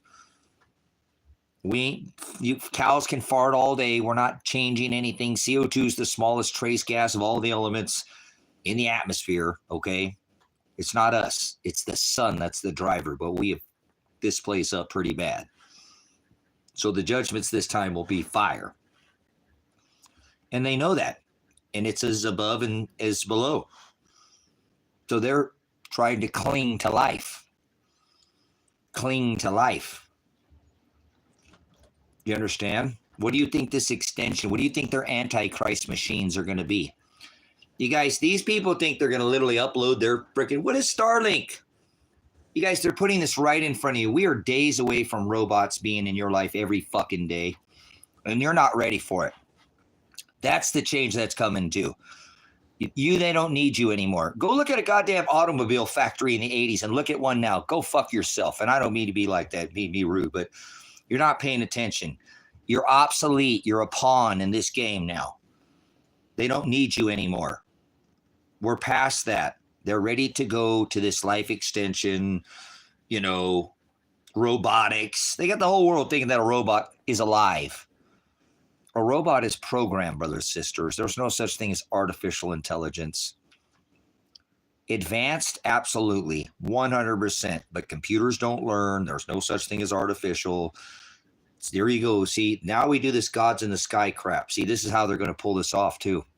Because they've got the whole world thinking that God's in the sky. And they're going to do these factions of robots. Yeah, it's going to happen. It's going to happen so fast. It's going to come so fast. This world is not ready for it, but they're ready for it. I'm telling you, they're ready for it. It's going to come with the lights out of it.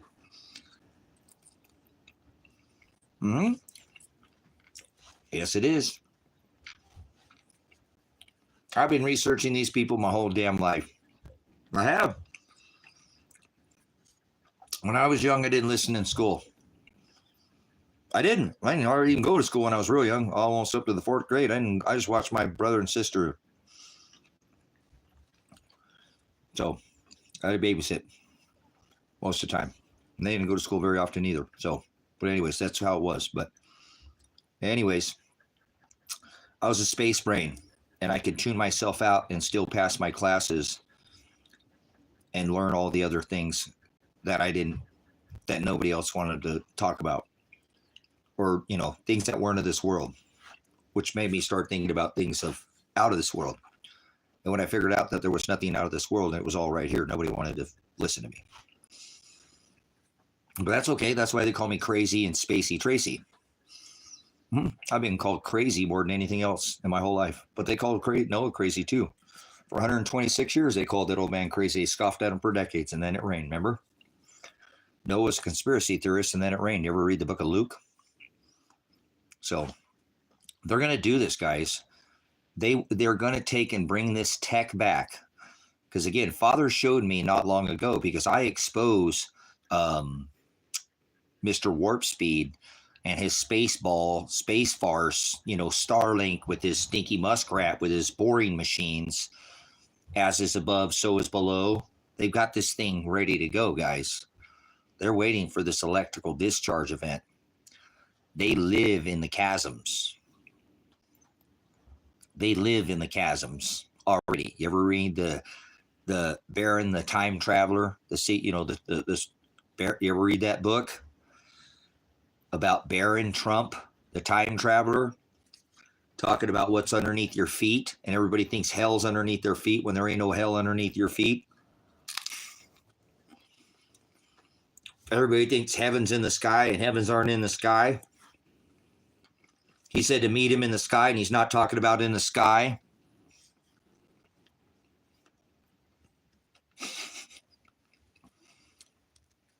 People are lost in space, guys. They don't have the armor on, and they're not going to be ready for this. And they're banking on your ignorance. Ignorance is not bliss. Yeah. Sure. I've been trying to tell everybody that forever. Go look back in the ministry. I've been putting that out for years now. Go back. It's on the ministry. I've been telling everybody this for years. So it's their advanced intelligence. It was an mRNA. Nobody was vaccinated. Nobody got to whack the nation.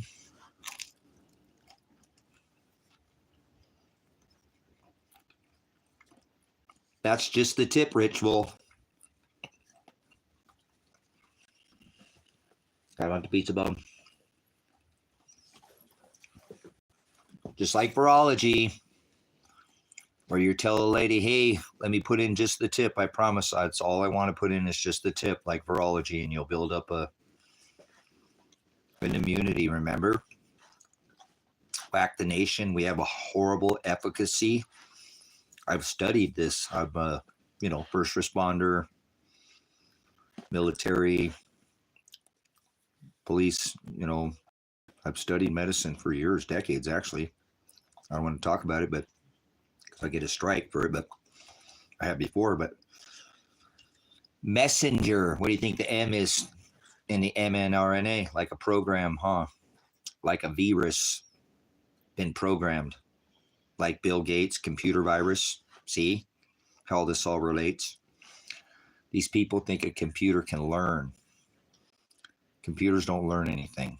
Computers are hive minds. They put up an algorithm. It's a math equation, like a cycle or like a super cycle, almost like a yuga, continual repetition, mathematical equation, a Kali yuga, if you will. That's how long is that? What's the equation on? See, people don't understand that. Just like there's debt cycles, just like we're in the 12,000 year super sixth extinction event right now. Yep. And another super cycle. We're in an extinction event right now. The sun is doing it. This is the driver of the extinction.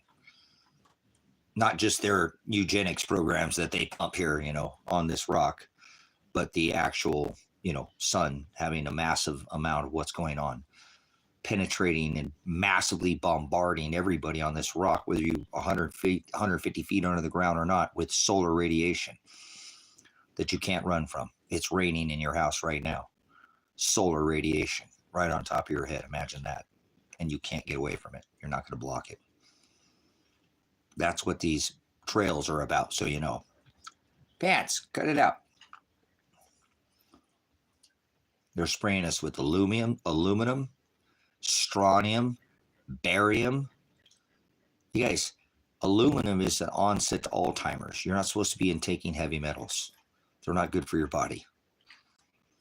But if they didn't do that, they wouldn't be able to refract this solar radiation that's penetrating our atmosphere and reflecting it away from us. We'd all be getting cooked right now. So it's not good for us. It's like a double-edged sword. Did you hear what I said? It's called solar radiation, aerosolic solar radiation management. It's been going on for decades. So bringing it full circle back to what Solomon was saying, yes, absolutely. You guys, they're not hiding this now. There's treaties where they're not supposed to be using weather modification as weapons. That's what I'm talking about in my videos, guys. I've been trying to explain to you guys. They know this is here. This is shit hits the fan. You're living in shit hits the fan. This is what it feels like. This is America Ever After. This is the channel that I put out 12 years ago warning about these things that are happening right now. Because I was reading their white papers. I was on the dark web. I was off the internet. I was going to libraries. I was doing everything I could possibly do to come up with these times, knowing that there would be this certain event that led to a certain time, and it's here. And we're actually much further past into it now. We're already in the age of Aquarius. We're already in the new age. The veil has already been lifted. That's right. We're already in World War III. This is war. This is what a world war feels like. This is it. How many nations are over there in fucking Ukraine involved in that operation? How many nations are over there fighting in a live fucking hot war? How many nations? So we've got Hezbollah, Lebanon. We've got over there in the Strait of Hormuz over here. We've got, Israel fucking bombing Iran. We got a U.S. fucking hot bombing fucking Iran. Dude, this is a war. Are you that fucking stupid? And I didn't say panic. I never said panic. Actually, it's pretty crazy that we can be in this war right now and still be talking to each other on the fucking internet. It's insane, if you ask me. It's a blessing. Thank you, Father. Man, I did a lot of research, and I never thought it would be this freaking nuts, guys. This is out of control.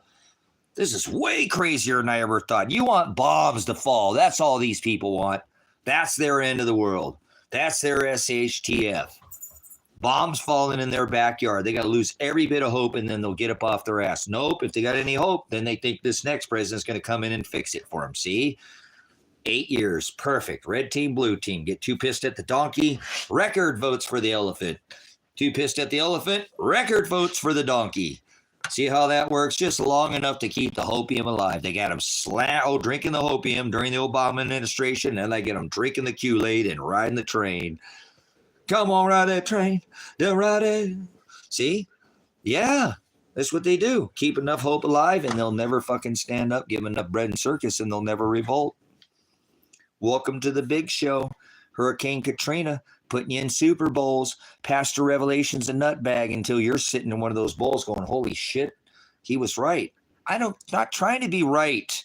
I'm not trying to be anything. Remember, I don't even want to fucking be here. I fucking hate this place. This place sucks. There aren't too many people who love the word anymore. They're hard to find. It is. People love themselves. They love their own little lives and their own little thing. You don't see people trying to help people with the word. Fuck all this being charitable with all this other stuff. That's fine and nice too. I'm not saying, but charitable with the word, for Christ's sake. That's what we're supposed to be charitable with. Yeah. Patient with others and give them the word. Kind to others, give them the word. Charitable with others, give them the word. Show them to the narrow way. If they're in the broad way. Nobody does that anymore. It's hard to see people who really give a crap about bringing people to the word. They're just too afraid to talk about it. Well, we don't talk about religion because it's not Sunday. I'm not religious or I'm not political. I know you're a fucking you got your head in the clouds or your head up your ass or your head in the sand. And you don't speak up about shit. You're going to have to read history in a book, and that's the victor gets the spoils. The loser gets left out. So you're really not seeing history at all. You're seeing what they wrote in the book. I was listening to this blog one time. They were talking about what Trump was doing, and it was complete opposite of what he had done. This is one of those things that somebody was actually ragging on him, and he'd actually done something. Okay, like he had this was Obama with this wall thing. And they were talking about the wall thing, that he wasn't fixing the wall, but he actually voted for a bill for $500 million to start building the wall. And people, they were talking about it, and they said something about it, and they were talking about, and I'm like, that's bullshit, because I know that he had actually passed this bill where Trump came in too, if you remember, and then took another $500 million when there was already another $500 million on the books that he never talked about. But I remember listening to this blog, and they were ragging on Obama, and I'm like, no, that's not true, because he actually passed that, 500. But they said that he wasn't doing anything, and that's bullshit. He actually had passed, this, and there were actually, not that he was doing things about it, but there was, like he himself, but the legislation was being passed through his whatever, he's a puppeteer, just like Trump's being pulled too by the bigger, the banks control the world, guys. If you ain't figuring it out, these are all puppeteers. I'm not saying that Donald Trump is not a kingpin in this situation, but he is a billionaire. He is a bankster, correct? Donald Trump's a bankster. That's why I told my family, you guys are a bunch of stupid fucking idiots. I can't stand you. And now I realize why I never did like you from the beginning. You get on the stupid fucking Trump train and tell me that he's one of us. What? So you got millions of fucking dollars? You don't have a game show. I know you've been on. My dad was on television, and we come from Hollywood and all that, but you ain't filed no goddamn how many bankruptcies and still a fucking billionaire. Bullshit. He ain't one of us. Did you go to the island? You got to be able to go to the island and be an island boy if you're one of them, remember? Absolutely. All their names are on that list, guys. Just imagine this. Imagine if Trump actually released, you know what I'm saying? Imagine if Trump actually released the island, the list of all the people that went out to the island. How many people, what percentage of our government do you think would be on that list? Because that went on for a long time. It wasn't something. And did you hear what the FBI came out and said, guys? Fuck the FBI.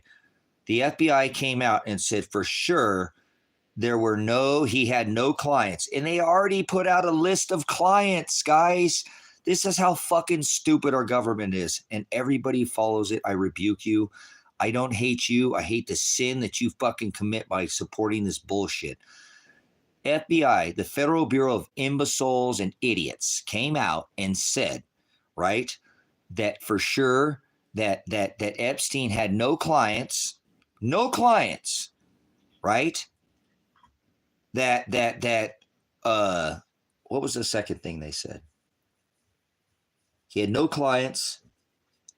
He had no involvement with any sex trafficking, and that he definitely killed himself. The FBI just put that out. Look this article up, guys. This is what your fucking government just came out and said. Epstein didn't Epstein himself, right? Right? EpiPen Island boy. Well, EpiPen Island is what I call it. So the FBI just came out and said that he had no clients. He wasn't involved in any sex trafficking, and then he definitely killed himself. That's your FBI just put that out. Damn, my eyes messing with me, guys. Wow. It's bothering me today. It's been bothering me all day. I have better days than not. That's just right eye. It's just going to. I'm going to have to go to an optometrist one of these days. Get this thing looked at. But anyways, isn't that nuts? Who believes this FBI bullshit? The FBI should be shut down, and every one of these fucking government agencies is illegal. In my eyes, they're just corporation, and they just prove that they have no fucking authority. They don't even know what the fuck they're doing. So I've never seen them come out here on this case that I've been involved in, and in 5 years I've been calling for the FBI to come out here. and fucking talk to me about this corrupt police department out here in Lake County, Oregon. Instead, they send the SWAT team out because I'm pointing out that they're fucking corrupt. Instead of sending the feds out here, the state of Oregon came out and swatted my house. Gee, I love this country so fucking much, guys, because I'm pointing out corruption. Because nobody else in this town would. Everybody else is afraid of the fucking cops and afraid of the farmers out here because they'll crush you. Because they got money and they run the farmers. Well, see, the same thing goes on all over the fucking place, guys. This ain't the only town that's corrupt. And obviously, where I'm at's really bad as far as the law enforcement, you know, but the farmers, because they got money, but absolute power corrupts, right? Power corrupts absolute power, you know? That's what it does to people. So why do you think these 8 families, these royal families, do what they do? You know, so like I said, I am so glad when I think about my life, because we're so far into this now, that I'm not one of these people that's sitting there on the fence going one way or the other, or still trying to decide which way they want to go. Man, I have been so far. I'm not even anywhere near the fence, to be honest with you. I've done left you guys somewhere. You're in prison, enslaved over there. I'm watching you guys from, you know, yonder going, what the hell is these people doing? You know, can't even decide which side of the fence. You need to get the fuck out of the fence, you idiot. They're trying to pin you in there, you assholes. Pay attention. You tell me I'm fucking crazy, but, you know, a tsunami comes and you grab your goddamn lawn chairs and follow the water and tell me I'm nuts. Yeah, how the fuck am I going to save you? Well, you want me to come out when the big wall of water comes back, right? Now I can't save my own ass, or I can't even save you. I call that the tsunami theory, if you will. I'm a messenger. I got to blow the horn early enough to help people. I'm not doing it. Father does that into me. How the hell can I help you when the shit's already hit the fan? Oh, you like shit in your face, huh? You want it when you're picking it out of your teeth and your eyebrows and your nose? You going to go wait to buy toilet paper before you run out? Don't have any? Dog food, the treats you like so much that they don't have anymore at the store? Do you have lift your morale? Maybe your grandkids might want some of these things too. They're probably coming by your house. I bet your kids ain't ready for it either, are they? Are you kids preppers? They're preparing, guys. These people know what's coming. Like I told you, they're already aware of these cycles. They're the ones doing this. Like I said, Trump's extremely, extremely wise. Do I like him? No. Do I hate him? No. I hate the sin he commits, but I don't hate Trump. I don't give a fuck about him. He's some fucking meat suit. Him and I have known each other since the beginning of time. So fuck Donald Trump. He's just a token. He's a fucking Chuck E. Cheese token. He's playing his part. He's doing exactly what he's supposed to do. Father, thank you for sending Donald Trump to be so fucking greedy, to try to hold back this technology, this anti-gravitics, this electrogravitics, this millimeter wave technology, so they can do this battle, so they can say, oh, we had already killed ourselves by now. We'd already tried to get out of here.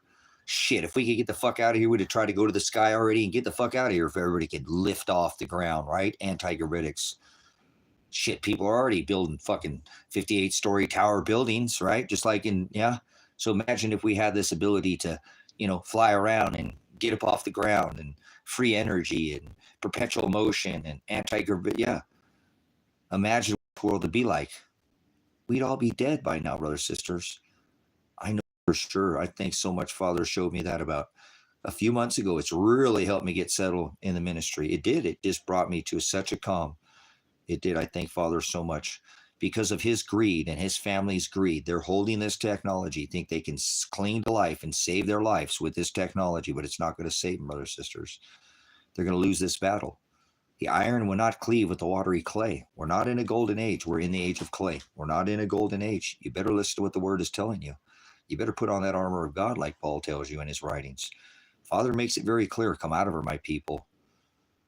You're going to have to figure out how not to, you know, wrestle not against flesh and blood, but against principalities, powers, the rulers of the darkness of this world, right? Spiritual wickedness in high places. Wherefore I say unto you, put on the whole armor of God. So he's made it very clear.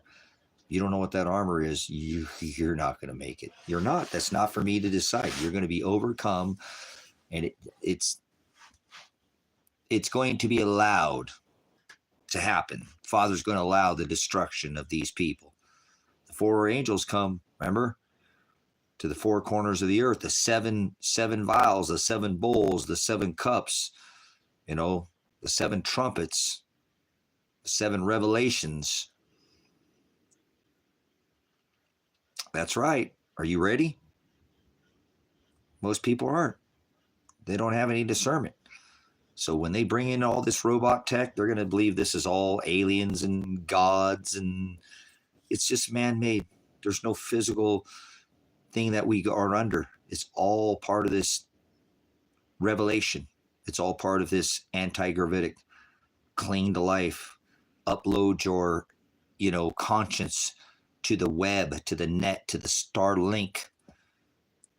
These people think they can upload their conscience. Well, there's no AI. It's not. This is man-made. This is 100% created. There's no such thing as artificial intelligence. I'm a veteran. It's called advanced intelligence. There's no artificial. If you think it's artificial, you're artificial. You're an antichrist idiot is what you are. Thinking that there's some kind of robots that fucking learn. That's stupid as fuck. Apparently didn't go very far in math, did you? Physics, did you listen at all? I didn't listen to shit in school. I learned everything after I actually got out of fucking school. And I went to college and kept going to college and kept learning, studied outside of college, studied when I was in the military, studied when I was outside, still study today. I'm always in a study mode. I never stop. I don't ever want to stop learning. If I don't learn something, man, I feel like I had a shitty day. So I want to learn a lot of things. I don't want to learn just one thing. Oh, if I just learn one thing, fuck it. I want to learn a lot of things. I'd rather trade my time for BIS, knowledge. You can have your money, fuck money. Money can't buy you knowledge. Money can't replace that knowledge. You have to have something to be able to take the time. So obviously I did enough work to be able to get the time, but I'd rather have time. I'd rather trade my time for BIS. See how I did that? You traded it for titties and, fame or fortune or whatever the hell you went after in life. I chose knowledge. I didn't do it. Father made me do it. So take it up with Father. Damn, all right, guys. I'm going to take a break here. It's killing me today. Better days than others. All right, but anyways, I hope you're ready for this. They're ready for this. They are so ready for this, guys. They so have this thing. They're waiting on the cycle of the sun. I know that's what they're waiting on now. I've watched this long enough. They're waiting for the sun to do its thing, and it's on. What they're doing is already here. So when they do their event to bring this Sky Daddy show on, they need the lights to go out. They need the sun to get blotted out so they can put up their big satellite Starlink stinky muskrat screen up there to rub you in the wrong way. But oh yeah, it'll rub you the right way, and they'll take you up into the Sky Daddy because God's in the sky, right? See how easy this is going to be. They're going to pull this off like they did the Vidco. People thought a virus and not even a living organism were afraid of something that wasn't even fucking alive. How stupid of a fucking world do I live in? You see why I don't care whether I live or I die, and I'm not looking for death, but I live in a world where people are afraid of a virus. Remember Bill Gates, computer, virus, Microsoft, hello. Computers learn. Computers don't learn, you fucking dumbasses. If you think a computer can learn, then that gives them every fucking reason to think that the robots killed them. It wasn't them. Was it? Do you know how many warehouses of fucking robots Elon Musk has? You don't think Trump has robots? Yes, he fucking does. You don't think these elites have robots? Yes, the fuck they do. China's got them. Fucking, oh yeah, Hong Kong. You guys, this is the future, whether you like it or not. You think I want to live in this fucking dystopia bullshit? Hell no, but if I have to, I'll endure to the end. I'll beat every one of you motherfuckers to the end. You watch it. Remember? I'll be back. John Connor, Terminator. It's going to get Terminator up in this bitch real quick. And you don't think it is, but it is.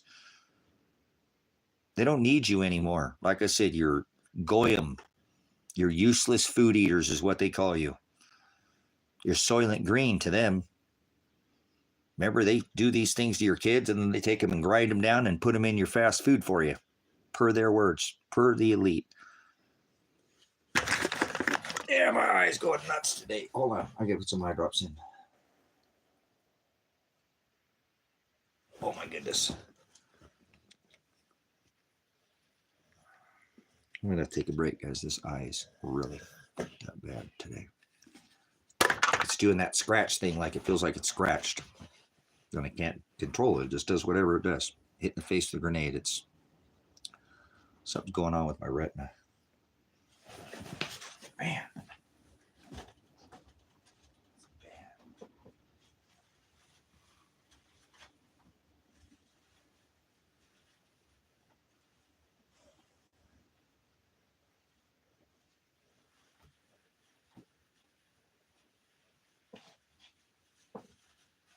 Oh. Wow.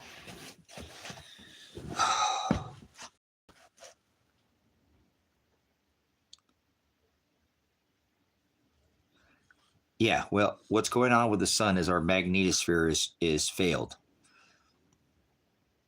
Our I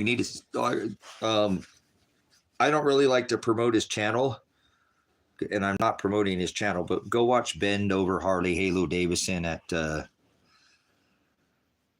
Space Weather News, and he'll keep you updated on this, magnetosphere and show you all these auroral forecasts. And the magnetosphere has already failed. We only have ever had two low mid, equatorial aurora. That's called northern lights for a reason. It's supposed to be, it's southern too, at the southern poles, but the north and the south, okay, we see auroras because that's where all the BZ, the phi, everything comes in through the polarity, like a toroidal field. The energy comes in through the north and the south, through those regions at the top and the bottom, like a toroidal field. So in here towards the north, okay, that's where all that energy comes in. That's that collapsing of our atmosphere. See, we're just closer to the sun is all. Bigger, sun's here. If my head's in the middle, then I'm closer to the sun, right? See, nothing's happened to the sun. Our atmosphere is collapsed. So when we don't get consistent energy, solar flares coming from the sun to pump up our atmosphere shrinks and we get closer to the sun. It burns off all the particulate. That's why they're spraying the shit out of everybody. We'd be fucked if they weren't spraying right now, guys. I know that sounds crazy, but we would. Think about a torch. If you take a torch, you turn a torch, you light it on fire. It's very orange like the sun because it's expanded, right? That's our atmosphere. And as we shrink and you turn that heat up, now we're going to get closer to the sun. It's going to burn off all that particulate in our atmosphere. The last 3 solar cycles, we're in solar cycle 25 right now, 24, 3, and 2 are 12-year solar cycles. 12 years. So 36 years ago, the sun was very orange and we were a lot further away from the sun. We are now much closer to the sun because our atmosphere has shrunk, because in the last 3 solar cycles, 36 years, the sun quit emitting as much energy and it's kept stepping down. That means our atmosphere has shrunk. Everybody's saying something's wrong with the sun. Nothing's happened with the sun. If you turn a torch up, it's going to get super orange when it's first on, and you keep turning it up higher, the heat higher, it's going to go from orange to yellow orange, from yellow orange to yellow, from yellow to yellowish white to white. That's where we're at right now, guys. That's where the sun is at right now. That's why the sun is exactly like it is, because we're this much closer to our atmosphere, to the sun. Our atmosphere has shrunk down, and now we're getting bombarded by the sun's energy. Our field strength, the protection, the magnetic protection. Think about 2 magnets. If you take magnets and they stick them together, if you turn around and you stick them apart, right, they won't stick together. That's what keeps that protection from the sun's energy pressing on that reverse magnetism. We have what's called a magnetosphere. That has been weakening since 1900. It is weakened by over 40%. We've only ever had 2 in a 12-year, a full solar cycle, have ever had 2 where the energy coming in from the top made it down to the middle of our rock, the equator. And it takes massive X flares to do that, to penetrate the protection around our our Earth. If you call it, we don't live on Earth, but we'll use it for conversation's sake, right? On the rock that we live on, okay? So, again, The last 36 years, we've gotten closer to the sun. Nothing's changed with the sun. The sun is the same sun. What's the energy that it's emitting has changed. It has stepped down. It has not put out as much. So in a 12-year solar cycle, we've had two, like towards the equator, where it's not up here towards the north, and it's not down here towards the south, it's towards the equator. We see those lights. That's a bad thing. That means that protons or ionized, deionized gas, plasma, solar radiation is pounding our atmosphere and penetrating. Although it's very beautiful to look at, it's showing that our magnetosphere has failed, that energy has made it through the protection, the canopy, the umbrella over our protection over the rock that we live on. So again, in the last record, you know, and it was in since, I think they said, I'm trying to remember where they did their count, since the 1800s, the solar count, again, that we had never seen any more than two of those type events in 12 years, which took massive solar flares. In 2023, we didn't have two. We crushed the record with three, because even in 1 year, we didn't have four. We had five in 1 year. Five equatorial events where we saw northern lights at the equator, and we didn't even have X-class flares to give us that energy. So this is what the governments know right now, brothers and sisters. That's why they're digging in. That's why they keep spraying, and they just keep everybody distracted, and they keep piling up resources. And guys, they're going to want to whack everybody, because as soon as this event's over, they're going to be able to come up off the chasms like they have before, gotten everybody think that shit's coming out of here, when the Hopi talk about the ant people that went under the ground already because of these cycles. They weren't ants. It's because they dug in and got away from this cycle. The government is hiding this from you, but the government is very aware of this. They have actually been stealing your tax dollars since the 1980s, boring tunnels underneath this United Corporation, getting ready for this event. And before that, I'm just saying, Elon Musk with his boring machines, not new technology. I told you they've been taking tax dollars since the 1800s and linking, or the 80s, and linking up these tunnels that already have been here before. So there's a lot underneath your feet that you don't see going on. That doesn't mean it's not happening. It doesn't mean it's not happening. They've done this before. This is what a lot of cave petroglyph paintings are showing you. It's these arc discharges they were seeing of these celestial bodies that were connecting to each other and arcing, and these images that you're seeing is what was of their heads, because they went into the caves. They didn't live in the fucking caves, you idiots. Caveman is such a stupid fucking term. They might have went in there and slept, but they went in there to get away from the sun, guys. They went in there to get away from the arc discharges that were coming off of the sun, even from other stars, arc discharging right onto the rock that we live. And when they went outside, that's what they saw. And if you notice, a lot of the petroglyphs, I live right over here where there's a bunch of them. Their paintings are the animals they brought into the caves with them, the animals that wouldn't eat them. If you notice, many of them they were the animals they brought in, and these were the images of what they saw. This isn't all petroglyphs, but a majority of petroglyphs. This is what they're talking about. So they're getting ready for this, guys. And when this event comes, they're going to just think about a tornado, guys. A tornado passes over your house. You ever see a tornado video? How long are they under there? Half an hour at the most. They come out, oh shit, and it's like a brand new day. Now shit's fucked up, but they live to fight another day. The neighbor didn't listen, and they're over there in Kansas. So I don't think we're in Kansas anymore, Toto, right? Because they know this. This cycle is going to come, and I think it's going to pass. It's not going to be this event where everybody thinks it's going to be this long, and I think that's what they're very aware of this, because it's not the end of the world. We're not in the end of the world. I think if I ever did my research, the end of the world, we have several years till that potentially could even be a factor, because we have just begun in Scripture what is called sorrows, which means we're just starting to see the increasing of an intensity. Not great again. Nothing's going to get great again according to Scripture. That's why peace or prosperity is false teaching. Things are going to intensify in ways of intensification. There may be a lull and a pullback like a woman in labor, but it's going to come back harder. And there will be a crowning moment. Correct, ladies? You tell these men in here, if we got any men, about that crowning moment, if you will. Tell them, don't fall asleep, right? You don't fall asleep. You know that labor's coming back. And this could be stronger than the last wave of pain, huh?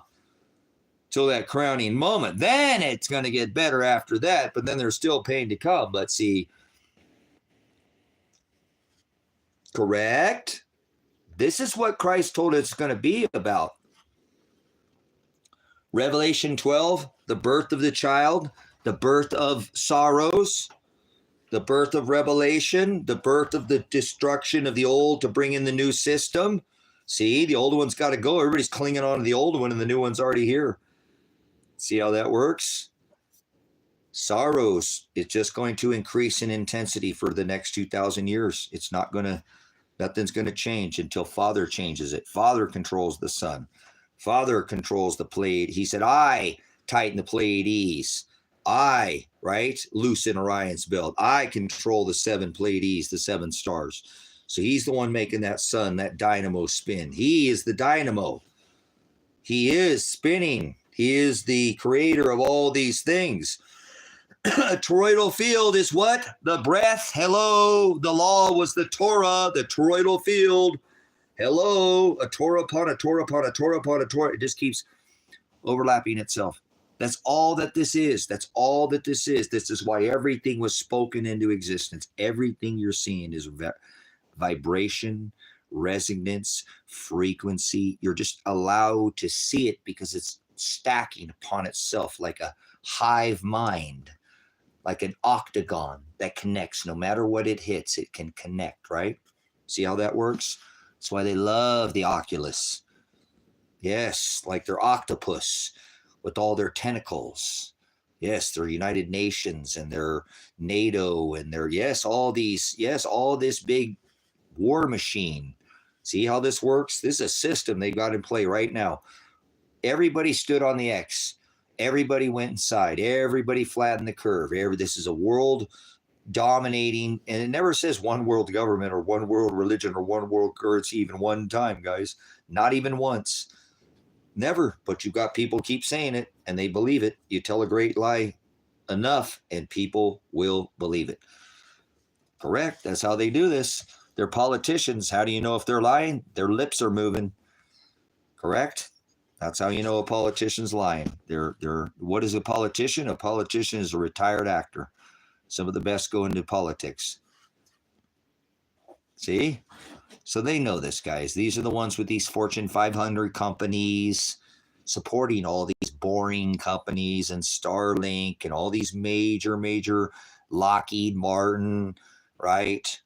BlackRock, all these big companies. Think about all these massive companies. It's these banksters. They own them all. These are the ones controlling this right now, guys. These are the ones control. They know what they're doing, and they are ready for this event.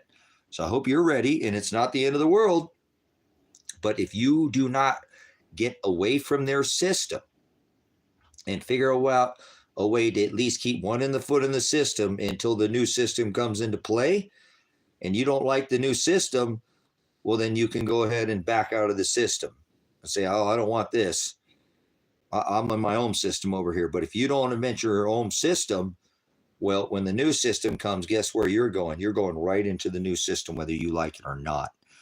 And you're not going to walk away from that, brothers and sisters. I think you might think you can, but you're not. The only way you're going to be is be in the world, but be not of it. Come out of her, my people. Be set apart. We're supposed to be imprisoned. We're supposed to be separated from society. That's right. The world's not supposed to like what we're doing. That's what imprisons us. We get set apart because we won't do the world.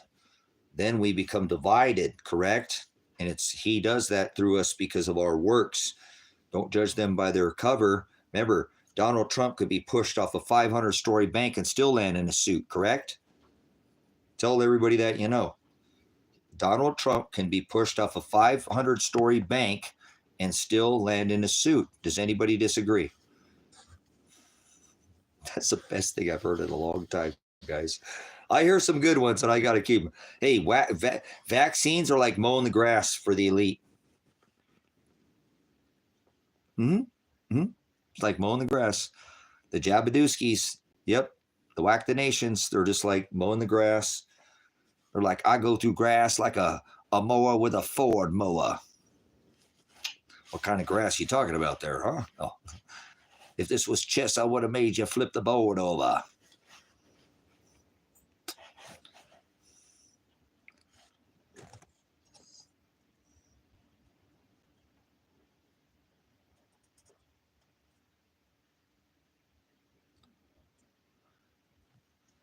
Yeah, well, don't worry about it, though, EMS. There's nothing you can do. You're not going to change any of this stuff. All these things will come to pass. That's what the scripture says. All these things will come to pass before the great and dreadful day of the Lord. So you're not going to get in the way of what Father already wrote. You just need to play your part. He gave you something very unique in this lifetime.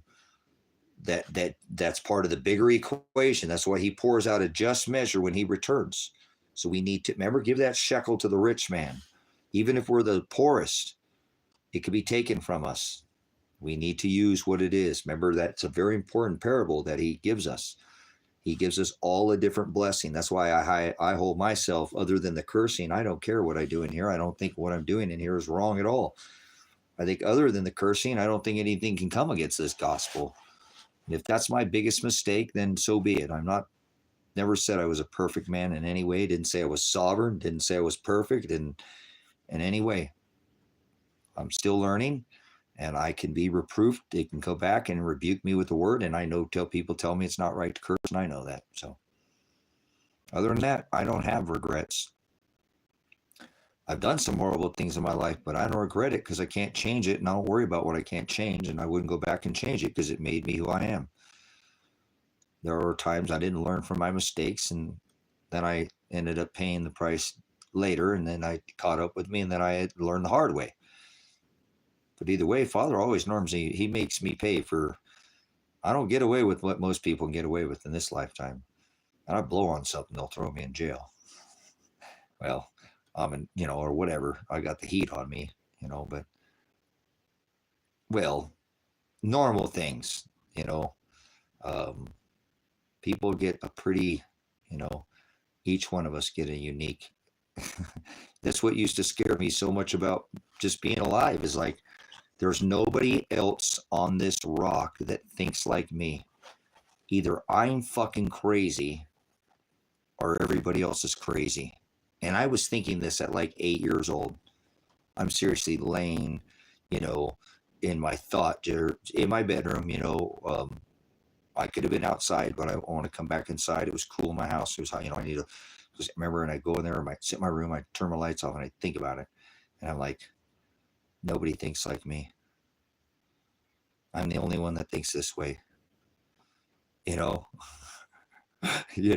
Like, this is, I'm not supposed to be here. Why did you put me here? I'm the only one that thinks like this, God. Either I'm crazy or they're crazy, and I feel like everybody else is crazy. I don't want to be here. Remember the movie, remember the TV show Quantum Leap? I'm like, oh shit, I'm in the wrong body. Not like man or woman. I'm like, I'm not supposed to be here. Like, all these other people are normal and I'm fucking crazy. Or I'm crazy and they're all normal. But I know I don't think like anybody else does. And I talk to people and they don't think like I think. And I can't, actually, I don't want to be here anymore. As soon as I figured that out, I was like, I don't want to be here. And I made my press up a promise when I was 8 years old. My dad came and stole me from my mom after being really fucked up and malnourished. And I was just starting to come to get back in, like I could think straight, not from the abuse or whatever and all that. And I was, coming out of it. I was in a good place. I wasn't being abused and there was no drugs, and that was, I was being provided for, and I had all the things I need. There was more than I needed, but I was like, no way, man. I got to get out of here. I got to figure out a way to leave. I don't want to be here. I got to get out of this body. I'm in the wrong place. I'm the odd man out. And ever since then, like I said, I made myself a promise. I don't care what this world thinks of me. I don't care what anybody thinks of me, because everybody in this world is going to tell me I'm crazy. I know that they're going to tell me I'm crazy already. People already, my brothers and sisters don't think like me, and I am taking a tremendous amount of abuse because of my brothers and sisters, because I'm standing, trying to help them, and which always gets in the way of me. I pay dearly. If you see my life, look what the punishment I'm going through for my son right now. I'm facing 20 years potentially in prison, right? No, I'm not. I'm not good. They dropped this case, but because I'm trying to serve others, and because I got to get out of my skin. I can't do this. I can't do me. I got to figure out how to do somebody else, or still involve myself in this life, but I need to make it about something else, about other people and not me. Like, I'm a failure. I can't do this because I don't want to be like anybody else. That's what I figured out. And then it sucked because my younger brother looked just like me. I mean, he looked just like me. It's like we were twins. And then my older brother, I could go to my older brother's class. I was actually closer. I was 11 months apart from my older brother, and I went to his classes before for him. He went to my class once for me. I covered him, because he was a senior when I was, but, we looked that much alike, but I wasn't like either of my brothers. As a matter of fact, I wasn't like them at all. And my dad told me that all the time. My dad always told me that. I remember I only got to be with my dad for 8 years, but I remember him telling me, he used to tell me, he's like, I don't think you're my son. He said, you look like me, but I don't think you're my son, because you don't think like your brothers, and you won't listen, and you won't mind. I mean, you will mind, but you'll only do the minimum. You'll only do what you're told when you have to do it. Otherwise, you won't do it. Actually, I can't even get your time half the time. And I don't like beating you. And I'm not, because my dad didn't beat me. I was beat before my dad used corporal punishment on me, and he never beat me one time. He beat me, but not with a beating. He whipped me when I needed whipped. And I never once got whipped one time when I didn't need it. And I got whipped a lot, and I didn't ever need it. But I needed it, so it was deserved. But it was my own fault because I wouldn't listen and I wouldn't mind him. I still passed my classes. I didn't get in any trouble. I came home when I was supposed to. I did what I was told, but just barely. Just barely. Just barely. Just barely. I mean, just barely enough to not get, it was just enough, like I said, man. I figured it out, how to just barely get by in this world, and then spend my time in a whole nother time, place, space, dimension, and all that. So, God, I would never wish that upon anybody. I was such a terrible child. And my dad didn't tell me, but did he tell me I was a bad kid? But he said I didn't listen and I didn't mind. And he knew that he said, I know you hear me. And I know you're smarter than that. And I know you can do all these things that I keep, and all these things that you do half-assed and that you just do. And I know you're brilliant, and you won't, because I've seen the things you do when you want to do something and you fucking do it like, holy shit. Like your brothers, you run circles around your brothers. It's like your two brothers try to beat you up and you just tie them in knots and pretzels. Why don't you hit my dad used to tell me this all the time. Why don't you hit your older brother in the face? So I don't have to hit him in the face, Dad. He said, just one time, Tracy, please, would you just one time hit him in the face? He will leave you alone. You are so much stronger. He's a lot bigger than you, but you're a lot stronger than him. And he would leave you alone if you just hit him. That's what he's doing. He's trying to get you to, get your goat, and why don't you hit him in the face? You just sit there and you go round and round with him for a half an hour, beating the shit out of each other. And one time you could sock him in the face and knock him out. Why do you just let him beat you up like that? If you let him hit you in the face, both your brothers, I've seen your younger brother come up to you and just sock you in the face while he's got you down on the ground. And just take one time with your little brother too. Be careful with him. He's your little brother. You're supposed to protect him, but sock him too, and he'll leave you alone. He'll quit coming up when he's got you on the ground and kicking you and stuff. Hit him, and they'll leave you alone. Why don't you do what? No, I'm not going to hit him in the face. We used to go round and round. I remember my dad, he's like, because I'm not going to, Dad, I'm not them. You want me to be them. I don't want to do that. I don't have to hit him in the face to beat him up. As a matter of fact, I don't have to beat him up to get the title. Remember, I know all kinds of wrestling moves. I can wrap him up and put him in a figure four, or just from just stupid wrestling moves on television, let alone all the rear naked choke, or a triangle, or a Darce choke, or I know how to do those things when I was young. I grew up wrestling on the concrete. My dad used to get on me all the time. Why don't you do that? Why don't you? And he wasn't wanting me to hurt him, but he's like, they are hurting you, and you don't care. Why don't you strike back at them? Nah, I don't have to. Why? So I know that I have 3 brothers, and every one of my brothers has hit me in the face bunches of times, and not one of my brothers could ever say that I've socked him in the face. Never once have I ever close hand hit any of my brothers in the face. Not once. And I have 3 of them, and they're all much taller than me, much bigger than me. All my brothers are 6'2", 6'4", and 6'5". And I'm 6 foot, so they're all taller than me. So, but anyways, that's too. See, there was all these things, and I just wouldn't do. I wouldn't do what my brothers would do. I wouldn't even do what my dad was telling me to do. My dad was telling me, "Go ahead, sock him once, man. Give him a good one, lay him out, knock him out. He'll quit messing with you, But I wouldn't do it because I didn't feel like that would be them. That's how they did it. And I didn't want to do it that way.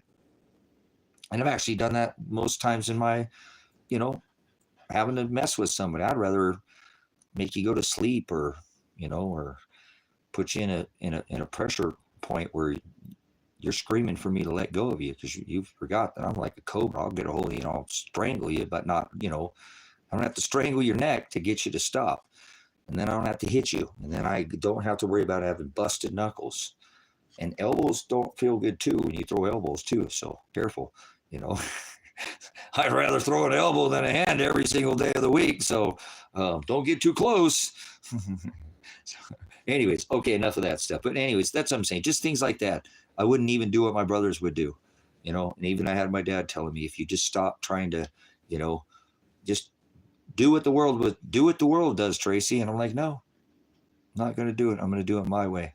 And you can't tell me, Dad. So, and I have to tell you, my son Elijah, he put himself to bed. He did. I homeschooled him some of the time, but he did go to public school, but he was excellent. He got good grades. He minded. He listened. Like I said, people were like, man, he's staying up awful late. Well, he's fine. I homeschool him, and he has a schedule. We were on a schedule, and he never, as long as I have his concentration, because that's the way my dad was to me. He's like, man, you come home, you get your chores done. You do your homework first, and then you get your chores done, and then you can go outside. You come home whenever you want. I don't care. You better not get bad grades. I'll beat your ass. I'll put you in the trash can, and you think you're not even a whole Glad bag full. I don't even have to chop you up. They probably just stuff you in there. So that's the way my dad disciplined me. He threatened me with death. I'll chop you up and I'll put you out in the trash. It's cheap. I ain't gonna pay for no funeral bill.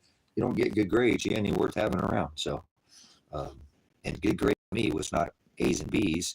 My brother's got like honor roll and never missed school and didn't even have to try. I had to think about it for a minute to get passing grades, but not that much. And Father blessed me enough to have a brain. I mean, I didn't get the looks, I got the brains. And it doesn't mean I'm that damn smart either. I'm still learning today. I will continue to try to learn. I take most things that I do today, and I take other people's studies, and I learn from their studies. And I find a subject, and I find other people's, obviously I'm going to study the definition first, but I find other people have a better opinion a lot of the times than most of the time that I do, because I find a side that I wouldn't think about. And that's what's so amazing. So see, I'm a one-off guy, and that's all I want to be. I don't want to be like anybody else. I don't think I could be cloned, to be honest with you. I don't think it could be cloned. Well, you'd know it was me if they try to put somebody else in front of you and somebody been a follower of this ministry for a minute. They'd be like, that's not Pastor Revelation. That's not him. We know that's him. Nope, that's not him. Wait a minute. That don't even sound right. See? So there's nothing wrong with being set apart. It's called the black sheep. Are you the black sheep of your family? It feels good, doesn't it? I wouldn't want to be any other way. I would never want to be the norm. You can have your normal. Whatever you call that, I'm not normal. You want to know how? Because I'm not right? Because I was born on the left coast. See? I'm not right. Never have been. Some people say I'm not on the level. A little crooked? I don't know. You think it's criminal, but people think I'm a wolf. They call me evil. I bet people tell me, remember, you've been in here for I need drugs. You need drugs. Something's wrong with me. You need to take some Adderall. You need to go get locked up. You need to go in remember Scorpions? You know, the label all locked up in the padded room.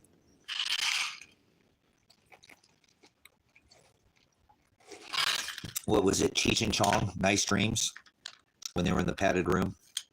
I'm sorry I took the money. I'm sorry I took the money. Remember that? That had Pee Wee Herman in that movie? Then he came back and I'm not sorry I took the money. I like Cheech and Chong. That's pretty funny stuff.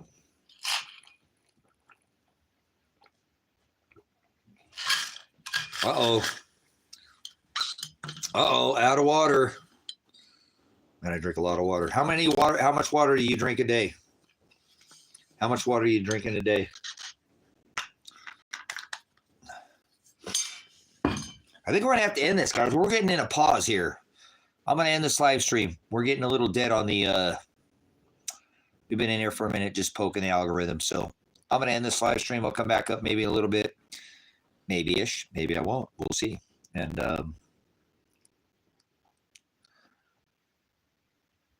yeah, we'll re-spark the subject. We'll change it up here. So,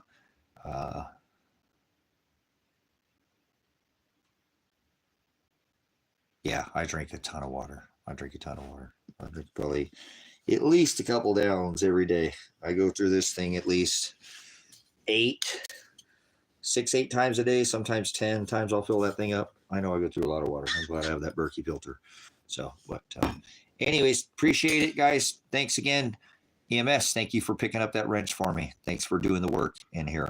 You know, this ministry is not trying to hang out with people that, you know, I'm not here to do the feel good Jesus. So, you know, this isn't some kiddie ministry. It's really important that we stand up right now. It's a very important time in history. So I appreciate you carrying that for me. And I think you'll do a good job. I don't just throw that out there very light. We don't have that many moderators on the channel. We have a few, but we don't have that many. And I normally when it feels like the right fit, and you feel like the right fit here. So, and it's not just because you're tickling my ear too.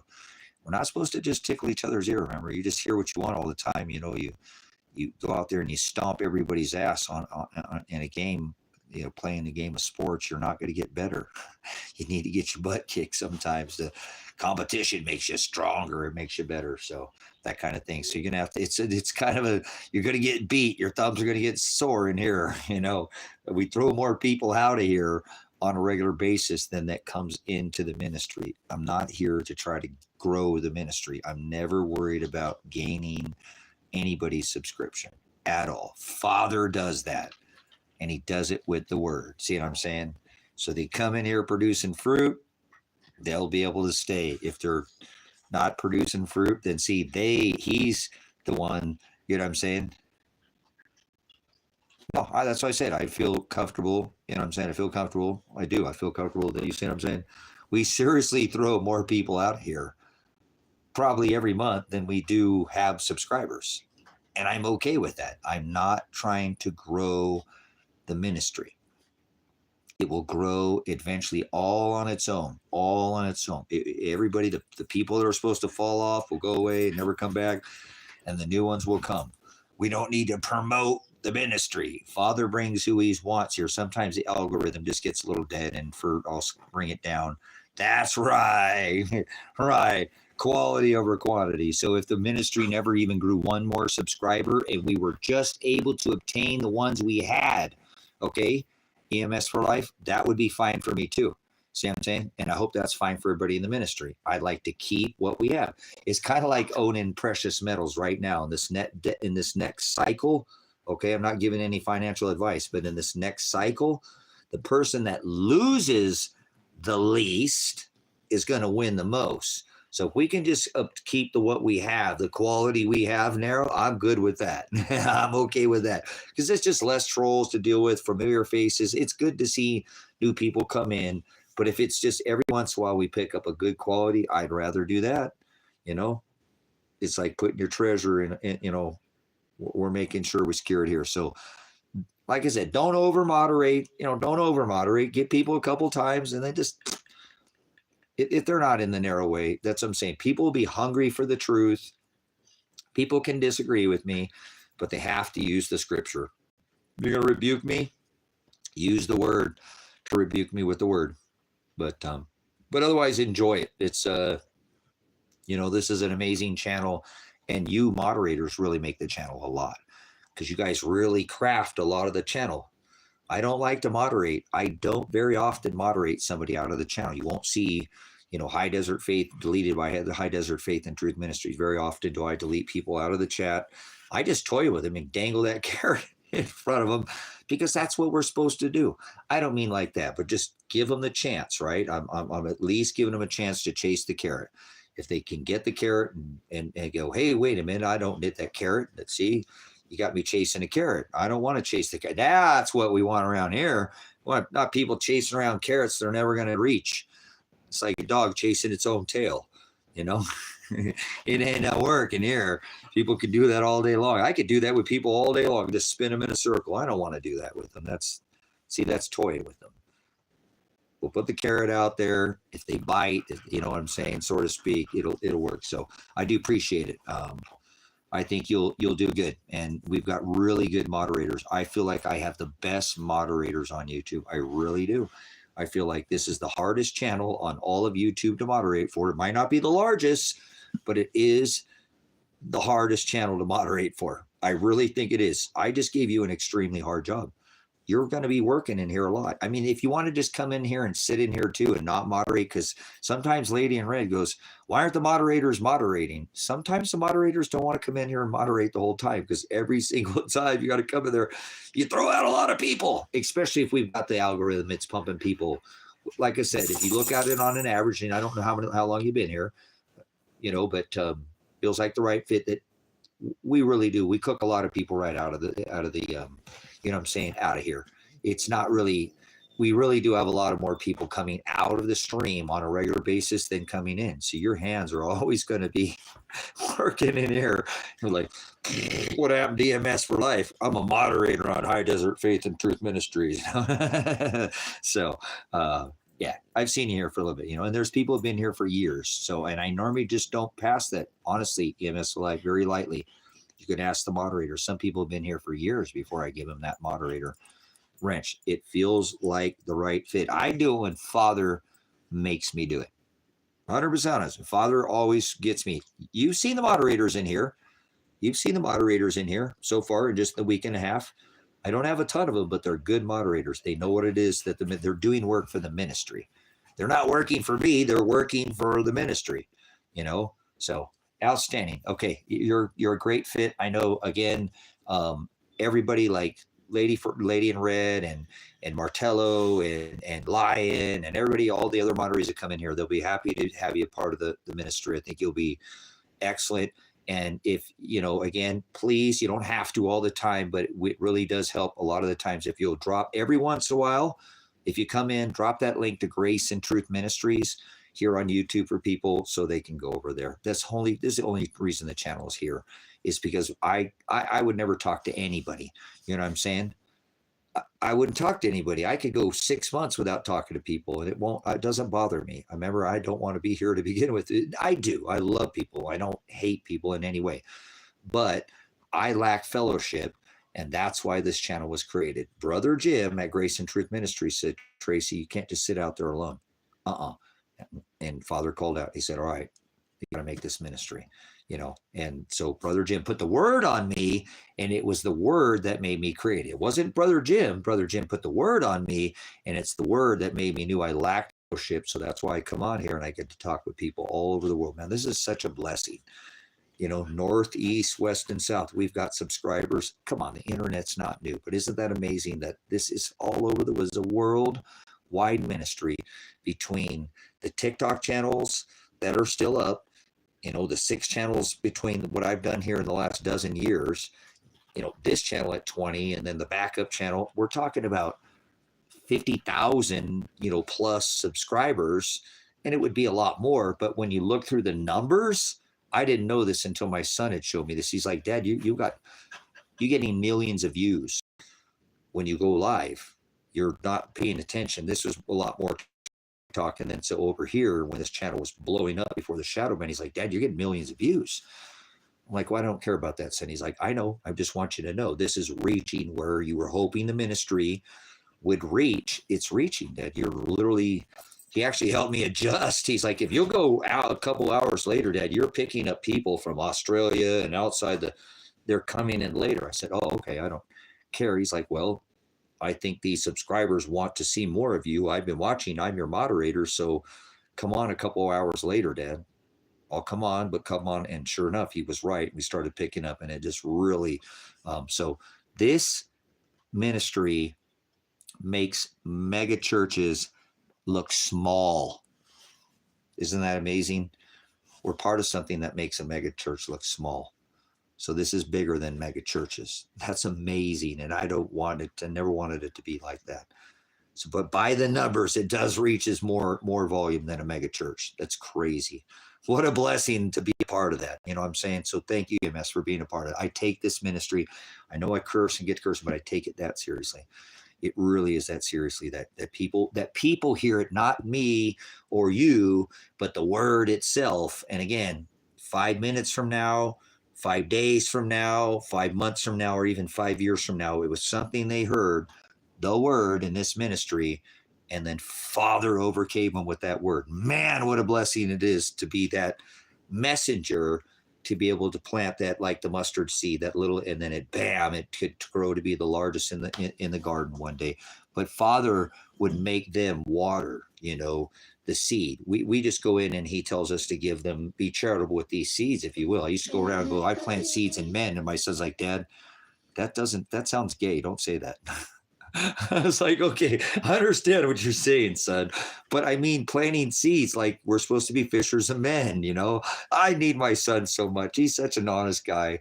He tells me like it is, you know. He won't beat around the bush with me. He is. I miss him so much. I miss my son so much. I hope I don't know. Father has him right where he wants him right now. So, okay, I'll be back.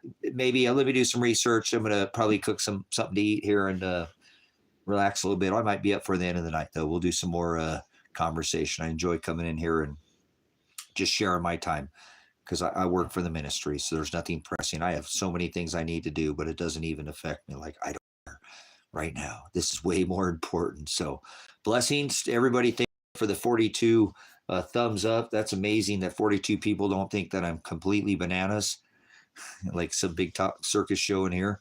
And I can't figure out what these things are right here, but I think there's some kind of new gift or something. I didn't even know about those. Maybe it had turned those on before, but we got somebody that gave those.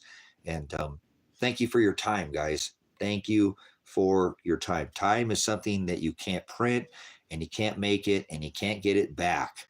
So when people give time here, it is more valuable than all the cash apps and all the PayPals and all the thumbs up. Time is just, it's so important that we use the time that we have, you know, and enjoy the time too. Okay. Sometimes we need to take back time to enjoy life. There is a day of rest. You know what I'm saying? There's a day of rest. Yeah. See, my screen's so messed up. See, I don't know what's going on here, but it's good now. I can see it now. I used to only be able to see just the number of people. I couldn't see the thumbs up. I couldn't see the money, the cash app or whatever, the super chat. And there was some other thing over there, and I can see them right now. Sometimes in the screen, it pushes over too. It's the phone app too. It's the phone app. So that's what it is, EMS. It's probably on an Android. I think the Android does that too. So, all right. Much agape, guys. Pastor Revelation, Pastor Apocalypse. Thanks for your time. If you want to leave a monetary tie to the ministry, those Cash App and PayPal links are in the description, but it's not ever necessary to tithe in any way monetary to this ministry to be a part of it. Never is this ministry ever involve dollars or cents. So don't feel like you ever have to contribute. Your comments and your time are way more valuable than any money that could ever be tied to this ministry. So keep that in mind. Nobody gains favor for tithing money in past. I don't make special mentions. I'll thank you while you're here for a super chat or something like that, or thanks about it.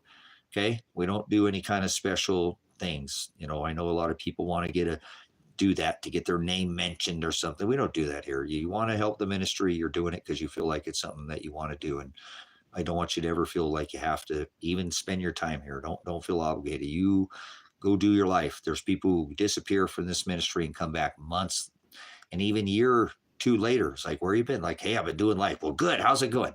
You said put your head down, and I had to. So if you disappear and come back, that's okay too. Go do life.